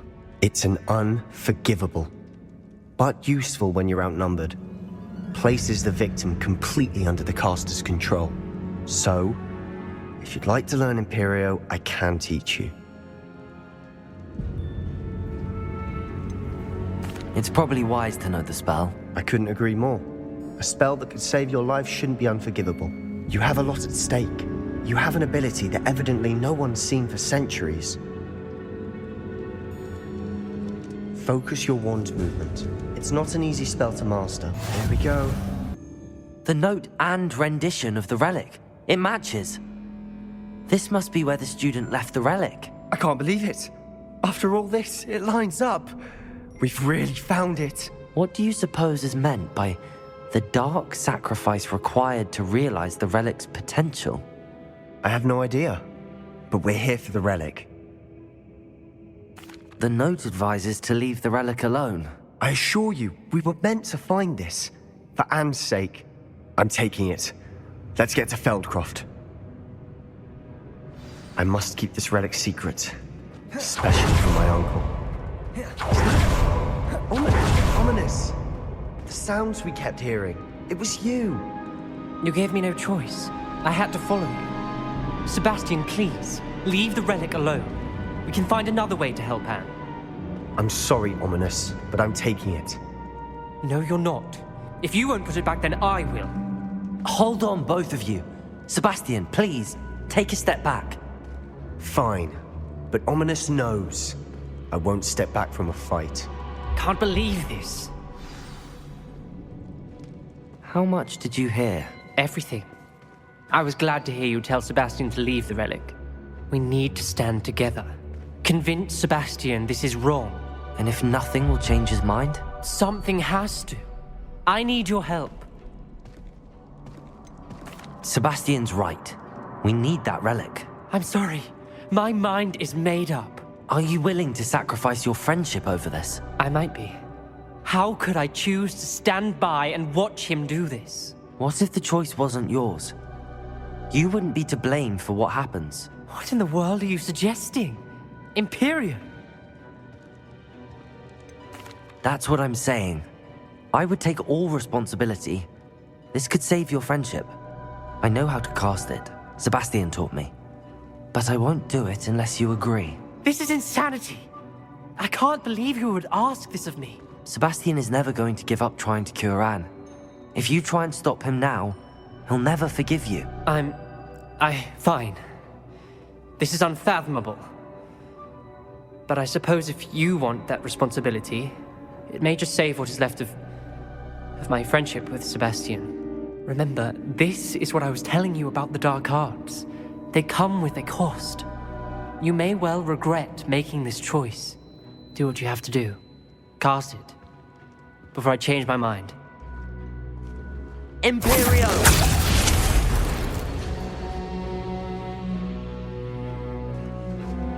Step aside, Ominous. Stay in place until we're out of sight. I will.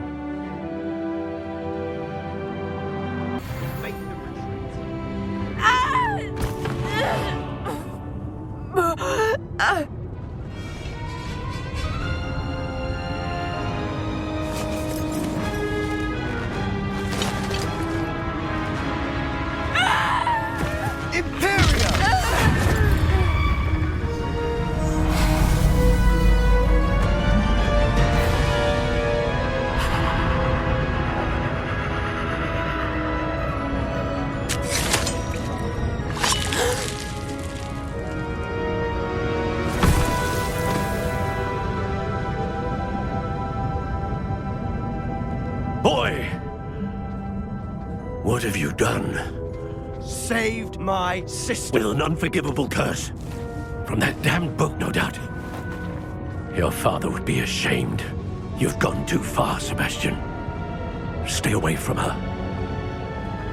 From all of us.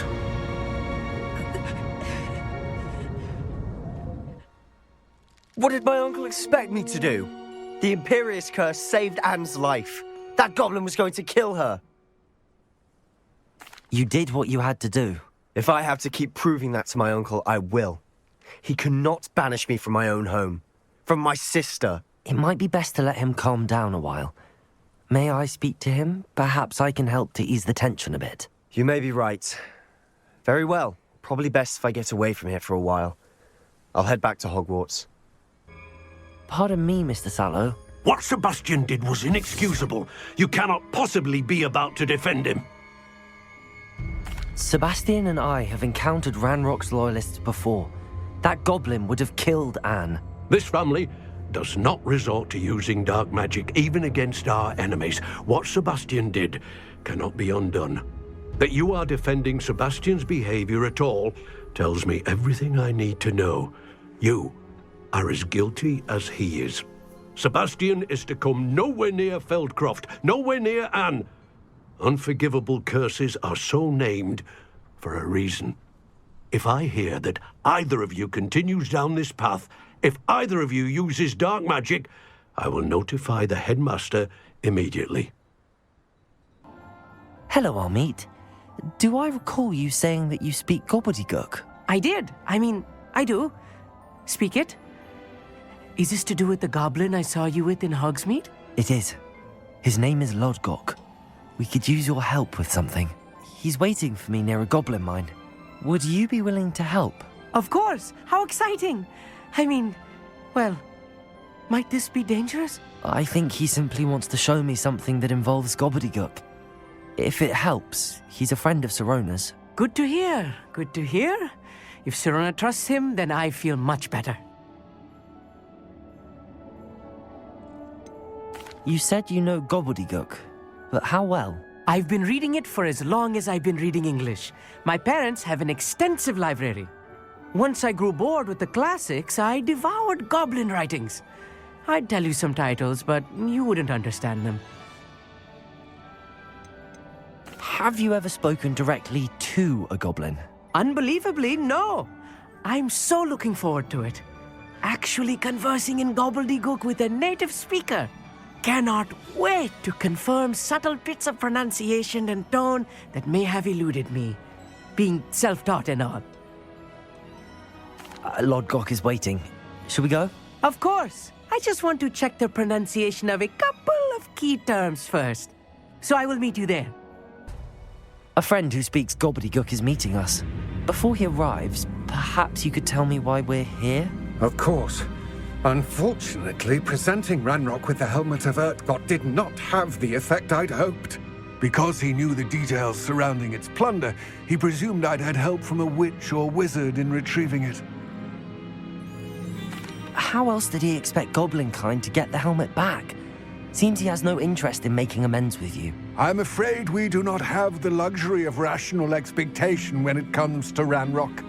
Damn Bragbor and his blasted journals. Bragbor? An ancestor of Ranrock's, renowned metal worker. If we are to work together, I suppose I must tell you more. Not long ago, Ranrock sent me to collect a recently unearthed set of Bragbor's journals. They described repositories that Bragbor had been commissioned to build for a group of witches and wizards. What do you mean, repositories? Large, magically fortified receptacles crafted from goblin metal. Ranrock recruited others to help me locate the repositories. We were to search anywhere that was connected to 5 names mentioned in the journals: Rackham, Fitzgerald, Bakar, Morganach, and Rookwood. Rookwood Castle? That is where we began our search. Why does Ranrock care so much about these repositories? He cares about what they contain. For centuries, wizards have refused to share their magical knowledge with goblins. Your kind will not even let us carry wands. Thus, many goblins, myself included, have spent our lives mistrusting wizard kind. Ranrock was convinced that the repositories contained a magical power that wizards wanted to keep for themselves. He is determined to take it for goblin kind. But Here comes my friend Amit. Probably best to continue our conversation later. Greetings, Lord Cock. It is an honor, sir. You speak gobbledygook. Oh, Bacalio.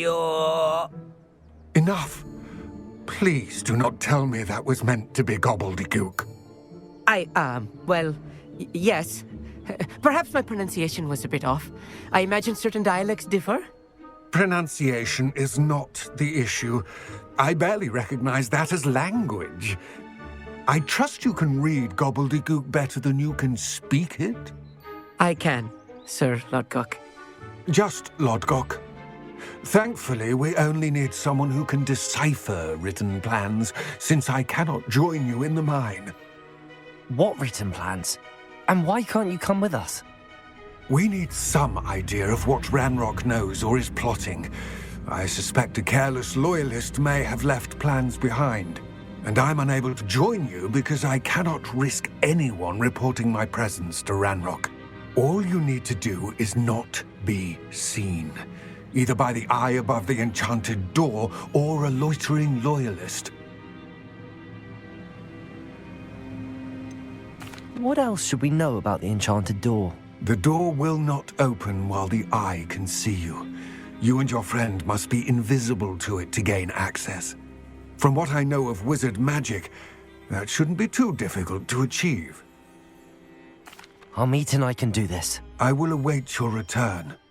Please talk about... That wasn't so bad, was it? It was. It really was. I'm afraid I've had enough adventure for one day. For a lifetime, perhaps. Thank you, Amit. I couldn't have done it without you. Now, if you don't mind, I'd like to have a word with Lodgok. Understood? I'll leave you to it. Your goblin secrets are safe with me, but I get to write the book about this escapade someday. They're building enormous drills. We found their plans. Ranrock must be searching for the repositories. I fear you are correct. Other than Rookwood Castle, however, I do not know where else he plans to search.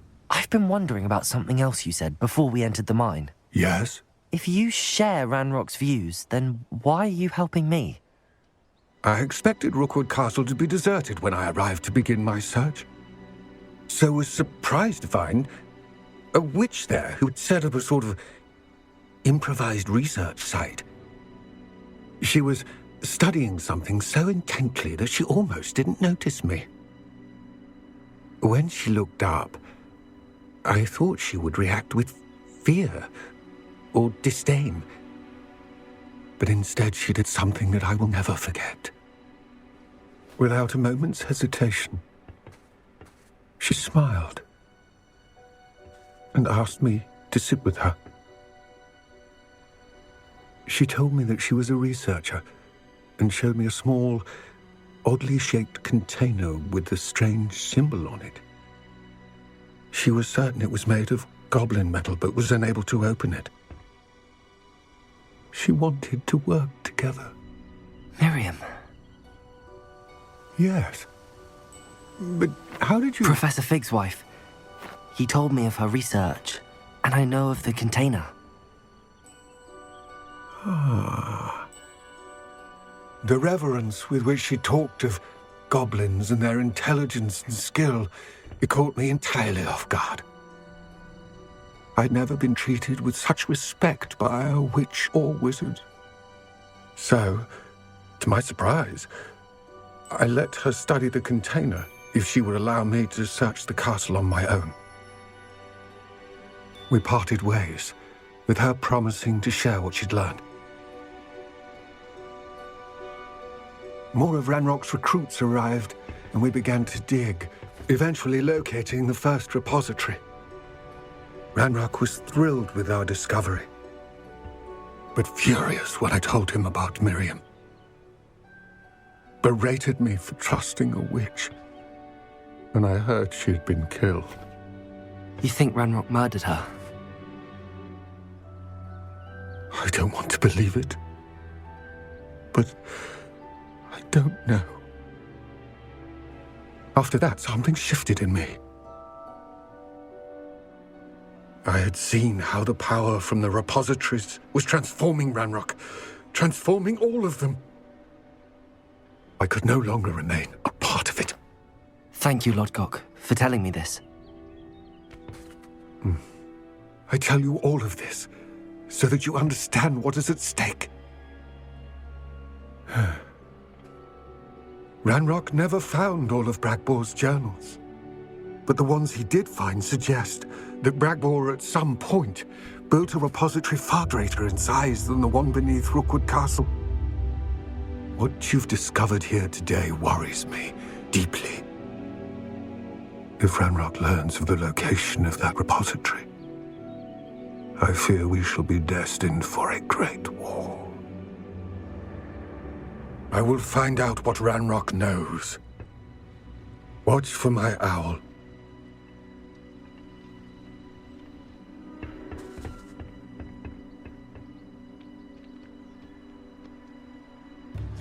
I didn't keep you waiting, did I? Not at all. I was just at the post office. Gran told me to expect a package, but it looks as if she forgot to send it. She didn't send me an owl this week either. Perhaps she's busy with her research. What did you find out about the dragon you were tracking? I realised that she didn't know the poachers had her egg, so when she left Horntail Hall, she would have headed straight to her nest. I went back to the tent and tracked her flight. How do you track a dragon long after she's gone? Tree canopies, burn marks, things like that. Well done. You certainly know what you're doing. I can't be certain, but I have an idea of one place she may have been heading. I thought we might go and see it for ourselves. Of course. Shall we leave now? If that's all right. I want to see how she's faring if she had a collar on. And she's likely frantic about her egg.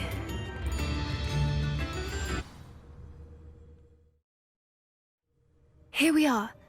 I do think this is where we'll find her. The terrain's typical of where the breed would nest. I suspect it's how the poachers found her to begin with. They likely camped here and logged her patterns.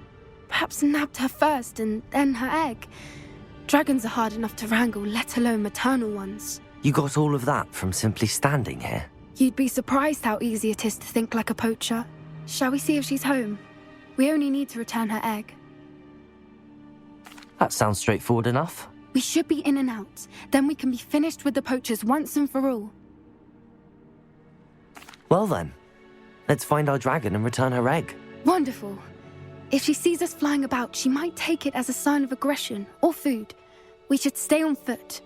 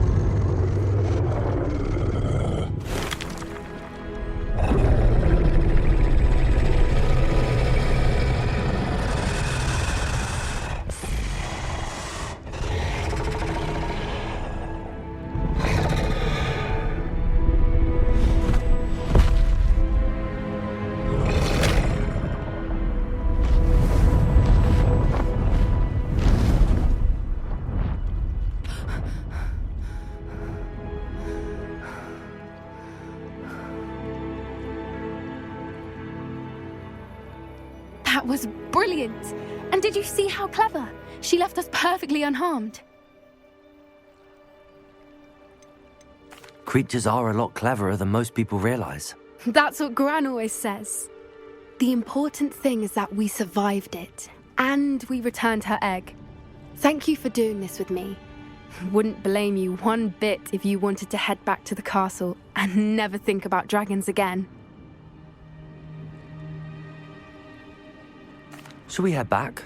I'm ready if you are. I am. After our dragon rescue at Hauntow Hall, I half expect to be ambushed by poachers any time I'm not in the castle. Understandable. We did sabotage their fighting ring and steal a dragon egg from them. True. So why haven't they come after us? It's not like them to let things lie. Unless what? Unless they haven't let things lie. Oh no, I can't believe I didn't see it. We need to leave. I need to send an owl. My uncle. I wish I had better news about your uncle and Anne. Well, what did he say? I'm afraid he wants you nowhere near Feldcroft. Nor Anne. I had to stop that goblin from killing my sister. He had no right to banish me from my own twin. If he thinks banishing me means I'm going to give up on Anne, he's sorely mistaken. He also said he cannot excuse the use of dark magic in any form, and that if he hears of either of us using it, he'll go straight to Professor Black. Huh? That relic, dark magic or not, is the key to saving Anne. To reverse that curse. I will not lose Anne for good. I should send the crest to Anne. She'll know that we need to meet. I'm afraid I don't follow. Nothing, just a thought. Now I'm more determined than ever to learn what power that relic has. What did you mean you'd send Anne a crest so that she'd know to meet you? We just lost our parents, and we were packing up to go and live with Solomon. We couldn't take everything. She was carefully organizing her prized possessions, a box of artifacts she'd collected to do with our family. Jewelry, cards, old photographs. She got to her favorite, a handmade crest, and without a second thought, she handed it to me. This will keep you safe, she said. It holds no enchantment, but I've kept it with me since. That's how I can reach Anne. I'll get the crest to her with plans to meet. Be careful, Sebastian. Your uncle could intercept it. We'll be expelled. Even if Ominous is upset with us, he has no love lost for his family. He'd use their connections to the headmaster if we needed his help. I shall wait to hear from you then. Thank you. I very much appreciate you standing by me through all of this. There you are. You were in such a state when you left. The poachers got to my gran. Someone recognized me in Hauntow Hall and they got to her. What do you mean? Is she all right? She's fine, thank goodness. But they were at her house, our house. They assumed I'd sent the egg there. She said they took the whole place apart looking for it, screaming that we'd cost them everything. I'm sorry, Poppy. I'm glad she's all right. I don't think either one of us could have anticipated that. I should have known. I underestimated the poachers. And now another creature's in danger. What do you mean? The poachers refused to leave empty-handed, so they took valuable journals that Gran had discovered when she was researching rare creatures. One of them contained theories about a secret hiding place of the Snidget, long thought to be extinct. Exactly what kind of creature is a Snidget? It's a small bird with golden feathers. It's incredible. It has rotational wings that allow it to dart quickly in any direction. In fact, the golden snitch in Quidditch is based on the Snidget, which barbarically was actually used in the sport hundreds of years ago. Why would Snidgets be valuable to poachers? They could make more money with Snidgets than they ever would have fighting dragons. The golden Snidget's feathers and eyes are incredibly valuable. That's why they're believed to be extinct.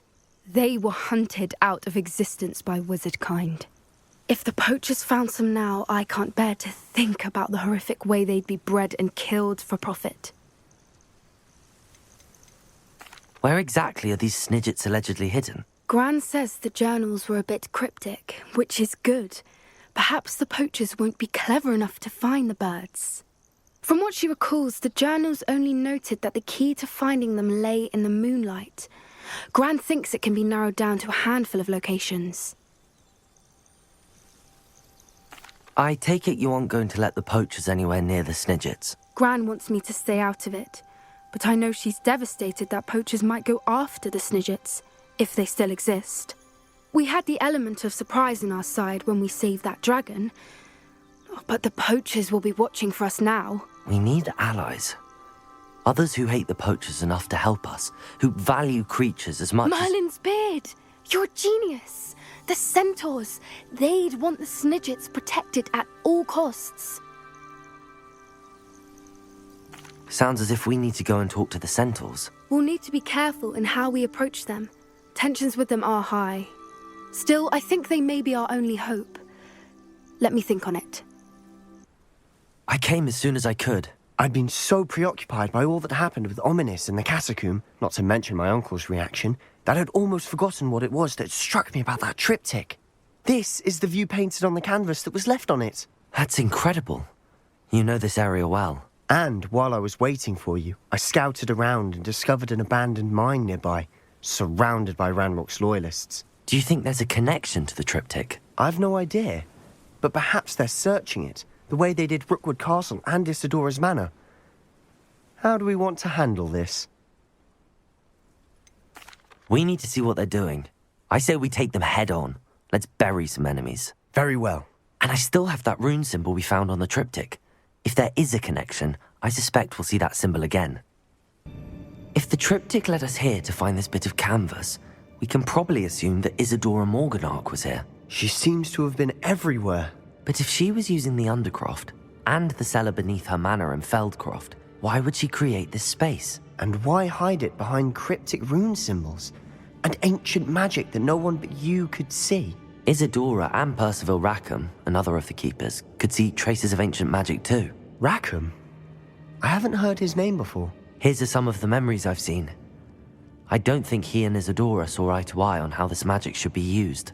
This is all rather baffling. Let's take the canvas back to the triptych. Perhaps the answers are there. I know that coast. Ranrock has taken over a huge mine in the surrounding area. Marenweem has suffered for it. It's as bad as Feldcroft's become. Should we head there now? We should wait. Why? All this time, we've been a step behind Ranrock. I may know someone who could help us get ahead. Who is that? Someone who knows Ranrock personally. They asked me not to mention their name to anyone. A goblin? Tell me I'm wrong. You know goblins cursed my sister to shut her up. Said she should be seen and not heard. I do, but not all goblins are... Not all goblins what? Have you forgotten Feldcroft? Have you forgotten the mine we just went through? No, Sebastian, I haven't. You're not listening to me. Why would I listen to someone so ignorant? Perhaps your uncle was right about you. You don't know when to stop. Oh, I do know when to stop. Professor Fig, the keepers have shown me where the next trial is. Has something changed? Lodgok and I have learned that the goblins are searching for another repository, like the one we saw at Rookwood Castle. And I discovered that they're building massive drills to help in their search. Professor Fitzgerald seemed very concerned. I see.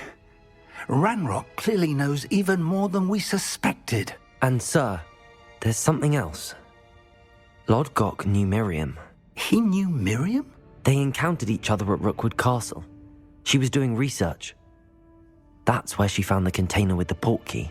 He liked her so much that he let her leave with it, despite orders from Ranrock. I don't know what to say. She could win over almost anyone. I want to hear more of this. And, in fact, I'd like to speak with Lodgok directly. But we've no time now. Where is the next trial? Believe it or not, it's in the headmaster's office. Incredible. Very well, you'll need the password to get past the stone gargoyle. The headmaster's house elf will know it. I don't know the headmaster's house elf. Will he even speak to me? I imagine he's loyal to the headmaster. He is, so you'll need a disguise. I have just the thing, a polyjuice potion. You'll look and sound like Professor Black. Wait, doesn't polyjuice potion require a bit of the person you want to change into? And take ages to brew? It does. So how do you already have polyjuice potion to change into Professor Black? One never knows when such a thing may come in handy. Let's just say I felt the need to be prepared for anything after my fruitless trip to the Ministry on his behalf. Now, time is of the essence. Drink up and I shall explain more.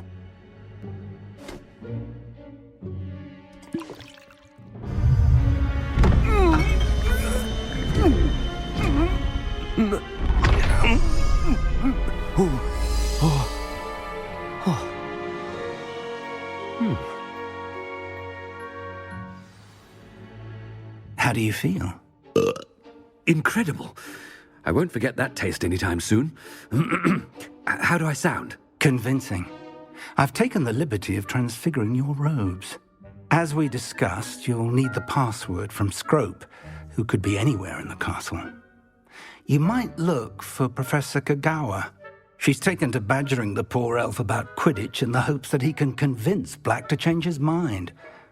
Thus far, unsuccessfully. I see. But what if Professor Black sees me? Leave him to me. I shall tell him where to meet a liaison from the Ministry in Hogsmeade. That should give you plenty of time. Thank you, Professor. I suppose we'll meet again in the map chamber. It's rather strange to hear gratitude coming from Professor Black. I'll see you there. Professor, I was hoping to catch you. Places to be, Professor Sharp. Places to be. Of course, sir. Only, you'd asked me about a particular potion, and I did? I did, yes. Well, spit it out, Sharp. I don't have all day. Probably best not to discuss it here, sir. I assure you, Sharp, you may speak freely. Very well. I've brewed the cure for boils you wanted. I can drop it by your office when it's convenient. Of course, yes. No need for all the cloak and dagger. Simply have a student deliver it. A student? Very well, sir, if you insist. I do. And thank you, Sharp. I just hope you've brewed enough for all my boils. Professor Black, again, it is not too late to reconsider your decision regarding Quidditch. We could still have trials and a somewhat shortened season. It would be better than none at all. But the injury, Madam Kagawa. Professor, more than one student has taken a bludger to the head on our pitch. I dare say it knocked some sense into them. And they're fine now. The fact that it happened to be a pureblood, well, that's no reason to... What nonsense! That you would trivialize the health of a student over a silly game. A silly game? You are quite impossible sometimes. Sir, I've a good mind to write to the Department of Magical Games and Sports at the Ministry about you. Good idea. I can even provide the parchment should you need it. Now, where is my elf? Parchment? Very well, I will, and with pleasure. And I spotted Scrope in the Great Hall. Seems to be avoiding me. I wonder why. Good day, Madam Kagawa.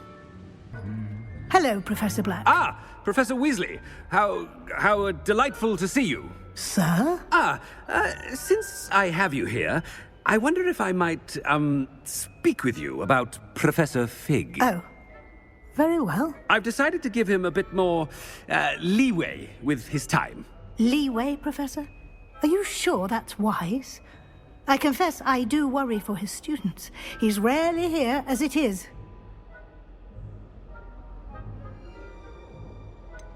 I realize that, and I'd like to keep it that way. I see.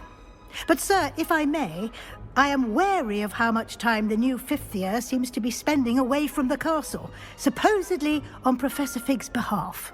I've heard unsettling rumors of their escapades. Everything from sneaking into the Forbidden Forest to confronting Ranrock's loyalists and Rookwood's lot. What? Goodness. You cannot believe everything you hear, Professor. No, you cannot. I mean, I shall keep an eye on Fig. You simply keep doing the wonderful job that you're doing. Simply wonderful. Thank you. But I'm happy to look into... Good. That'll be all, Weasley. I mean, Professor Weasley. Good day. Screw! Oh, greetings, Master. remind me of the password to my office. Oh, but Master made Scrope swear never to tell anyone, even Master himself. How dare you question me? I've a mind to give you a matching set of ears. Yes, sir. Of course, sir. Scrope begs forgiveness. It is the Black family motto, Master. Right. Of course. Master does remember it. It's pure bloods forever, isn't it? Close, Master. Scrope thinks Master is indeed testing Scrope. It is always pure. Obviously. And, of course, as Master knows, in French. Yes, of course. I order you to pronounce it for me. Oh, but Master knows that Scrope's French is most pitiful. Oh, very well. Toujours pur. Ha! Thank you. Never speak of this conversation with me or anyone else. Of course, sir. Scrope shall try his best to keep out of Master's way. It's good to see you. All thanks to Professor Fig's quick thinking. Now what? Approach the pedestal in the antechamber and read the book that appears. I suspect there will be more to this than reading a book. Your suspicions are correct. We shall speak when you are finished. Has this been under the headmaster's nose all this time? That must be the pedestal.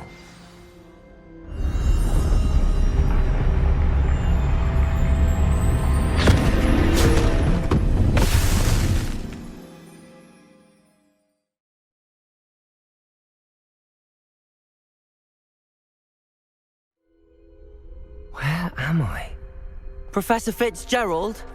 Can you hear me? I am here. In this place, you may call me Neve. You shall be witness to a fable.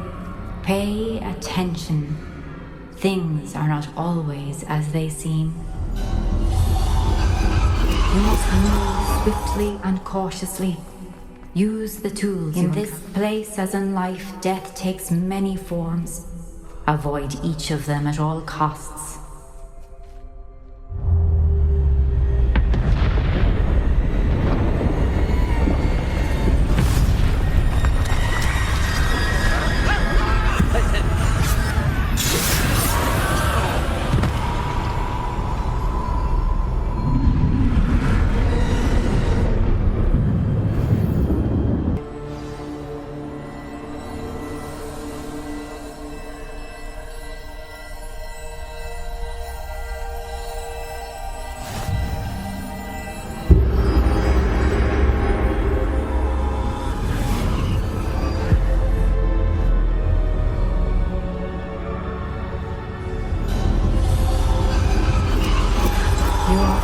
Finished. Pass through the mourners ahead. Nothing is what it seems.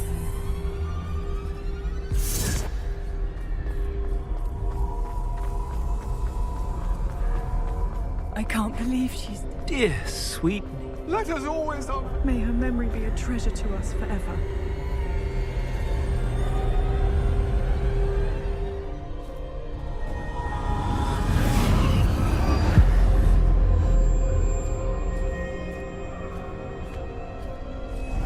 You found me, but you cannot undo what has been done.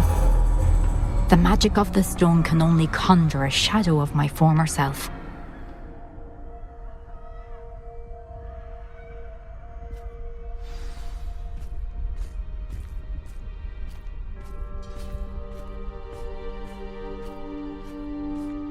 But there is no light without shadow, as there is no shadow without light. Simply because you can eliminate darkness does not always mean that you should.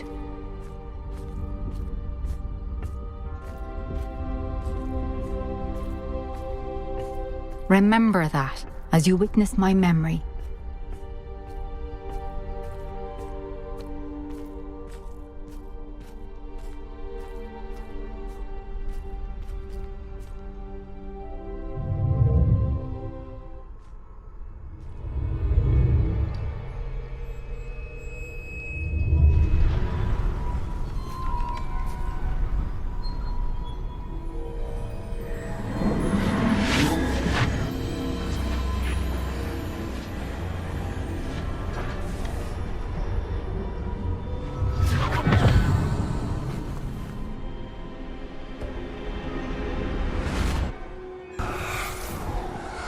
Isadora, what you did for your father was remarkable. Wasn't it? And Percival needn't worry about the strands of emotion or the traces that this magic leaves. I found a way to contain all of it. You haven't stopped. Goblin Silver. You spoke to a goblin about this. Don't worry, he has no idea what we're containing. We don't know what effect any of this may have. The emotions, the dark traits. You sound like Percival. And as it happens, I do know. It is a source of strength, of focus. Somehow it enhances my ability to wield magic. I don't follow, Isadora. I think we can harness it. Power like this is not to be toyed with. In the wrong You hands, saw what I did for my father. Oh, Neve, imagine the good we could do. Everyone is in some kind of pain.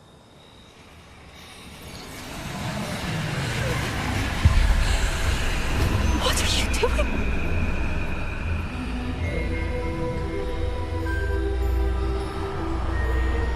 Breathe it in. Can you feel it? Oh, Isadora. This must stop. All of it. You've kept this power to yourselves for so long because you fear it. I choose to embrace it.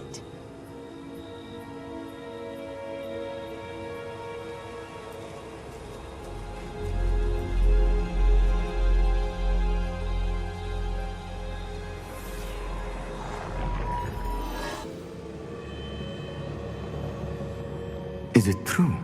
Has someone completed the first 3 trials? It is, and I have. But you are so... Young? I know. You must be Professor Bakar. I am. Pleased to meet you. The pensive memory I just witnessed, was Isadora inhaling painful emotions? She was. I was amazed to see that it seemed to give her some sort of power, and that she could harness it. But how? I worry that you seem more intrigued than repulsed. I hesitate to reveal the location of my pensive to someone who, perhaps, has yet to understand the responsibility of power. I can assure you, Professor, I do. In fact, what you don't yet know is that a dangerous goblin called Ranrock has accessed the repository at Rookwood Castle. He has learned to harness the contents of it as a source of immense power. He plans to use that power against wizardkind. We have no time to waste. I see. Nonetheless, the knowledge you shall gain after you witness my memories is too valuable to share without further consideration. I shall require time to confer with the other keepers. It seems we have no choice but to wait, frustrating as it is. I heard what you told Professor Bakar. Isadora was inhaling emotions to gain power? She was. And she pulled emotions, as she did from her father, from Professor Fitzgerald, without permission. Monstrous. What's more, she said that she found a way to store the traces of magic she extracted in goblin silver. The repositories? Possibly. There's something I didn't get a chance to tell you earlier. Ranrock has been digging at locations tied to the 5 names he found in the journals of a goblin metalworker named Bragball. 5 names? The Keepers, and who else? Isadora Morganac? Precisely. That's how he's been one step ahead of us. Gringotts, the Tower, Rookwood Castle. If the Keepers won't tell you where the next trial is yet, I say we at least maintain a watch on Ranrock. Perhaps he'll lead us to more information. Perhaps. I hope to hear from Lodgok soon. I haven't heard anything since I learned of the drills. Oh, and as you've probably guessed by now, your Polyjuice plan worked like a charm. I knew it would. I may have done too good a job distracting Black. I had no idea he can't hold his fire whiskey. Nothing pleasant about this coast. I received your owl. Thank you. I'm glad you came. I spotted droves of Ranrock's loyalists coming up from the coast. Overheard one of them say they're headed to another cavern, like the one we found. How are they still one step ahead of us? They can't know about the triptych. I don't know. I did see another memory. This time it was a keeper named Neve Fitzgerald. She was unnerved by Isadora's use of ancient magic. but I still can't be sure how any of it connects to Ranrock. These keepers are playing games with you. You need to press them for more information. It doesn't work like that. To access each of these memories, I have to complete a trial. It's not as easy as you think. They're showing me the memories in a particular order. Either they don't trust you, or you don't care enough about Anne to ask the difficult questions. Of course I care, Sebastian. We've come this far. Don't let your frustration get the better of you. Fine. I'll defer to your keeper friends, for now. But I don't like it. We don't have a choice. Now, shall we see why the triptych led us here? What were you thinking? I was thinking about dead goblins. You could have got us killed. But I didn't. Sebastian, wait. Wait? For what? Why are you suddenly so cautious? Listen to me. I know you're angry and frustrated, but charging ahead now could undo all the progress we've made. Lord Gok said... Oh, your goblin friend? Stop it. That's enough. Not all goblins are like Ranrock. I am not the enemy. We want the same thing. To find answers. I thought we wanted the same thing. We do. Listen to me. Lord Gok has insights into Ranrock that we don't. He told me that Ranrock somehow knows about the Keepers and is searching anywhere connected to each of them. That's why they always seem to be one step ahead. I know what I'm doing. You need to trust me, or I don't see that we can continue together. Fine. I'm sorry. I'm letting my emotions get the better of me. And I have been for a while. I do trust you. And I don't think I can help Anne without you. Good. Ranrock clearly knows more than we thought. We need to be careful and do this right, not just go charging in. We have our work cut out for us. We need to work together if we're going to find the final piece to the triptych. Isadora should not have had to keep all this secret. I know from the memories I've seen that the Keepers and Isadora didn't see eye to eye on the use of ancient magic. But I don't understand why she seems to have gone to such great lengths to tell her story without their knowledge. I wish you could see one of her memories. So do I.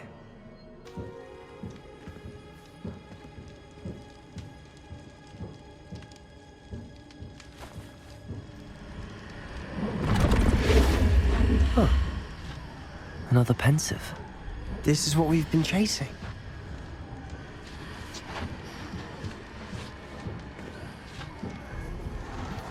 I wonder...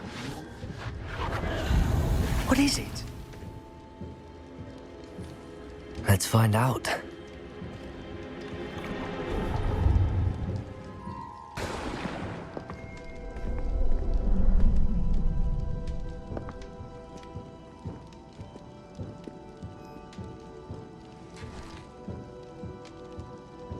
I cannot bring my brother back, Father. But I can give you peace.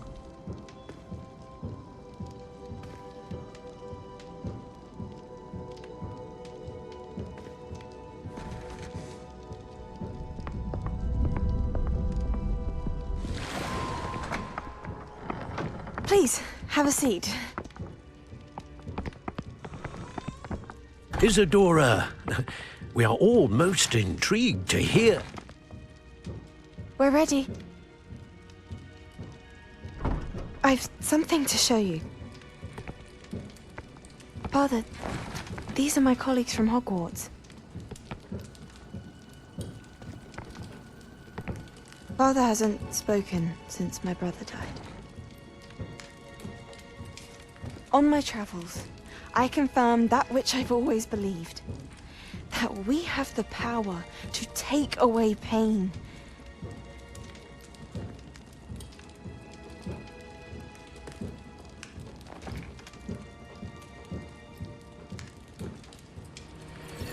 Isadora.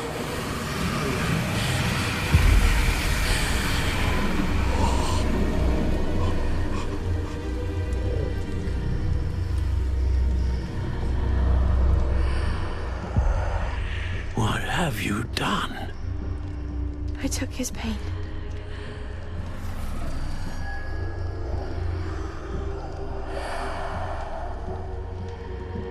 Thank you.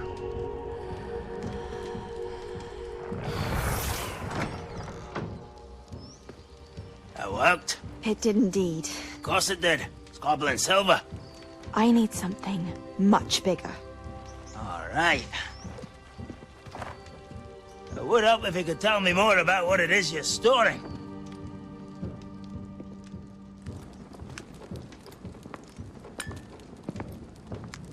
Magic.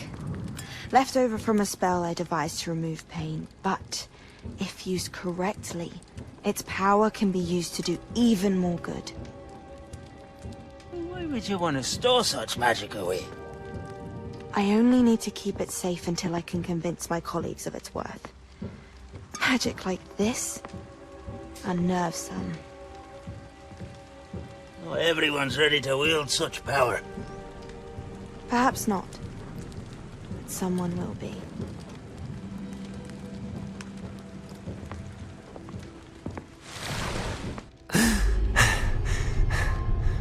She took away the pain. I knew it. I knew there was a way to help Anne. Something isn't right, Sebastian. What do you mean? You saw what she did. No, not the memories, the portrait. I think the reason Isadora hasn't appeared is because she can't. I don't follow. We have seen that view before.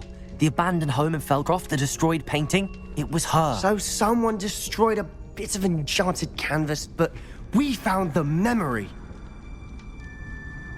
Yes, you're right. We saw what she wanted us to see. We saw what she could do, what you can do. But I don't know how to do what Isadora did. Well, then you shall learn. The Keepers can teach you. I'm not sure that they would. The Keepers believe that removing someone's ability to feel pain, it's a highly complicated, unpredictable form of magic. One that should be wielded with great care. If at all. If at all? You've overcome all of their challenges. You've more than proven yourself. You can wield it. You have the ability.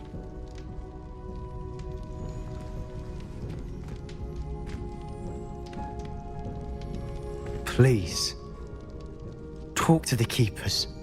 If not for me, then for Anne.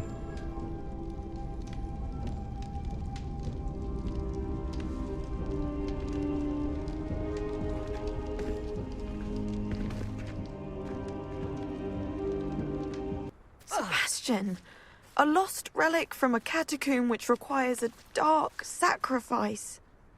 I know how it sounds, but if this can help you, it's worth the risk. Does Ominous know about this? He helped find the scriptorium where we discovered Slytherin's spellbook. Very well. If Ominous will be there, I'll meet you. We don't have much time. Solomon wants to leave Feldcroft. What? Leave? Never mind. You need to stall him. Buy us time, Anne. Please. I shall do my best. I'll be in touch. Solomon can't take Anne from Feldcroft. Where would they go? When would I see her? Sebastian. I can't believe my uncle wants to leave Feldcroft. Anne's going to stall him. She must. We need time. Time? For what? I've learned more about the relic. I cross-referenced Slytherin's spellbook with everything in the library on relics and dark sacrifices. That's when I realized something. I believe the relic will only work inside the catacomb. We just need to get Anne to the catacomb and work out how to make a dark sacrifice. Our biggest hurdle may be convincing Ominous. Anne will only give this a chance if he's on board. And we have to keep all of this from your uncle. If he goes to the headmaster, we could be expelled. Let me handle Ominous this time. As for my uncle, he's not an Auror anymore. What he doesn't know, well, won't hurt us. Good luck with Ominous. Until we meet again. I shall let you know when the four of us should meet at the catacomb. Look for my owl. Is this where we're meeting the centaurs? Well, they don't exactly know we're coming, so it's less of a meeting and more of a surprise, I suppose. Once we tell them about the Snidgets, they'll understand why we came and they'll want to help. I hope you're right. Perhaps they'll be able to tell that we're sincere, There's something about them that's so knowing. It's almost unnerving. I suppose they are known for having an air of omniscience. That's exactly the right word. Never mind. What is it? It's nothing, truly. We've no secrets to hide. That's right. We'll simply be honest with them about what we're trying to do. They'll have to help us, won't they? Yes, of course. You're absolutely right. We'll meet with them, tell them about the Snidgets, and I'm sure to all be fine.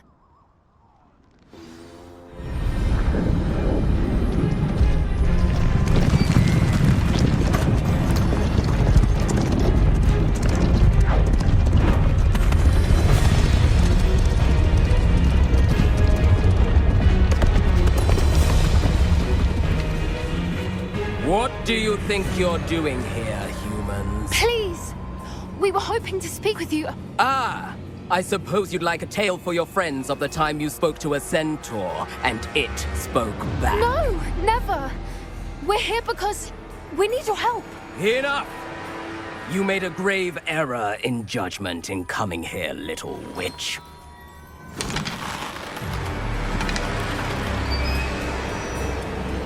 Leave them be, Alec.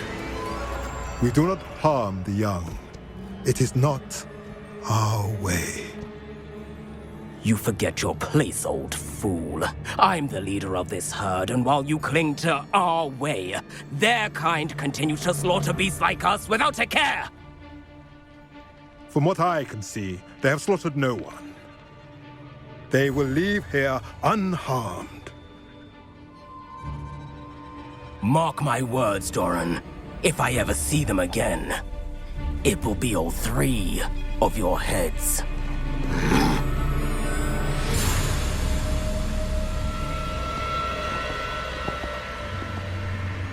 Foolish children. Do you know what happens to wizards who wander here? Now, follow me before Golden Snidgets are still alive, and the poachers are after them.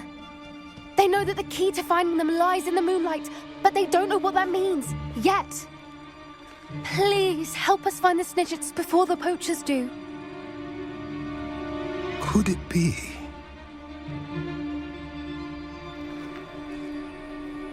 In the south, there is a cave within which lies what the poachers seek. A moonstone. Retrieve it and place it in the henge in the forest. I, on the other hand, must go speak with the herd. Find me after you have done this.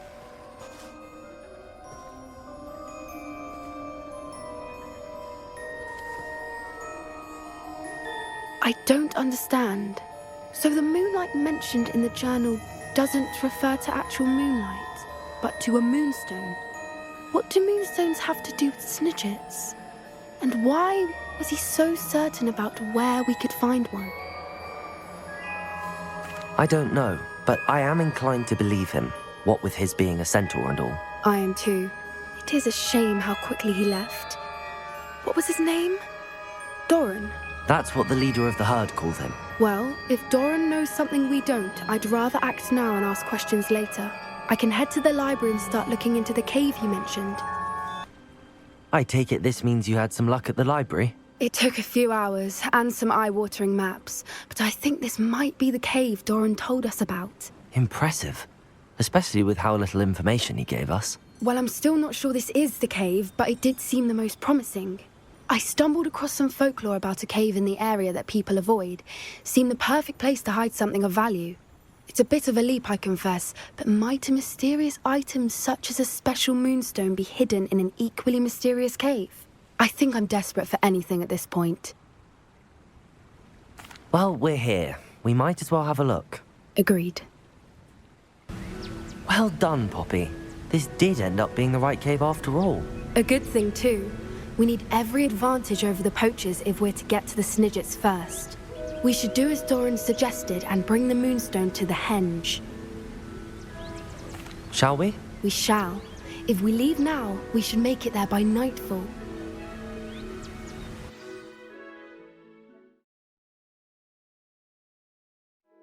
That's the henge, precisely where Doran said it would be.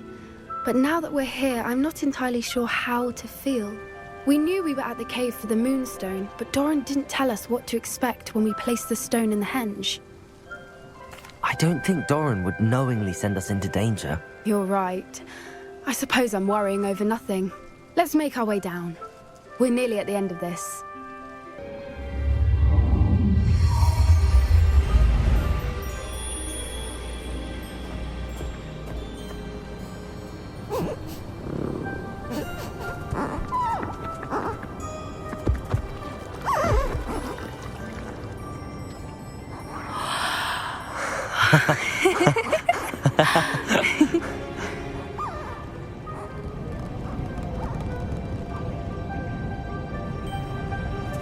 Whoa! Oh.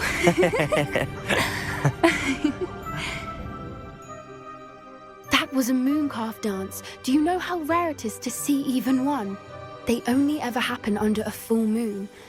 Though I suppose the Moonstone allowed it to happen now. Is the pattern they left behind on the ground normal? All part of the dance.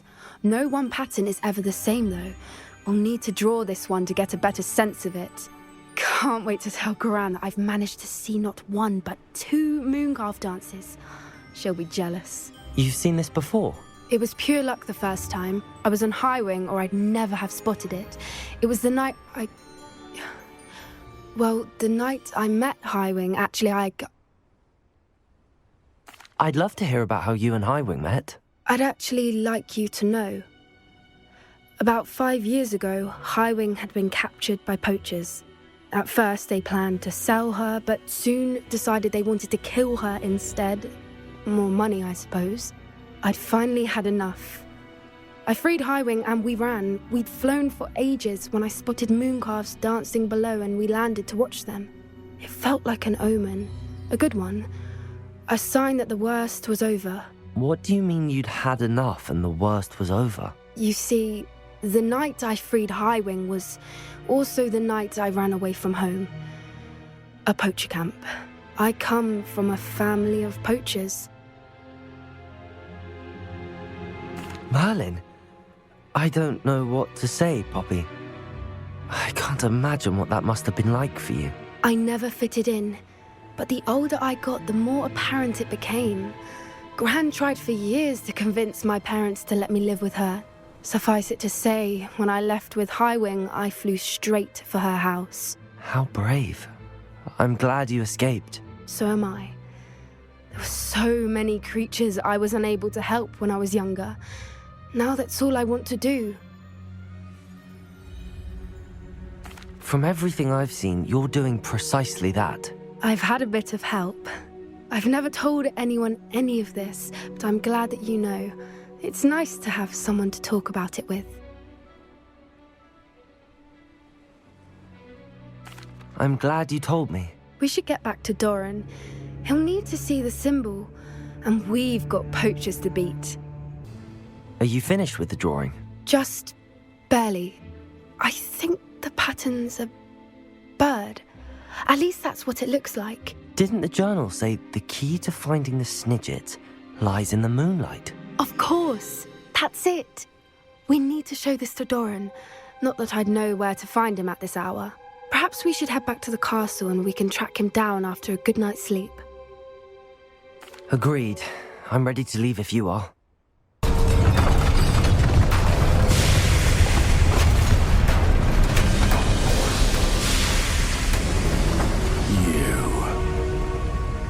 That is unfortunate.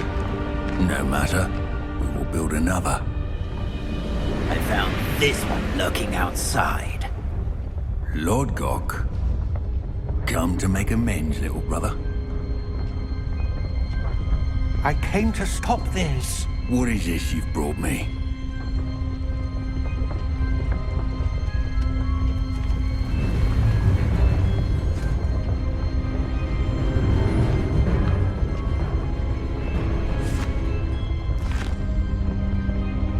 It cannot be. All this time, you knew where it was. No.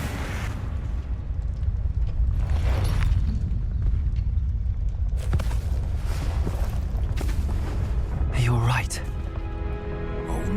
understand you, Lodgok. So gullible. That witch did not consider you an equal.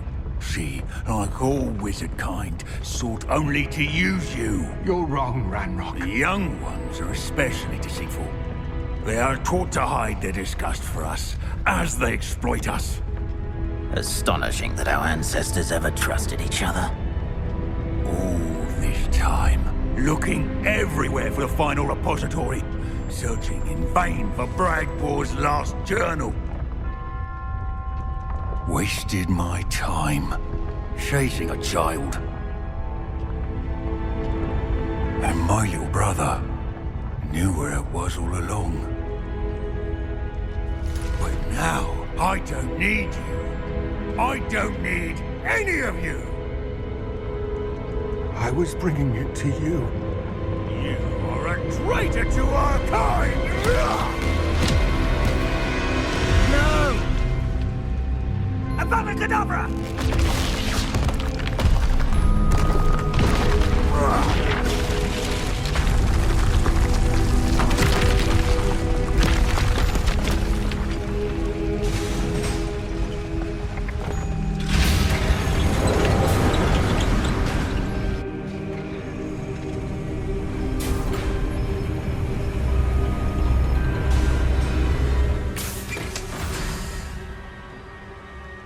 Poor Lodgok. Dead by his brother's hand. No wonder he tried so hard to reason with him. Professor, you received my owl. Ranrock has the last of Bragbor's journals. He killed Lodgok to get it. He knows where the last repository is. Godric's heart. Lodgok and Ranrock were brothers. Lodgok was bringing the journal to me. Ranrock is a monster. We need to know where the final repository is. Surely this changes things. Ranrock has Bragbor's journals and knows where the final repository is. We obliviated Bragbor. He kept journals?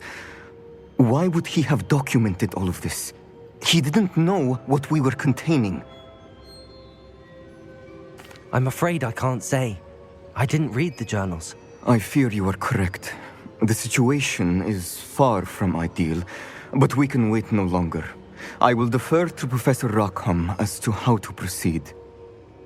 Based upon the memories they have seen, I believe our young friend is well aware of the grave circumstances in which we find ourselves. The next trial will involve an exceptional level of magical skill and a nuanced ability to interact with beasts. Find a face of stone and tendrils. I should advise you that you must engage with any beast that is part of the trial on your own. Professor Bakar will meet you in his pensive room. An exceptional level of magical skill? Nuanced ability to interact with beasts? I suppose we should begin our search for a face of stone and tendrils, whatever that may be. Very well. Professor Weasley has been keeping an eye on me. Perhaps we should meet there, so she has no reason to raise concerns with Professor Black. I shall see you near the coast. Is that a... It is. I believe I know what must be done. Do you recognize the head sculpted there? It looks like a grap horn. And the prints carved into the ground lead me to believe that a grap horn will somehow open the way forward. That's what Professor Rackham meant when he spoke of my needing an ability to interact with beasts. It would seem so. I do know that the last of a long dynasty of grap horns lives nearby. They call him the Lord of the Shore. I suspect you'll need to bring him here. What happens next, I can't say. If that's what must be done, I'll do it. Excellent. I know this area well enough. When you see the remains of a large sea creature, you're in the right place. Now, Professor Rackham made it clear that you must engage with any beast that is part of this trial on your own. So I shall wish you good luck and wait for your return in the map chamber.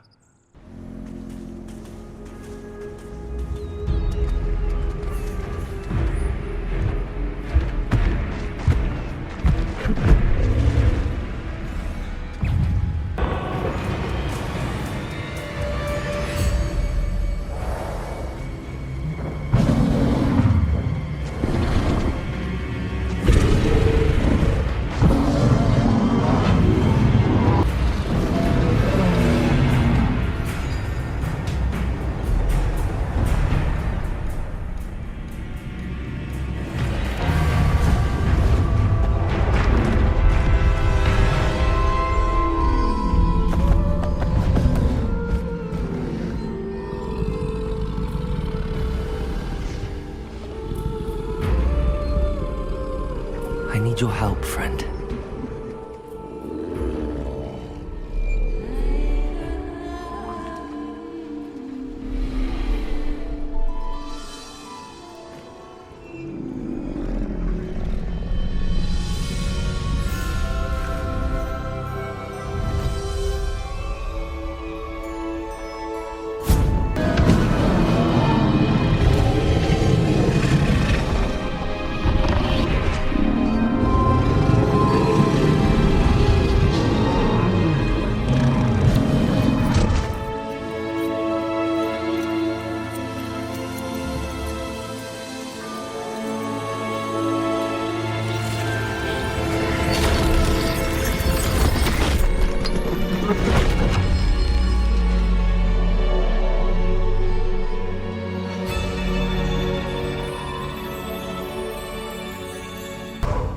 Professor Rackham was right to have had faith in you.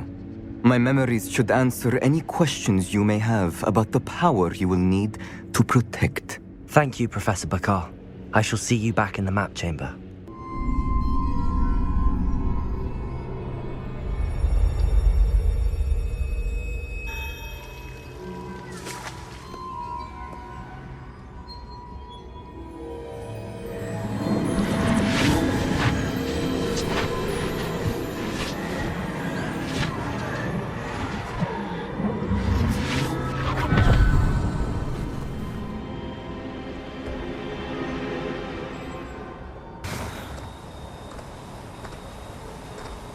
Hello? Isadora? Isadora?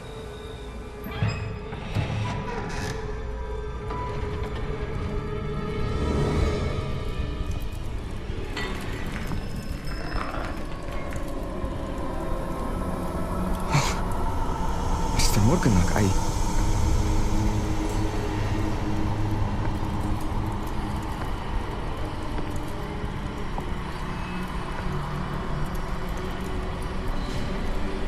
Mr. Morgan?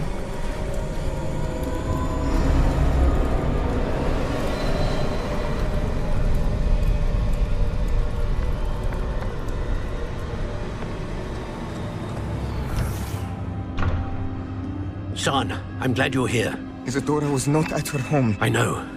Her father... Percival. What is it? It is as though he was stripped not only of his pain, but of all emotion. Everything is much worse than I feared. Neve was right. Isadora hasn't stopped. I've just learned that she has been wielding that magic on students. We must gather the others.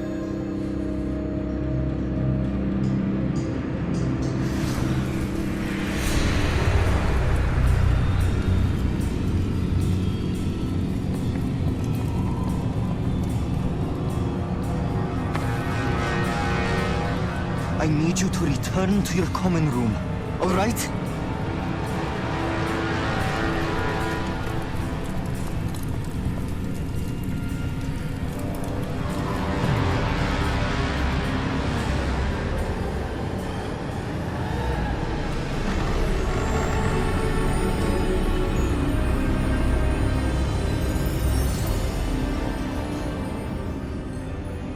What have you done?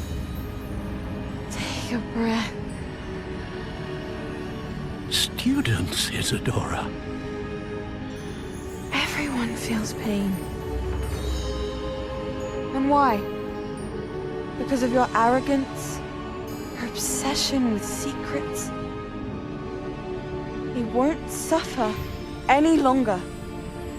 Not my father, not my students, no one.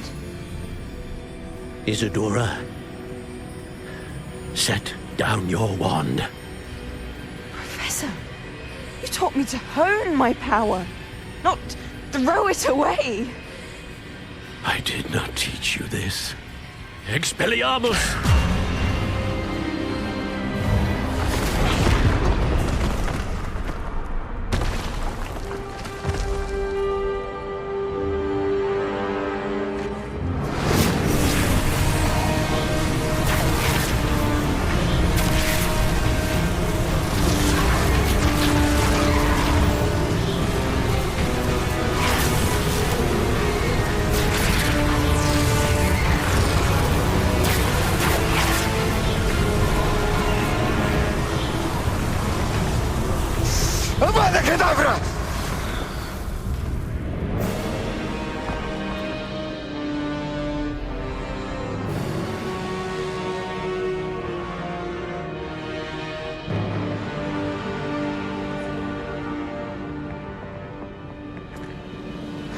She's alive.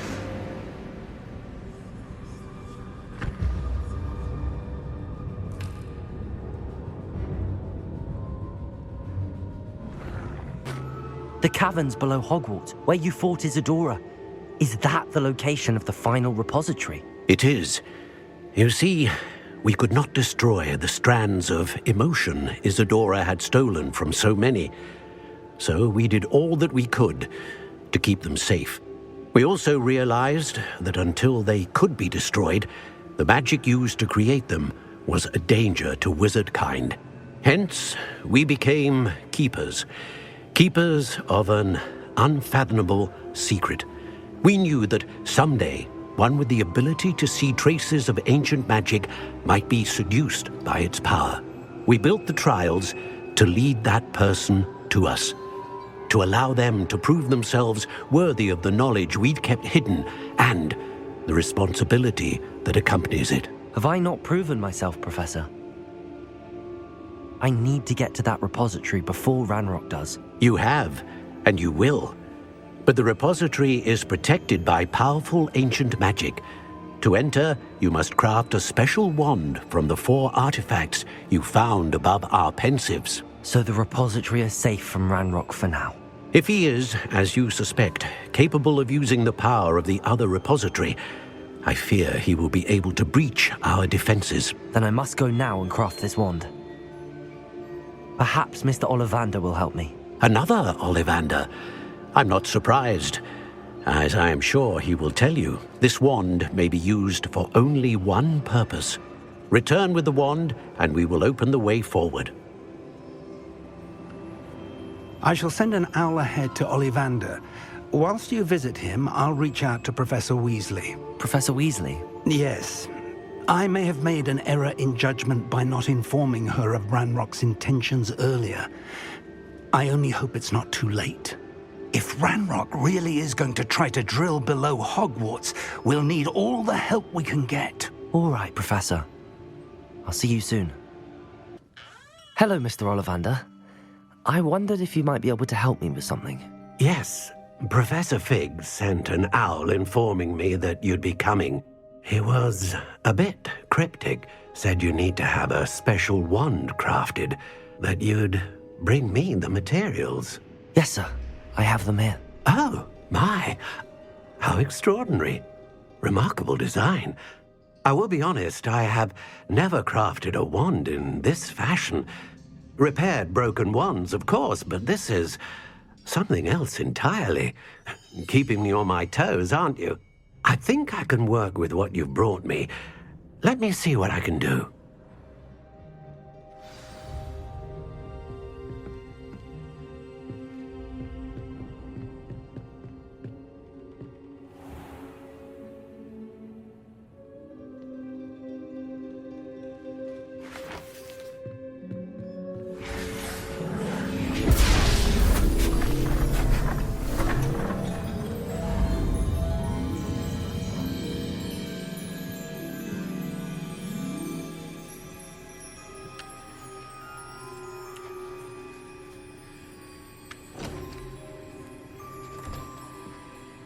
It is done.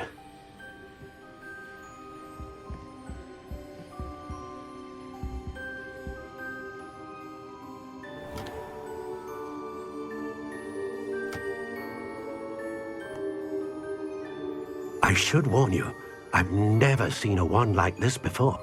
My suspicion, as Professor Fig implied in his letter, is that it serves a unique purpose.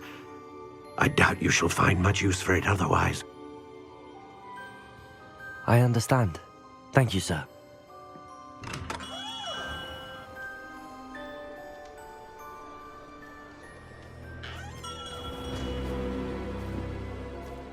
I'm afraid you're on your own. I've ensured that we have a moment to ourselves. Oh, come, come. No need for such theatrics. In light of what Ranrock now knows, you must agree that our interests are aligned. Our interests will never be aligned. You would let goblins not take what is rightfully ours? The final repository belongs to wizard kind. We would be fools not to work together. What's that you've got there? Might this sudden visit to the Wand Maker have something to do with our mutual pursuit? I have no idea what you're talking about. That repository is my birthright! Charles Rookwood wouldn't have wanted you near it. The arrogance. Should have known better than to try and reason with a child. I've always said, children should be seen and not heard.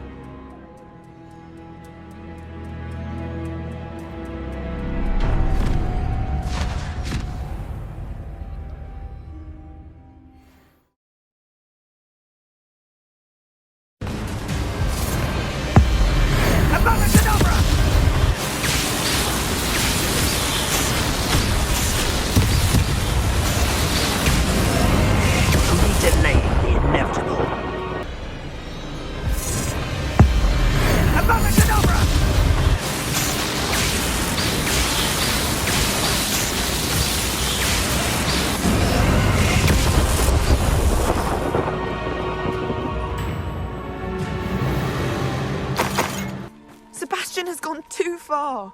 You saw what lies in the catacomb. I cannot stay here. Wait, Anne, please. Ominous. He was willing to put the whole hamlet and himself in danger on the chance that some old relic could help to heal me. I'm sorry, Ominous. Make sure he's all right, will you? I'm glad you're here. I received your owl. Where's Sebastian? Inside the catacomb. Frankly, I was surprised you weren't with him. Ominous, Stop. You did what you had to do, and I agreed. It might well have salvaged my friendship with Sebastian for the moment. You were right. I do regret casting Imperio. I hope you can forgive me. Our focus now needs to be Sebastian. He's in trouble. I'm going back into the catacomb to find him. Anne's right. He and the entire hamlet are in danger. The place is crawling with Inferi. Inferi? What are you talking about? You'll see. We need to hurry. Sebastian must not be in his right mind. I was so worried about Sebastian I didn't even realize. Anne's gone to get Solomon. When she first saw the Inferi, she thought Sebastian was being attacked. But then he showed her the relic and said he'd learned how to use it. The carvings on the relic were Inferi, and Sebastian somehow created them. Not exactly. He's controlling them. This is powerful dark magic. Creating Inferi is incredibly difficult, but controlling them... As Anne and I frantically barricaded the Inferi to keep them from escaping, Sebastian kept mumbling about healing Anne. When Anne said she couldn't stay here, I didn't realize what she meant. Solomon threatened to go to the headmaster if he heard of Sebastian dealing with dark magic. I need to get to Hogwarts. I must get to Professor Black first. Twist the story a bit, make him think it's a family fight. I'll be back as soon as I can. See if you can talk some sense into Sebastian. This incredible... Sebastian, I told you! The relic is the answer. I've been trying to reverse the dark magic that injured Anne, but this will allow me to control it. Just as I can control the Inferi. Control? I had to fight the Inferi all the way.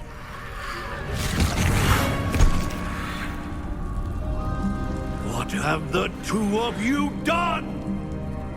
Accio relic!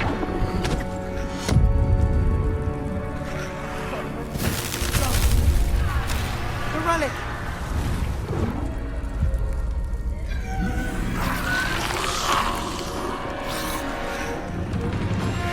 You'll pay for this!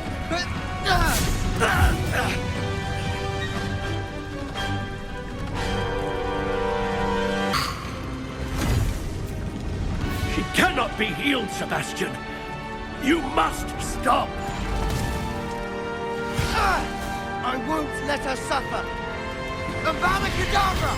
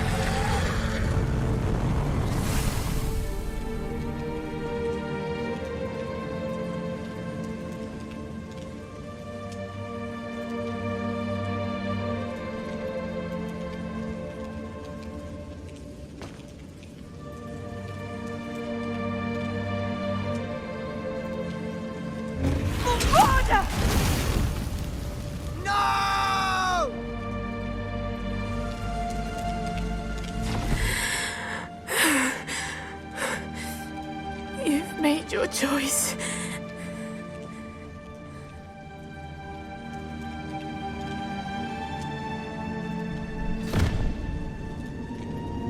Oh, Anne.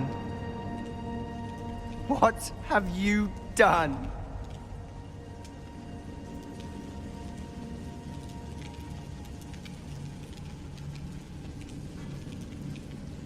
I must get out of here.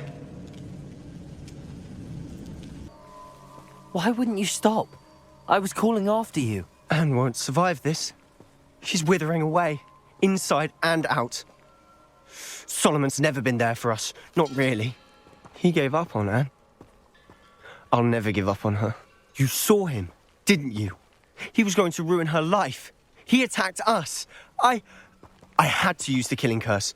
You know I did. If I hadn't known how to cast it... You went too far, Sebastian. I can't think right now. I need to leave. Victor Rookwood is dead. He confronted me as I left Ollivander's with the Keeper's wand. I had to defend myself. Godric's heart, are you all right? I know you're well able to defend yourself. I've seen it often enough. But Rookwood himself...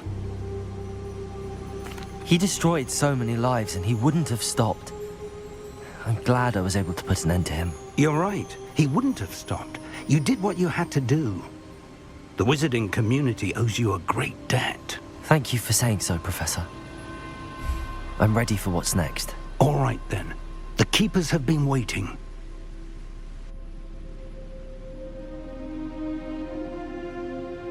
You have completed all of our trials, and you have done so under circumstances even I did not foresee. You understand now why all of this was necessary. The portkey, the vault, the locket, the book, the trials, to ensure that one with the ability you and I share would make the same choice that San, Neve, Charles, and I did. Now that you have witnessed my memory, you understand all that is at stake.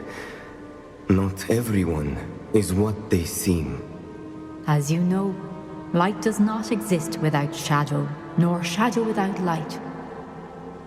Simply because you can eliminate darkness does not always mean that you should. Even the most well-meaning and competent amongst us cannot possibly know the consequences of manipulating what should be beyond our reach. What lies in the repository must never be released. Resist the temptation to destroy or control it. The magic that you have so carefully honed must now be used only to protect the secret we keep. You have the wand. You will know when to wield it. We leave our legacy in your hands.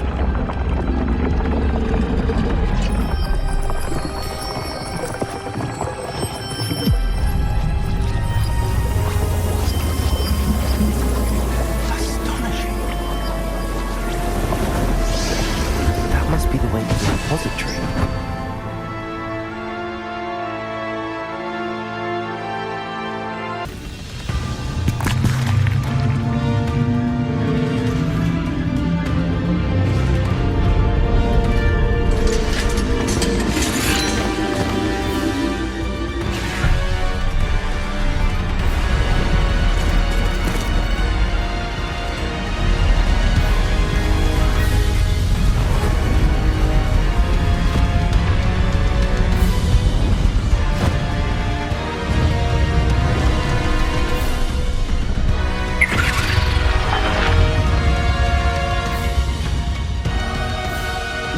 Have somehow evaded the castle's defensive charms. Steer them this way! We shall make quick work of them!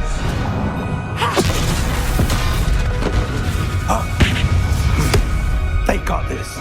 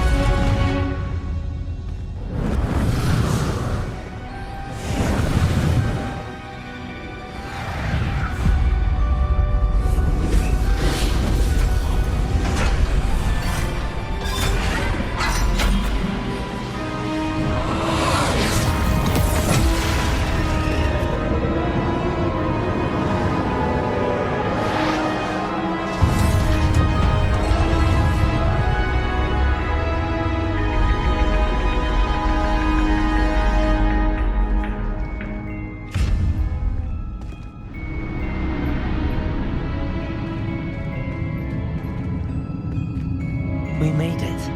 I'm relieved we got here before Ranrock. I can't believe this is it. The repository has been under the castle for hundreds of years. Think of all the pain that created it. This is what Miriam, George, your friend Lodgok, and countless others died for. Miriam believed this forgotten magic could be used for such good, but she did not know the risks. She did not see what the Keepers have shown you, what Isadora showed you.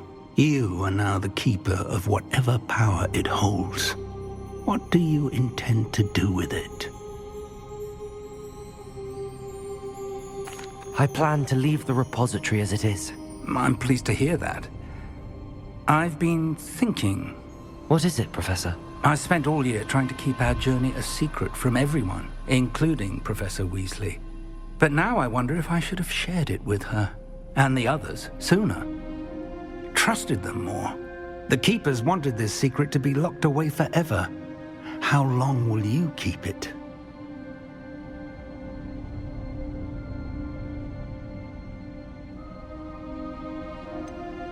The Keepers were right. The risk of using this magic is too dangerous. It is my responsibility alone to keep it safe. I understand, but you are not entirely alone. I will do all I can to help you.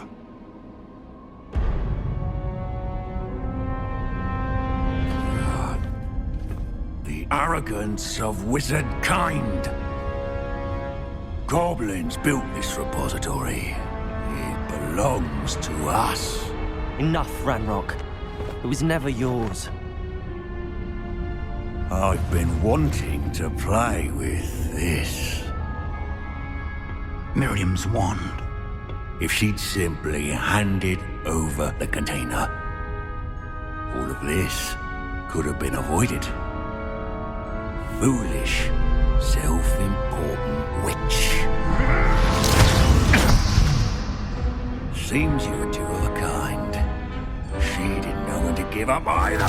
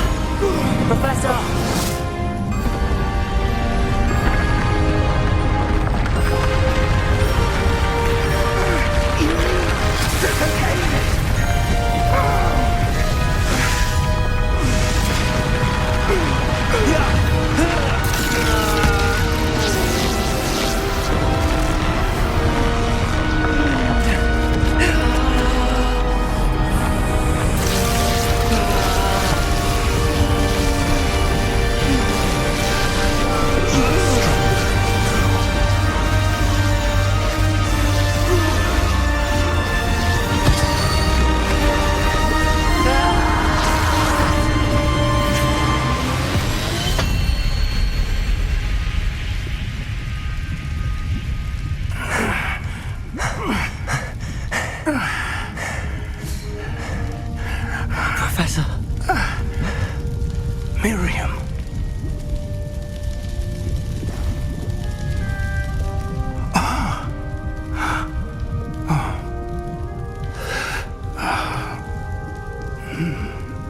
Miriam would have loved you, my young friend.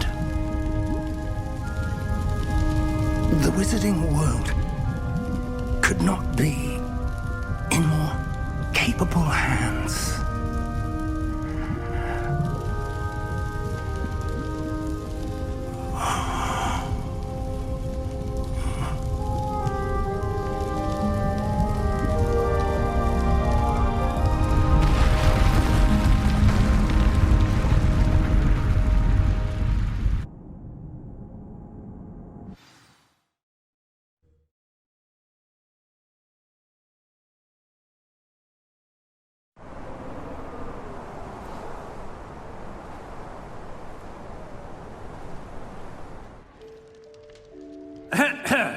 Professor Eleazar Fig.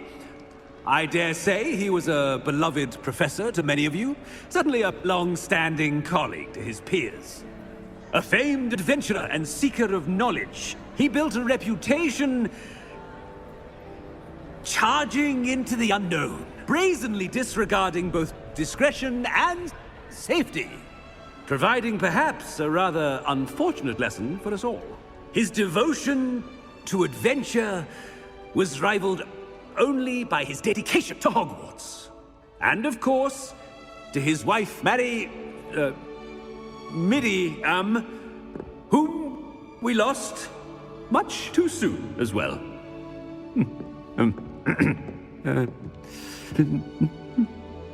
Yeah.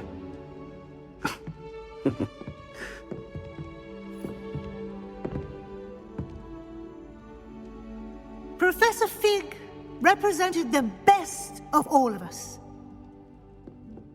He could be deviously clever, possessed a brilliantly inquisitive mind, and was the most loyal of friends.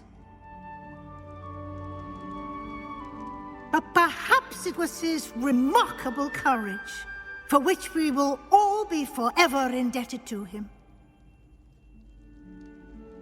If not for Professor Fig,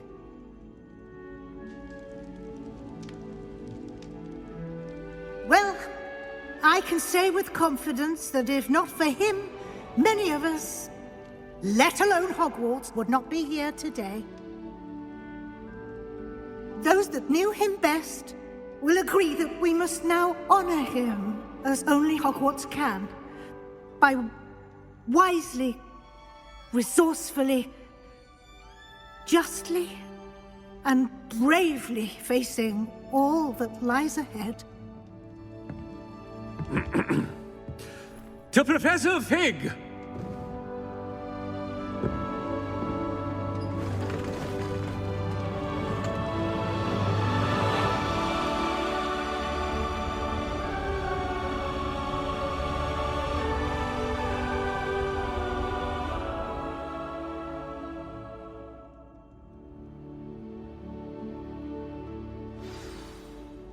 Can't believe we lost Fig.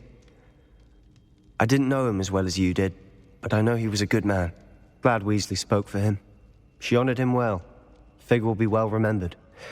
I realized the same should be done for my uncle. I hope Anne agrees to see me. Sebastian, I can't imagine what you and Anne are going through. Perhaps you'll hear from her soon. I hope so. I'll let you know. Sebastian, there's something you should know. It's to do with Victor Rookwood. I heard a rumor that he confronted you outside of Ollivander's. Sounds as if you faced quite a fight. The rumors are true, and I did, but it's not that. Just before Rookwood attacked, he uttered something familiar. The same words Anne heard before she was cursed. Children should be seen and not heard. Wait, what are you saying? It wasn't one of Ranrock's loyalists who cursed Anne. It was Rookwood. It was Rookwood all along. This can't be. It was the Loyalists. It's always been them. The night Anne was cursed, all she saw were goblins. Once Rookwood allied with Ranrock, Isadora's estate became of interest to them both. That's why Rookwood was there the night Anne was cursed. He was working with Ranrock. When he saw your sister, well, he didn't want anyone to know. So he cursed her. And she's never been the same. So cruel. Rookwood deserved what he got. Thank you for telling me. It wasn't a goblin. I suppose I owe you an apology. All this time I thought goblins were the enemy. But it was never that simple. As for what happened in the catacomb, I've not stopped thinking about it. Perhaps we could meet soon. There's much I wish to say.